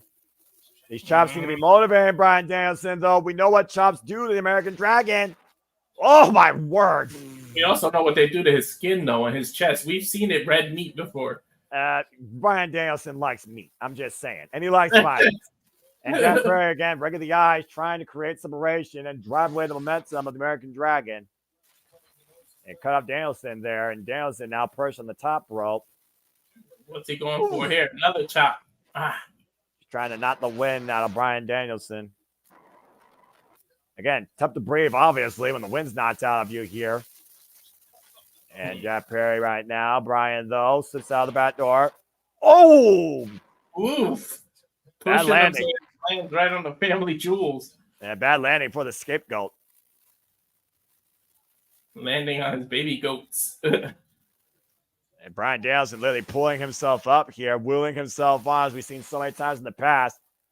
Yeah. Bryan Danielson driving those hammering elbows into the side of the head and the chest of Jack Perry with the yes movement firmly behind him. We've seen this before. He might be going for that bridge German suplex where he locks his legs on a rope and doesn't go with you. And hosting up Jack Perry, to your point. High-risk move here for both men. Right! He dropped with them. Oh, but how much damage did he do to himself? Heavy drop for both men. Avalanche backdrop suplex.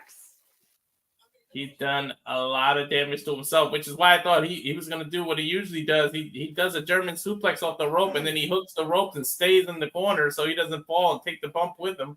Yeah, but again, Jack Perry cleared more distance, so I do think damage was also equally done to Jack Perry. You see Jack Perry right now grabbing the back of his head, not even getting back up to his feet. Bryan Danielson wheeling himself on, though.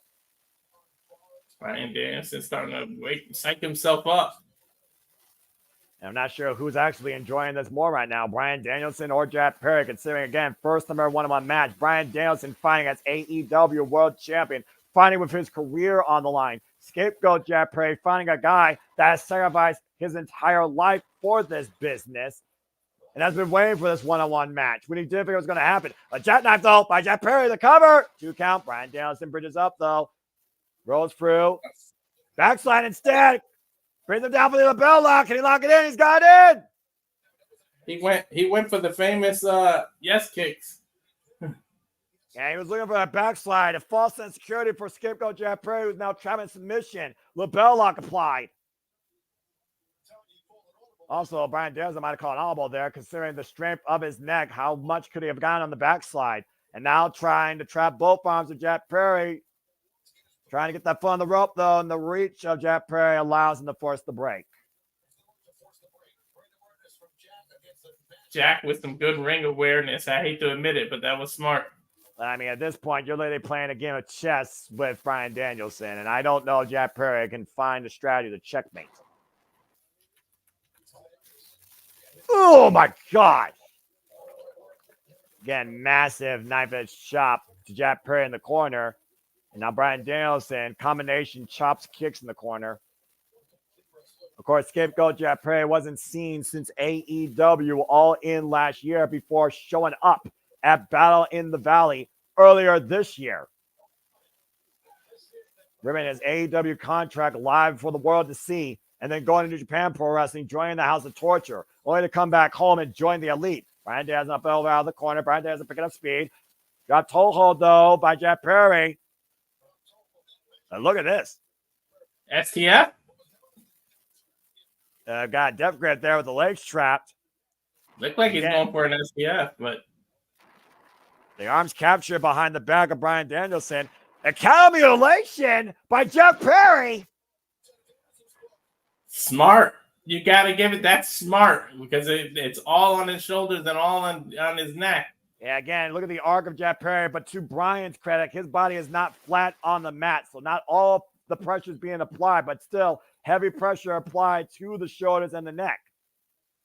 Jack Perry pulling all the stops to try to win the AEW title right now. Raising the shoulder blades together with the full Nelson, reverse full Nelson. But again, Bryan Danielson knows how to skip out of this move. Now the back elbow strikes and the waist lock applied by Jack Perry. Look at half and half, possibly. A full Nelson. Oh, Dragon suplex. Dragon suplex. Ah.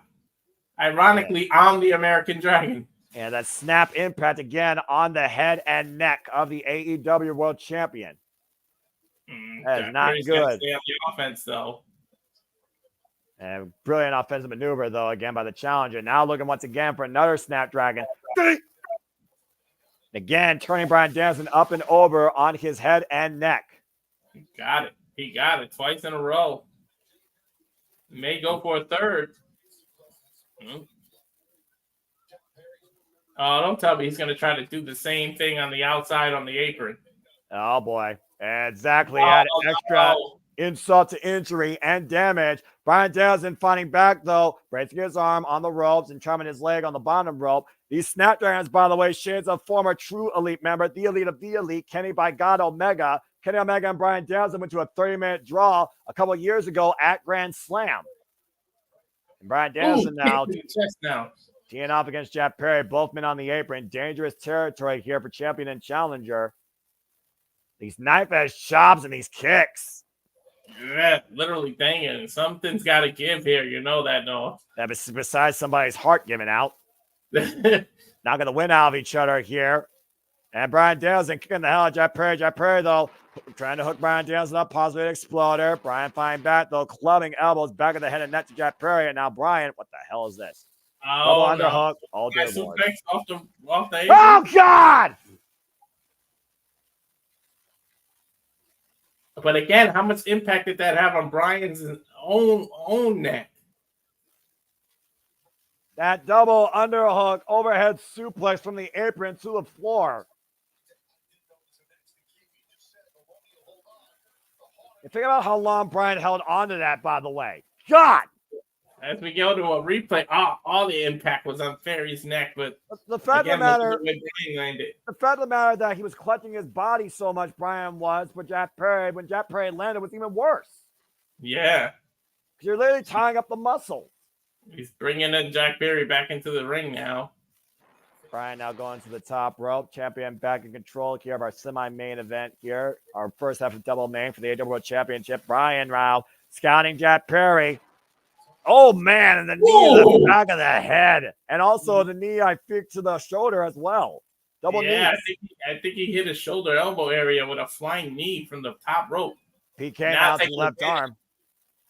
And we know what that does. When he goes for the lapel lock, he locks that same arm in between his legs to put all the pressure on it. And Bryan Danielson now again teeing up against Jack Perry, asking Jack Perry, you want to be tough? Bryan Danielson, fueled by emotion. Again, just teeing off against Jack Perry here with these kicks to the back and the front, left and right respectfully. And looking for that last big one. Jack Perry does the name. Oh, caught on the rebound. Went for the right, miss, and went and forgot about the left. Whew. Bryan Danielson right now. What a night and what a match. And perhaps the Psycho knee might be in Jack Perry's future. It might be lights out for the scapegoat here. And we've seen him win plenty of matches with this flying knee. Look at him run in. Jack Perry scouting it, though, again. Picks the ankle. And Jack Perry now. Now FTF. Yeah, step over, totally a face lock here. But again, notice the way that he's got it applied underneath the jaw. The legs locked. And the rear naked choke being applied here by scapegoat Jack Perry as Bryan Danielson is trying to crawl his way to the bottom rope. He's still got a long way to go, though.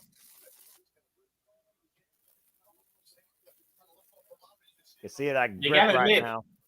You got to admit, Jack Perry came with a game plan, and he's executing it well. And right now, gouging the eyes of Bryan Danielson for extra insult and injury. Again, when Jack Perry said he held this up to a dream match, you know he had to have scalped Bryan Danielson quite a bit here, and he's proving it. Mm-hmm. Of course, using Bryan Danielson's a frame, I have till 5. Uh-huh. Nice elbow right to that kinesio tape in the shoulder, in the back of the neck. Think about what it would do for anybody in this business to say, I won the AEW World Championship and I retired the American Dragon, Bryan Danielson. They would be a made wrestler for life. Exactly. Oof. Jeff Perry literally saying Bryan Danielson only cares about himself. At one point, MJF questioned if Bryan Danielson cared more about family versus wrestling. Slips behind. Oh, God, I watched him with a clothesline. Ooh, a whipping clothesline. What's this? That fireman's carry, reversal by Brian Danielson, the roll up the cover, trouble the legs, 2, and kick out. Tied inside cradle there. The Oh, hell and was it? Danielson meets with a high kick. Running knee. He might be setting up for the running knee, Noah. The psycho knee is still lurking. Both men opposite corners. Brian waiting for Jeff Perry to get up to his feet. He may pull the referee in front of him. Oh, no! To your point. I could tell by the angle that the referee was at that was supposed to be a ref. Danielson shoulder capture suplex. Referee is out though. And Tony, again, to your point right now, literally echoing what you just said, but Brian right now doesn't give a damn. He's looking to kick Jeff Perry's fucking head in. But remember, Oh, wait a minute. Oh, God bless it. The fucking elites. They told us they would do absolutely anything to make sure they lead tonight with the AEW World Championship. Matthew and Nicholas Jackson with the referee down and out. And with them defending their tag titles, Okada defending his Continental title, Jack Perry wins the world title. Elite really control everything in AEW. Now, what a humiliation this would be, though. Professional wrestling and Bryan Danielson. Oh, no. Oh, man. Are they going to go for their tombstone combination? Oh, no, not this, not this. Oh, God, Meltzer driver. You saw the way Bryan Danielson's arms dropped on impact, right? Yes. It's pretty much over at this point. Where's Bryan Danielson's friends? Where's the Combat Club? I don't know at this point. Where's anybody right now?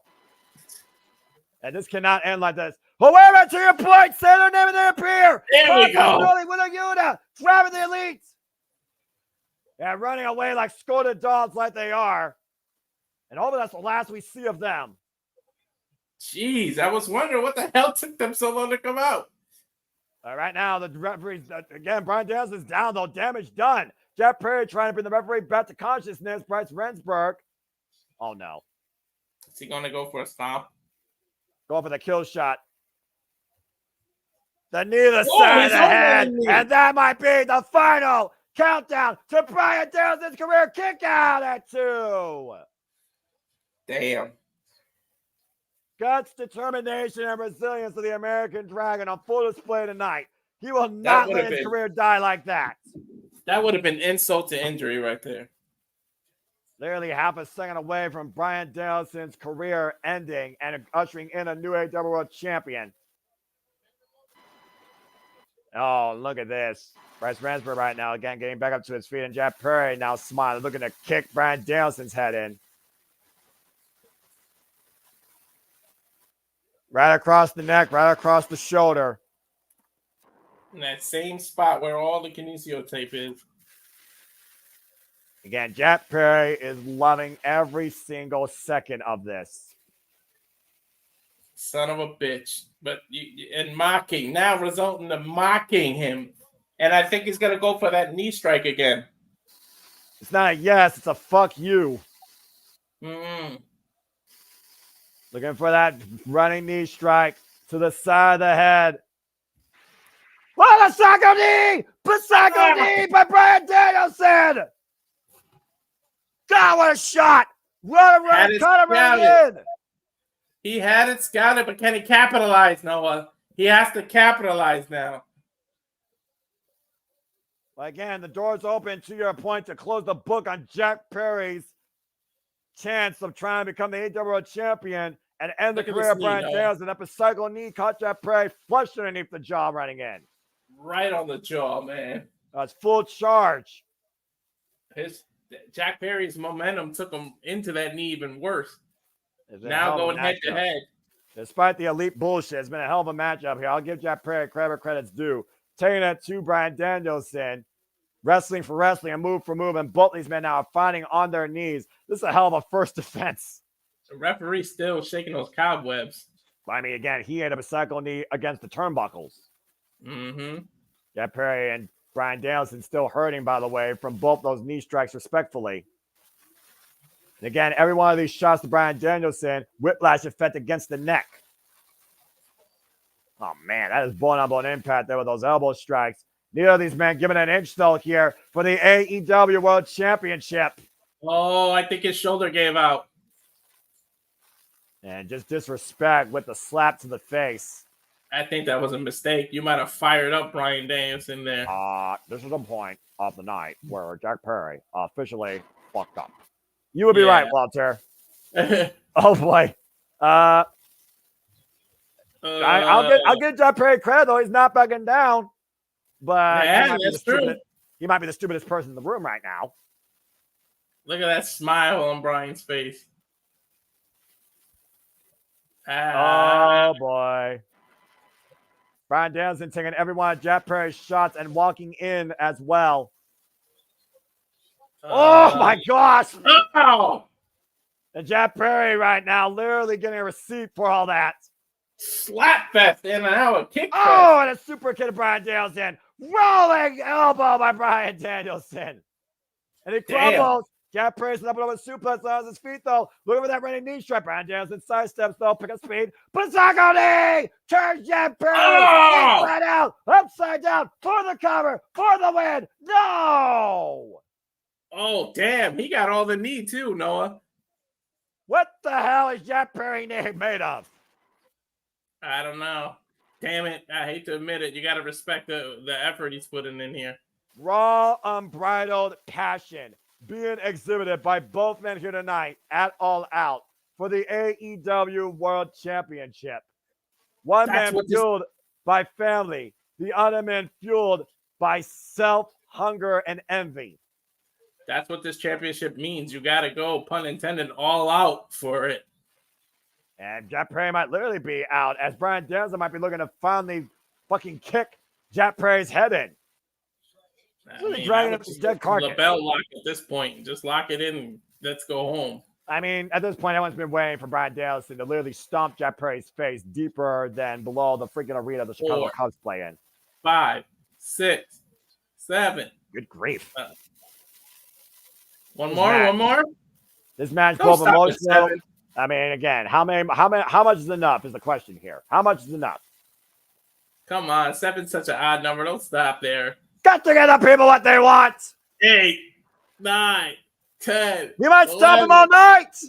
13, 14, 15, 16. Good God, Bryan Danielson's fired up. We may see the final knee here. I don't know about you, but I'm enjoying the hell out of this match, and I think all Chicago is too. I think it's lights out for scapegoat Jack Perry. I'm enjoying the hell out of the entire pay-per-view while we're at it. Damn fucking right. Pay-per-view of the year candidate for me. And right now, Jack Perry, you may have sacrificed a lot to be here, but you're about to be sacrificed by Bryan Danielson. The final knee. And Jack Perry is willing to take it. Psycho knee! Cover 2! Bryan Danielson retains!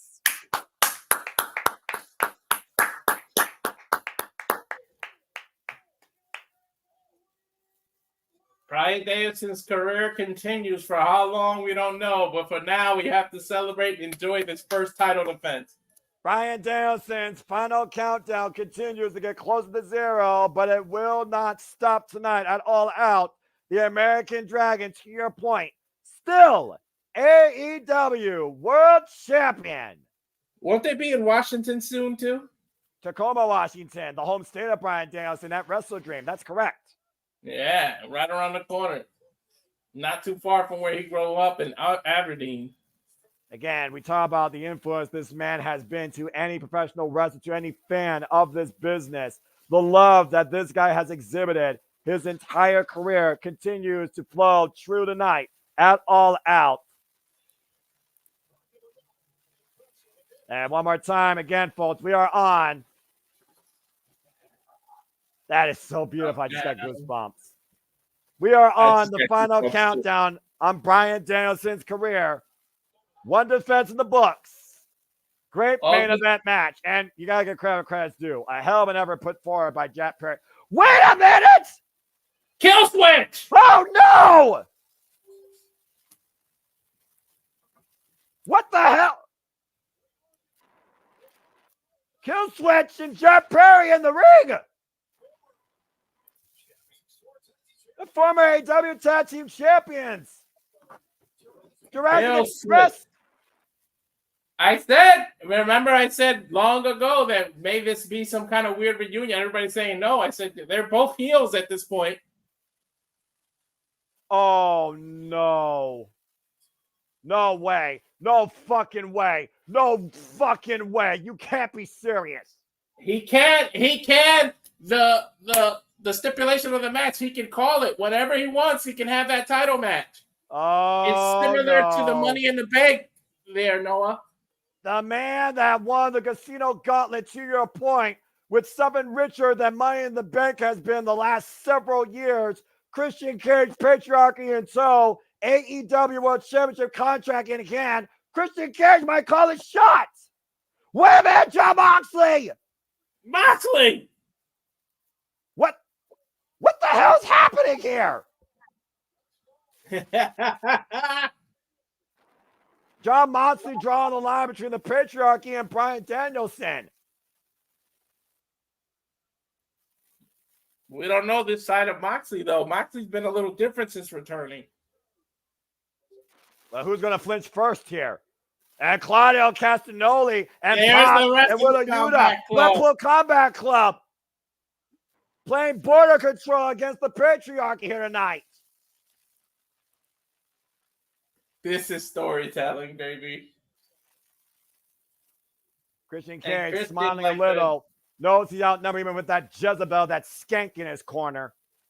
Christian doing the smart thing, backing up. You know, you have that. You can do it whenever you want. Yeah, Christian Cage looked to pick his spot tonight, and thankfully Bryan Danielson's friends preventing that from happening. We almost saw a tragedy. Mm-hmm. Time is not on Bryan Danielson's side, though, clearly. No, it's not. But I think you got your answer to your question as far as where Blackpool Combat Club stands with John Moxley. They still are a united front. What a night. What a pay-per-view. At BCC, celebrating and embracing Bryan Danielson in the ring, and rightfully so. This is what professional wrestling is all about, folks. Firmly embraced here. That's a good picture to see, man. That is freaking awesome. I was wondering where John Moxley's loyalties lie and his mind. Since he came back, he's been a little different. And that's an understatement. Well, clearly, Bryan Danielson and John Moxley still have the utmost right. What the fuck? Oh! Claudio Castagnoli just decked Bryan Danielson with an uppercut. What the fuck does this mean? And John Moxley is suffocating Bryan with a plastic bag on his head. What the fuck is happening here?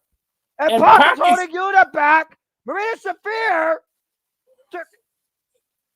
What the hell? Take it down. What the fuck? This is insane.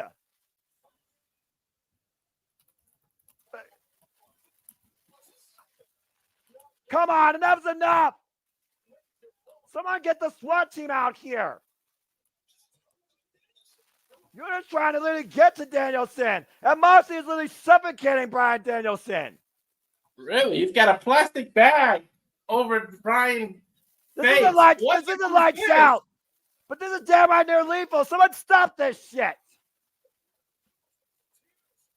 Just when we thought we saw where his loyalty lied, we were talking good about it. They 180 us. But why? Why? What the fuck is he doing here? No. This is absolutely beyond sick. This goes beyond professional. At that point, you might as well have let Christian cash in. Yuta right now in tears right now for somebody who's looked as a father figure. There's no fucking reason for this. This is bullshit.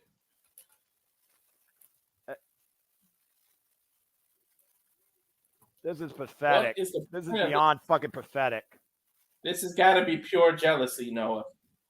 Well, now Moxley and Marina Shafir and Claudio and Pac are all leaving. We need to get some help for Bryan Danielson. Get some oxygen to him immediately. That's damn near lethal right there. Yeah, they're putting oxygen on him. But what is the point of this? I guess we'll find out on Dynamite, but damn it. Sons of bitches. Well, look now who's leaving together. John Moxley, Maria Shafir, Claudio Castagnoli, and Pac are all leaving. I wonder who orchestrated this, Noah. What the fuck just happened? This doesn't even make sense. There's a hush over the crowd right now. Well, I mean, Bryan Danielson's been incapacitated by a plastic bag. You know they could suffocate a man to death with that. And Claudio Castagnoli just turned his back on Bryan Danielson. And John Moxley right now is leaving the arena with Shafir, Claudio, and Pac. Just like that. They stopped the patriarchy, and then John Moxley. Was it frustration over not winning the tag titles? But I don't get what's going on here. I've been a wrestling fan for 30 years, and I've seen some damn shit across the world of wrestling, but nothing like that, where you literally could kill a man with a plastic bag. I mean, I've seen lethal weapons, but plastic bags are no joke. You literally could kill a man with that. This is a serious moment right now with the oxygen to Bryan Danielson. Everybody was chanting. Was this pre-calculated? Was this planned before the night even started? Was this after Pac laws? And to your point, I mean, literally, you think about what happens with suffocation. You don't get that oxygen, that blood flow to your brain. It shuts you down from the inside out. If you don't get communicated enough, you literally could die. How about you pre-calculate? How would you know Christian and Killswitch would have came out? What's the motivation behind this? I have no idea. Why did they let Christian Cage cash in? That's what I don't get. You might as well have let Christian do it. I think John Moxley wants to be AEW champion again, and he wants to end Bryan Danielson's career himself. Well, it's fucking sick is what it is. It's damn right disrespectful, and it's deplorable. And if I'm Tony Khan, I would fucking fine and suspend him. Well, anyways, we get ready for our main event here of main events, as this has been a phenomenal night with very emotional distress upon that. It's time for shit to hit the fan and the lights to go out. AEW is not responsible for what happens next. Swerve Strickland, Heyman, and Page, lights out, steel cage match. At least Yuta didn't join them. He got kicked out, so I guess. I'm assuming, right? I don't know. Well, we got to try and regroup here as the lights are about to go out here, folks. And let me just go ahead. We're looking forward to there, Noah. Yeah. All out.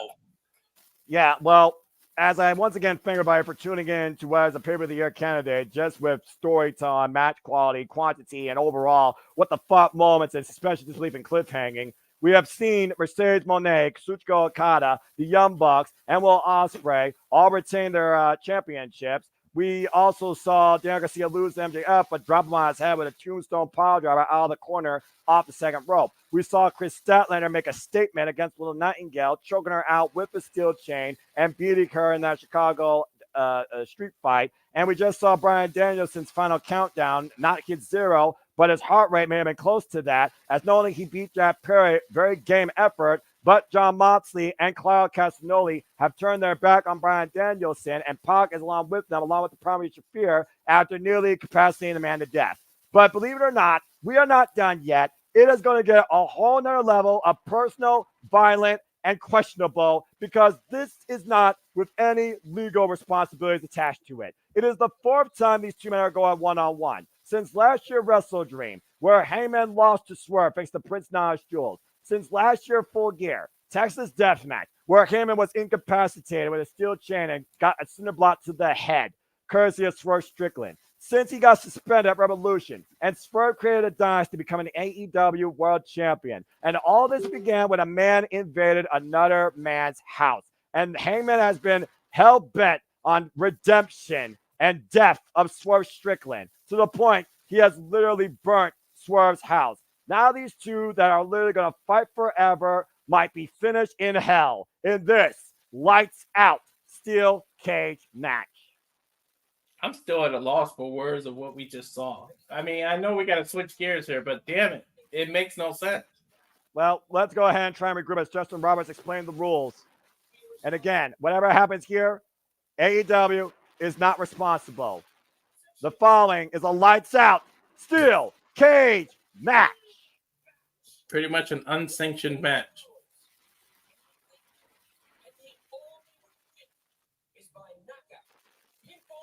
Only way to win by knockout, pinfall, or submission.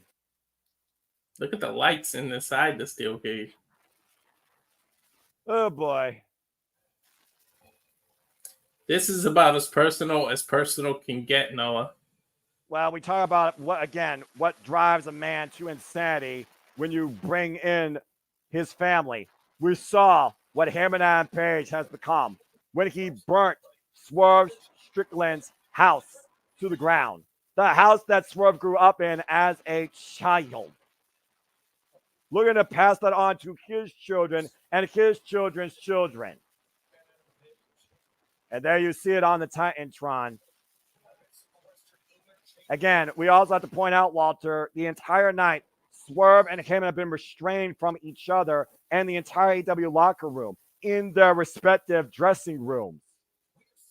I know they call it a steel cage match, but this isn't a match. This is going to be a fight. This is going to be a brawl between two men who hate each other.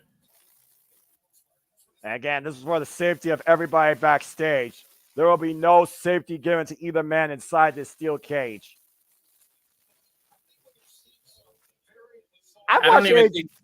Go ahead, Walter. I don't think Swerve will be in the mood to even dance. I think he's going to be focused and come here. Well, we've seen what Swerve has been willing to do to get the AEW World Championship. He calls himself the most dangerous man in all of AEW. Now what the fuck is Swerve willing to do to Hangman after he literally burnt down his house? Maybe he needs to maybe he wants to steal one from us as the game we play and hang Hangman. Well, we are still swerving here in the Now Arena, but that's a whole different attitude by Prince Nana and Swerve Strickland. Yeah, that's Nana dancing. You see Swerve, he is focused. His face has not changed. No. This has been one of the most bitter personal rivalries I can remember in recent professional wrestling history. To become this violent, this evil, this vengeful, this spiteful, to the point anything to do to each other, is 110% legal. And there's no repercussions from it. AEW literally wiped their hands of this match. They're like, we got nothing to do with the results. And Swerve motivating himself with a Harlem Heat style jacket and pants with the Hangman Adam Page in front of his burning house on the back. Swerve reminding himself, as if he need motivation enough, he puts it on his own gear. I'll say, to your point, literally Swerve having the very symbol on his attire, inspiring his revenge against him and Adam Page tonight inside the steel cage. I don't see many wrestling holds being applied in this match. I think it's just going to be an all-out brawl. You know, brawl might be a kinder word considering what these two men might do to each other. The fact that it truly has no restraint. This is a lights-out steel cage match. Again, only way to win via pinfall, submission, or knockout, and literally anything goes. And there is no legal obligations against AEW for whatever happens. You can literally win by knockout in this match. Well, we damn near saw John Moxley kill a man, almost. Well, Cage hasn't even come down yet and Swerve immediately on the attack. Now Swerve kicked in the face to Heyman, driving Heyman in the barricade. These two wasting no time touching each other. Swerve has literally been stewing since Wednesday. And Swerve knows that cage is falling. The cage hasn't come down yet. Well, Swerve knows that cage is coming down. And he's having Prince Nana bring in the artillery. Again, all these implements are allowed in the ring as long as that cage isn't down. Once that cage is down, there's no escape. Oh, my God. Swerve is trying to make him get crushed under the cage. Look. Yeah, I think you're absolutely right. He could decapitate him. And a match right here again of lethal proportions right now. Somehow a freaking action movie. And Prince Nana pushing both men in there for their own freaking self-preserve. Swerve more than anything. Not the smartest man, I guess. Yeah, thank God Prince Nana did that. Bell rings, and this lights out match officially underway. And both men now trapped in their own hell to unleash anything they want to each other. They're trying to set the cage. They got a lot. Yeah, they got set in place. To your point, it's not fully right now down across the ring. And far away throw and Swerve kip up immediately though. Big boot to Hangman. That was a massive shot. Paul Turner there, just literally there to answer the decision, count out, pinfall, submission, or knockout as the cage now is firmly in place. And the beauty of this steel cage, no outside ring area. It's all in ring. And right now, again, the steel cage, of course, can be used as a weapon.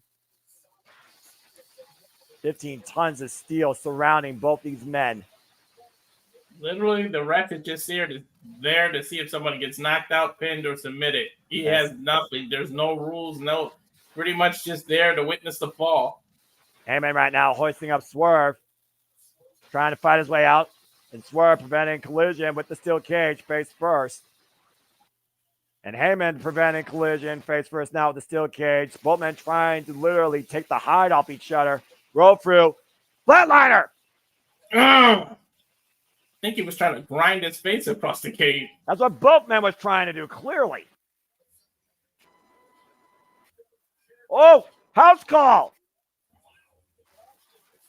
Yeah, you know that's not going to be it. In the cage? Well, you got to consider, again, how you literally build that, Walter. Maybe it's for the camera to peek through, exactly. That's what that's for. It's for the camera angles. Mm-hmm. And also in case somebody needs to go up there and reinforce that top roof. And keep in mind, this is a topless steel cage, just like most steel cages have been in their career. Stands 15 feet tall, but escape means nothing. Personally, I think escape shouldn't be an obligation in a steel cage. If you're going to finish something, rolling elbow, finish it inside the steel cage, truly make sure it's a definitive result, unleash hell, unleash your anger, and call it a night. That's what a steel cage should be about. Not some lame brain idea of, oh, I won because I walked out the damn door. Why you have a freaking steel cage in the first place? And you see a pile of weapons that Nana threw in there. We don't know what's in that box, but Adam Hangman's about to find out. And the Hangman, to your point right now, grabbing a staple gun. What the hell is this? Well, I mean, you remember what happened the last time we saw one of those in the Texas Death Match, right? Mm-hmm. And Heyman just stapled Swerve, and Swerve is laughing. When you're pissed off, you don't feel pain. Mm-hmm. You unleash a demon inside you. And Heyman now. Uh-oh. Oh, no. Oh, no. Oh! Ow! God! Ah! And Swerve literally unleashing staples into Heyman's lower back while breaking a chokehold. What the hell is this? And a backbreaker over the knee. This is Swerve Strickland at his most evil. The evil within being unleashed. Oh, dear God. Ah! And he's bleeding. He doesn't give a fuck. He didn't even flinch, Walter. He's not. I mean, many things can motivate a man. You can be pissed off, adrenaline, everything. He's just straight pissed off. That's Swerve's family, by the way, in those pictures. Is he going to staple him to Adam's face or his body? Again, they can't be condoned for their actions, but they also can't be restrained. Ah! It's just, ah! Staple to the heart with a picture of Swerve Strickland's family. Ow! I mean, again, I don't think I've ever seen this in wrestling. Well, I mean, I've watched death matches in Japan. I've watched GCW. I watched WWE when they actually used to have attitude. So, I mean, it's been a long time since I've seen something this vengeful, this spiteful, this evil. He's stapling the picture to his face. Yes, that is correct. To the side of the head. If James was here right now, he'd be losing himself. Worse than Eminem. I know it's a staple, not a magnet, but he's literally treating him like the refrigerator. This truly shows you how personal it's gotten with these two men. And who else knows what other toys are in that box? I fear the worst, Walter. That's why I don't want to say anything. I don't know. Remember, there's still steel chairs and tables in there. Oh boy. I mean, again, Swerve literally talking about the fact that, hey man, again, what kind of man are you going to be towards your family? You're going to be a family man to lead us to the professionals. This has been anything but professional. It's gotten damn right beyond the word personal. This is going to be literally lethal before this thing's over. And Swerve, of course, was AEW World Champion ever since being Samoa Joe at Dynasty, only to lose to Bryan Danielson at AEW All Out. Him and Adam Page, who beat Kenny Omega, held the AEW World Championship before losing to CM Punk at Double or Nothing 2022. Golly. That was a shot and a half. Damn. I don't even think Swerve cares about winning the match. It's more about punishing Adam. Well, I mean, what would you do when you literally have a man burn a house down that you spent your whole entire life to get? That had so much sentimental family value. And now hoisted up on the shoulders and driven into that steel cage. Again, using the cage as a weapon, and it is all legal. And Ben, sometimes you wish you could leave memories alone, but there are some memories you just can't forget. Heyman never forgot what Swerve Strickland did to him and his family. Now Swerve will never forget what Heyman did to his house. How can you forget something like that? Hope he had insurance. Yeah, I just fear to what extent these two men are willing to hurt each other. Exactly. And again, I fear what else is in the box. And again, it is all legal. There is no freaking responsibility on AEW what happened to these two men. Oh man, I just thought there might be somebody might have lighter fluid and some matches. Don't say that out loud. All right, we already saw freaking arson this week. I don't need to see any more of it. And Heyman right now and Swerve on the top rope here. I'm still a little bit flabbergasted by what happened prior to this, so apologies, folks. And I'm just trying to wrap my head around what the fuck's happening at AEW. I can't wait for Wednesday. I lost my focus because of that. I can't wait for Wednesday. That's for damn sure. Oh! And right now, Heyman dropping the rope out from underneath Swerve Strickland. Swerve hung up across the top rope. And it's Heyman up the corner. Corner clothesline. I don't know if he got all of it, though. He kind of knocked Swerve into the cage. Yeah, but look at the way Swerve's holding on to that steel cage. And again, Heyman right now using the cage as a weapon for his own right, driving Swerve side of the head first in the steel cage. Ramming the side of the skull. After these two just literally stapled each other. Yeah, this match is not brought to you by Office Match, but might as well have been. And look at the barbed wire that Heyman has in the hand that he brought with him. Uh-oh. Oh, dear God. And now Heyman, barbed wire lariat! Wrecking ball barbed wire lariat, might I add, out of the corner, wiping out Swerve Strickland. You said it earlier with the street fight that they were only limited by their imagination. Imagine this fight. Yeah, where again, you're not limited by anything, not even lawyers. Mm-hmm. The show All Out is demonstrating why it's called All Out. Because if you're truly going to make sure nothing's left to chance, this is the stage to do it.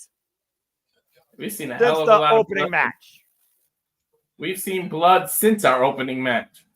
Well, again, we've seen how personal things have gotten. MJF, Daniel Garcia, Willow Nightingale, Chris Statlander, Heyman, Adam Page, Swerve Strickland, Bryan Danielson, Jack Perry, and apparently Jon Moxley.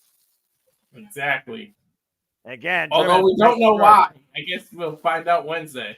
Well, again, Jon Moxley said this isn't your company anymore, and he just wants to talk to Darby Allin. And Claudio Castagnoli, Jon Moxley, Maria Shafir, and Pac are now a unit. Now, I almost wondered if face first. Yeah, again, literally less than a month away from AEW Dynamite's 5-year anniversary. A whole different paradigm shift is underway. AEW is never going to be the same after tonight, but I almost wonder how either of these men are going to be the same after tonight. Who's going to wake up tomorrow with less they're actually sorry for? I don't know. One of these men might wake up missing a limb in this match. And Heyman and Page wrapping that barbed wire around the steel cage wall. Trying to find. What's he gonna go? What is in his mind? That sadistic mind. He might just Irish whip him into the barbed wire. And that's exactly what he was trying to do. Oh, God! Swerves him down with a clothesline. A rebound clothesline off the rope. That's a hell of a comeback right there. Mm-hmm. He uses add momentum. Again, momentum can also make you do dangerous and lethal things. Ah! And Heyman drove a swerve into the steel cage, barbed wire wrapped. Oh boy.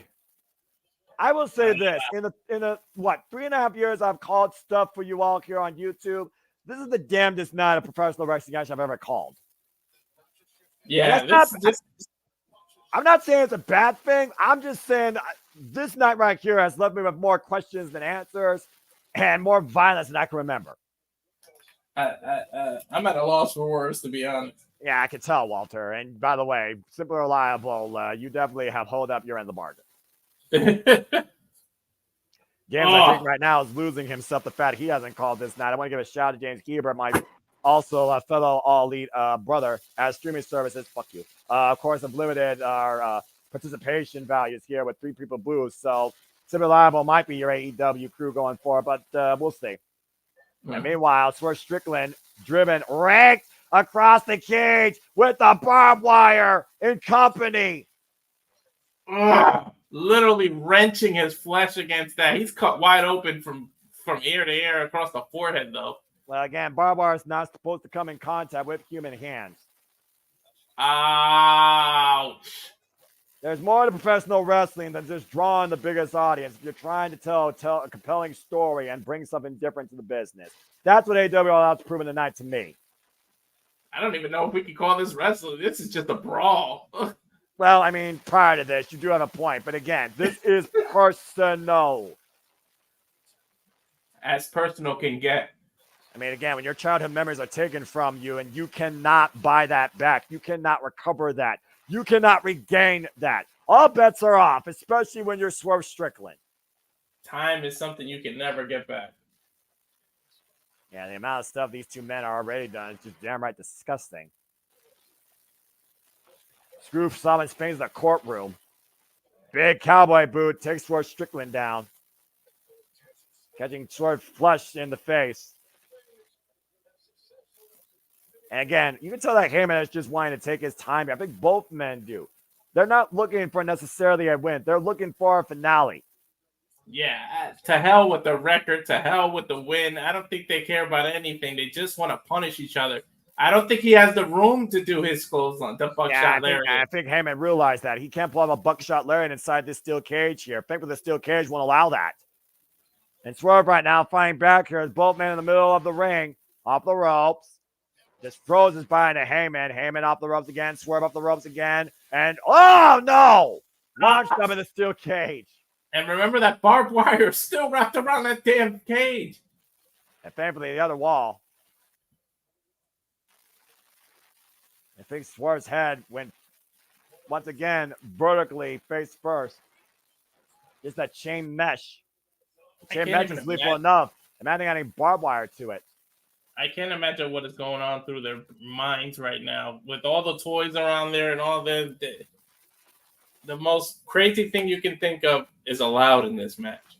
And again, it's lights out, and anything here AEW is not responsible for. It is 2 men just literally going through their own hell, one trying to get to heaven, if that's possible.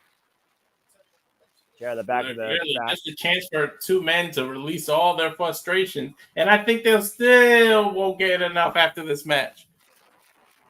And Paul Turner right now trying to get the chair out of play. I think Paul Turner even wants to see it end of this. Man, there's no rules. I don't know why he's interfering. Well, Paul Turner right now is the most innocent party in this. Oh, a house call! Look at the height on Swerve. He literally jumped over the referee's body. And to your point, Oh! The lariat off the referee's back. Swerve with his own buckshot lariat. Yeah, I think he slipped a little, though. Well, again, losing blood definitely probably doesn't help. And also, Swerve doesn't usually do that move. Still got a hell of a lariat off of Paul Turner's back. Capacity crowd on hand and what is a resourceful, if you want to call it that, end game to Swerve, Strowman, Heyman, and Page in our main event at All Out in this lights out steel cage match. And the chair in the back of the Hangman. Yeah, here's a chair. Huh? Again, these two don't give a shit. Oh my God! That noise should tell you all you need to know about the absolute hatred being unleashed tonight. Look at the eyes. The eyes tell the story on Swerve Strickland. And there's nothing stopping either one of them. And again, just wearing away the back of Hangman Adam Page. Now he's propping the chair up in the corner. You can literally break a man's back with how hard they were swinging that chair, if that chair wasn't gimmicked. And Swerve right now, hoisting up Hangman. They might be looking at Lawn Dart can. Lawn Dart in the corner! In a steel chair. You can easily snap someone's neck doing that.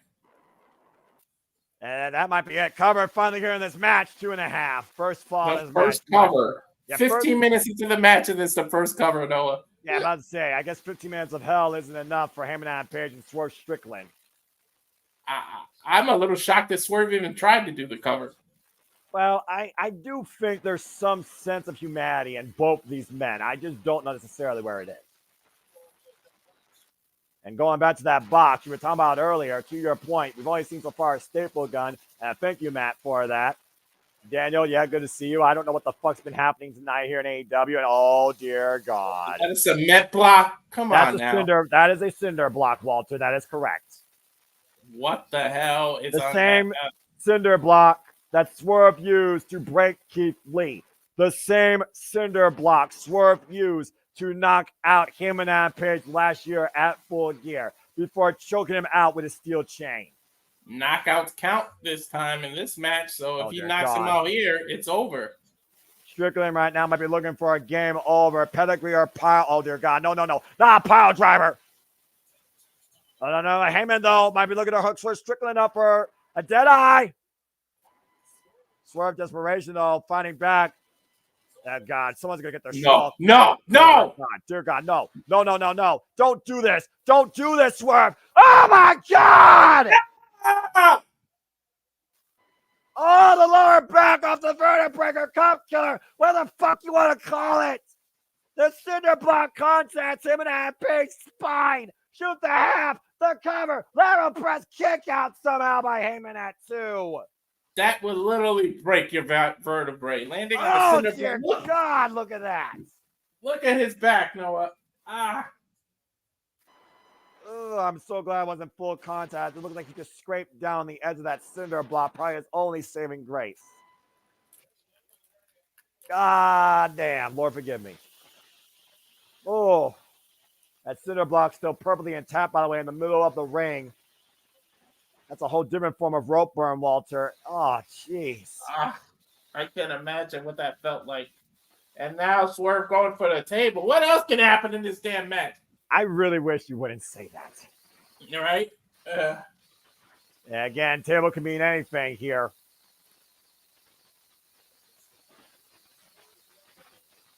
And someone tells me Swerve's not done with that cinder block, considering it is not broken or exploded. Again, the edge caught him and Adam Page's back. Off what looked like, I think, a vertebrae for a near fall. Him will be lucky to stand up straight again. Yeah, that's ridiculous. And, of course, Keith Lee, get well soon, still out on injury. Now, Swerve is scouting Hangman. Something big out of the corner here, possibly a Swerve stop. Hangman, though, with a shot below the belt. Almost a low blow, it looks like. Now, Swerve perched in the top turnbuckle in the corner up against the steel cage. A lot of punishment and hell that these two have already endured. I don't know how much more punishment either one of them can take. Again, you got to stop a man's heart rate. Again, John Moxley literally did that with Bryan Danielson. That was beyond demented. And again, using the steel cage, that great against the back of Swerve's head. Now hooking up Swerve. Oh, dear God. This is dangerous. The abrasions all over the back of Hangman, all over the face and back of Swerve Strickland. That back literally cut open. Dangerous position here. Table in the drop zone. I think he was going to go for a fall-away slam from the top rope to the table, but... And look at Swerve. And the Swerve stopped him in front of the table! Good God! Hangman's back has got to be gone. Cover by Swerve. Kick out. How the hell did he kick out, Noah? I wish I had an answer for you. I don't. This is ridiculous. This is lights out. Win and loss doesn't matter. A lethal finale does. These two are so motivated by hate, you literally probably have to turn the lights out to get this match over. Somebody's got to get knocked out. And another house call. Meanwhile, oh dear God, Deadeye! In the center of the ring. Oh, will that be enough? Puncher with the count. Kick out. Did you see how he was literally inches away from doing that on the cinder block, Noah? Yeah, and I think if he did on the cinder block, that would have been the fatality. Shout out to Daniel with that reference. Yeah, the freaking swerve stomp off the top rope, driving Heyman down through the table. Look at the replay here, Walter. Perfect swerve stomp on the shoulder blade. Breaking that table in half. And again, hooking him up, Deadeye, faithfully on the ring, scouting the house call. And this hell continues for both men. The fastest crowd on hand here tonight in Chicago. What? I shudder to ask what the hell. Oh, dear God. What the fuck is that? What is that? That is Buck Wood. That is a splinter in Heyman Adam Page's hand. That is burnt wood from that house. From his house? Yes, that's a burnt wood spike. Oh, my God. Swerve in deep trouble right now as Heyman's looking to take his eye. Sheer desperation for Swerve Strickland. Literally, Heyman might kill this guy. And look at this, though. Swerve with the takeover. Somehow getting a cross arm breaker here, and Heyman's still trying to stab Swerve Strickland. I kid you not. Oh, dear God. Oh, no. Oh, no, no, no. Dear God, no. Swerve's turn. We're not in October. This is a match of horror. Cover two. Reversal. Oh, my God. Swerve has the stake in his hand now. Again. Oh, Jesus. Oh, God. Spiking Heyman with that wooden spike. What the fuck? He's literally spiking him. Ouch. What the hell has 2024 professional wrestling turned to? A horror show. That wooden spike driven into the head of Heyman Adam Page. We talk about what these two men were willing to do to each other. Well, you got your answer. And Swerve literally holding the last remnant of his childhood house memory. Wood burns, Noah. I wouldn't be surprised if he sets Adam on fire. And what's Swerve thinking right now with that stake still in hand? Oh, dear God. What a low blow! Right near the cinder block still. And again, Heyman smiling after that. And he might power bomb him into the cinder block. Oh, dear God. No, no, no, no, no, no, no, no, no, no, no, no, no, no, no, no. Power bomb on the cinder block! Fucking hell! In the words of JR, my God, he's broken in half. The spine of Swerve Strickland buckled on that cinder block. Shoot the half. Good cover. Kick out. What the hell? Hatred motivates you this much? Someone's got to give here, and apparently it's not a man's spine. Even Prince Nana's face. Did you see that? Swerve and Heyman are not human. That's bone on cinder block. That cinder block, by the way, still perfectly intact. Didn't explode or break. Hate is one hell of a motivation, I gotta say. The evil within being brought out tonight by Heyman Adam Page and Swerve Strickland, and it's all legal. I don't want to see a man's career end, but honestly, if it means I don't have to see something like this again, I want somebody to be done here.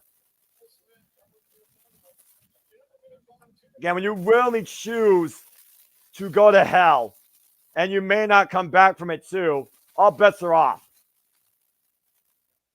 Definitely. And Heyman right now tying up Swerve Strickland against the top rope and mounting him, just skiing off against that open wound. I think that stake's finally been taken out of play. Those knuckles into the head of Swerve Strickland. A Swerve, though, hoisting up Heyman and Page. Oh, dear God. And again, turnabout's fair play. Oh! Into the barbed wire? Not saying up in the steel cage box to your part, but you power bomb against the steel cage, and Heyman's back right down all the way as he fell. And moving the cinder block out of the way. And meanwhile, house call! Face into the cage. That whiplash effect. The shot you don't see, that's always the worst. Imagine what it feels like going face first in the steel mesh. What else can you put a man's body through before it breaks, Noah? And Swerve right now somehow trying to hoist his body up to your point, grabbing the small of his lower back. Oh, damn it. And I just remembered that chair is still in the corner. House call connects. Lord have mercy. Let this match be over.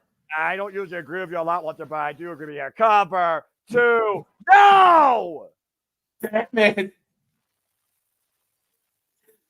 I don't think I've ever wanted a match to just end more badly than now.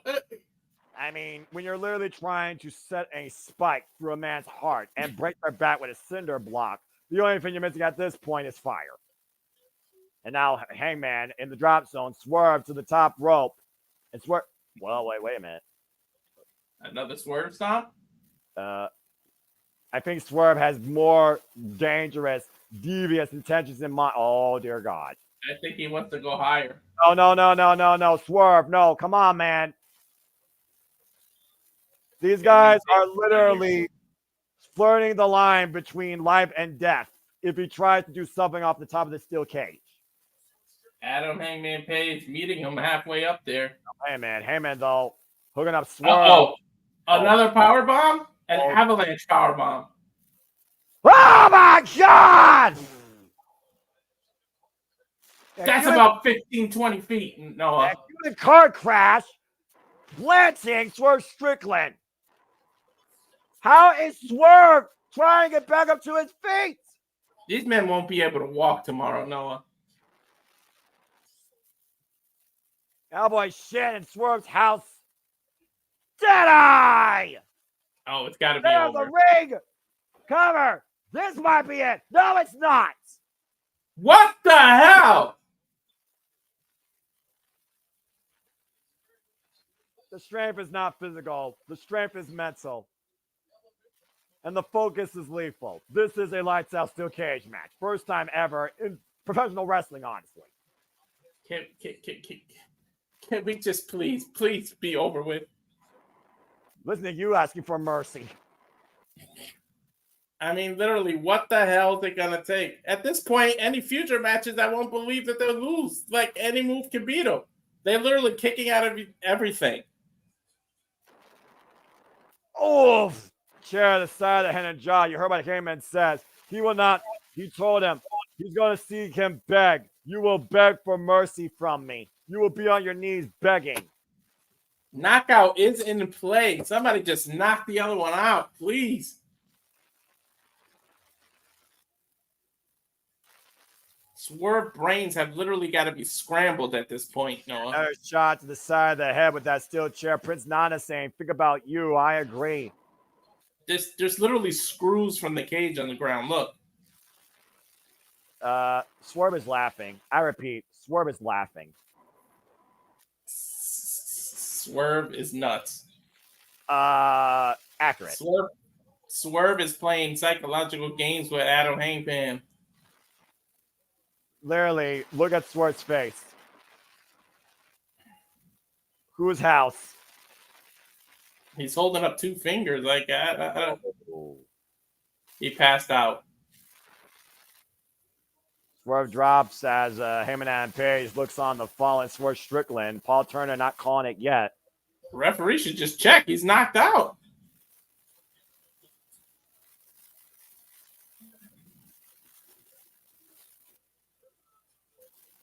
Now I'm going to punish you. He literally yelled at him.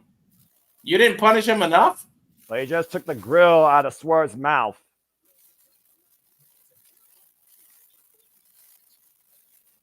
Is he gonna drop him right on his own grill? I don't know. I really don't know. What the hell? He's gonna pull his teeth out. No, what?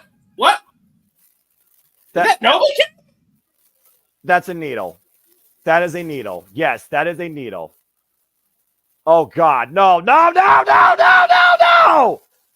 my God in heaven! Did he just put Novocaine in his mouth so he can rip his teeth out? He just punctured his lip and gums with a needle. What does this become besides madness? What the hell, Noah? I don't think I've ever seen that in any match in history. I don't know what the fuck you can do now. Oh my God! I think he sedated him with that needle.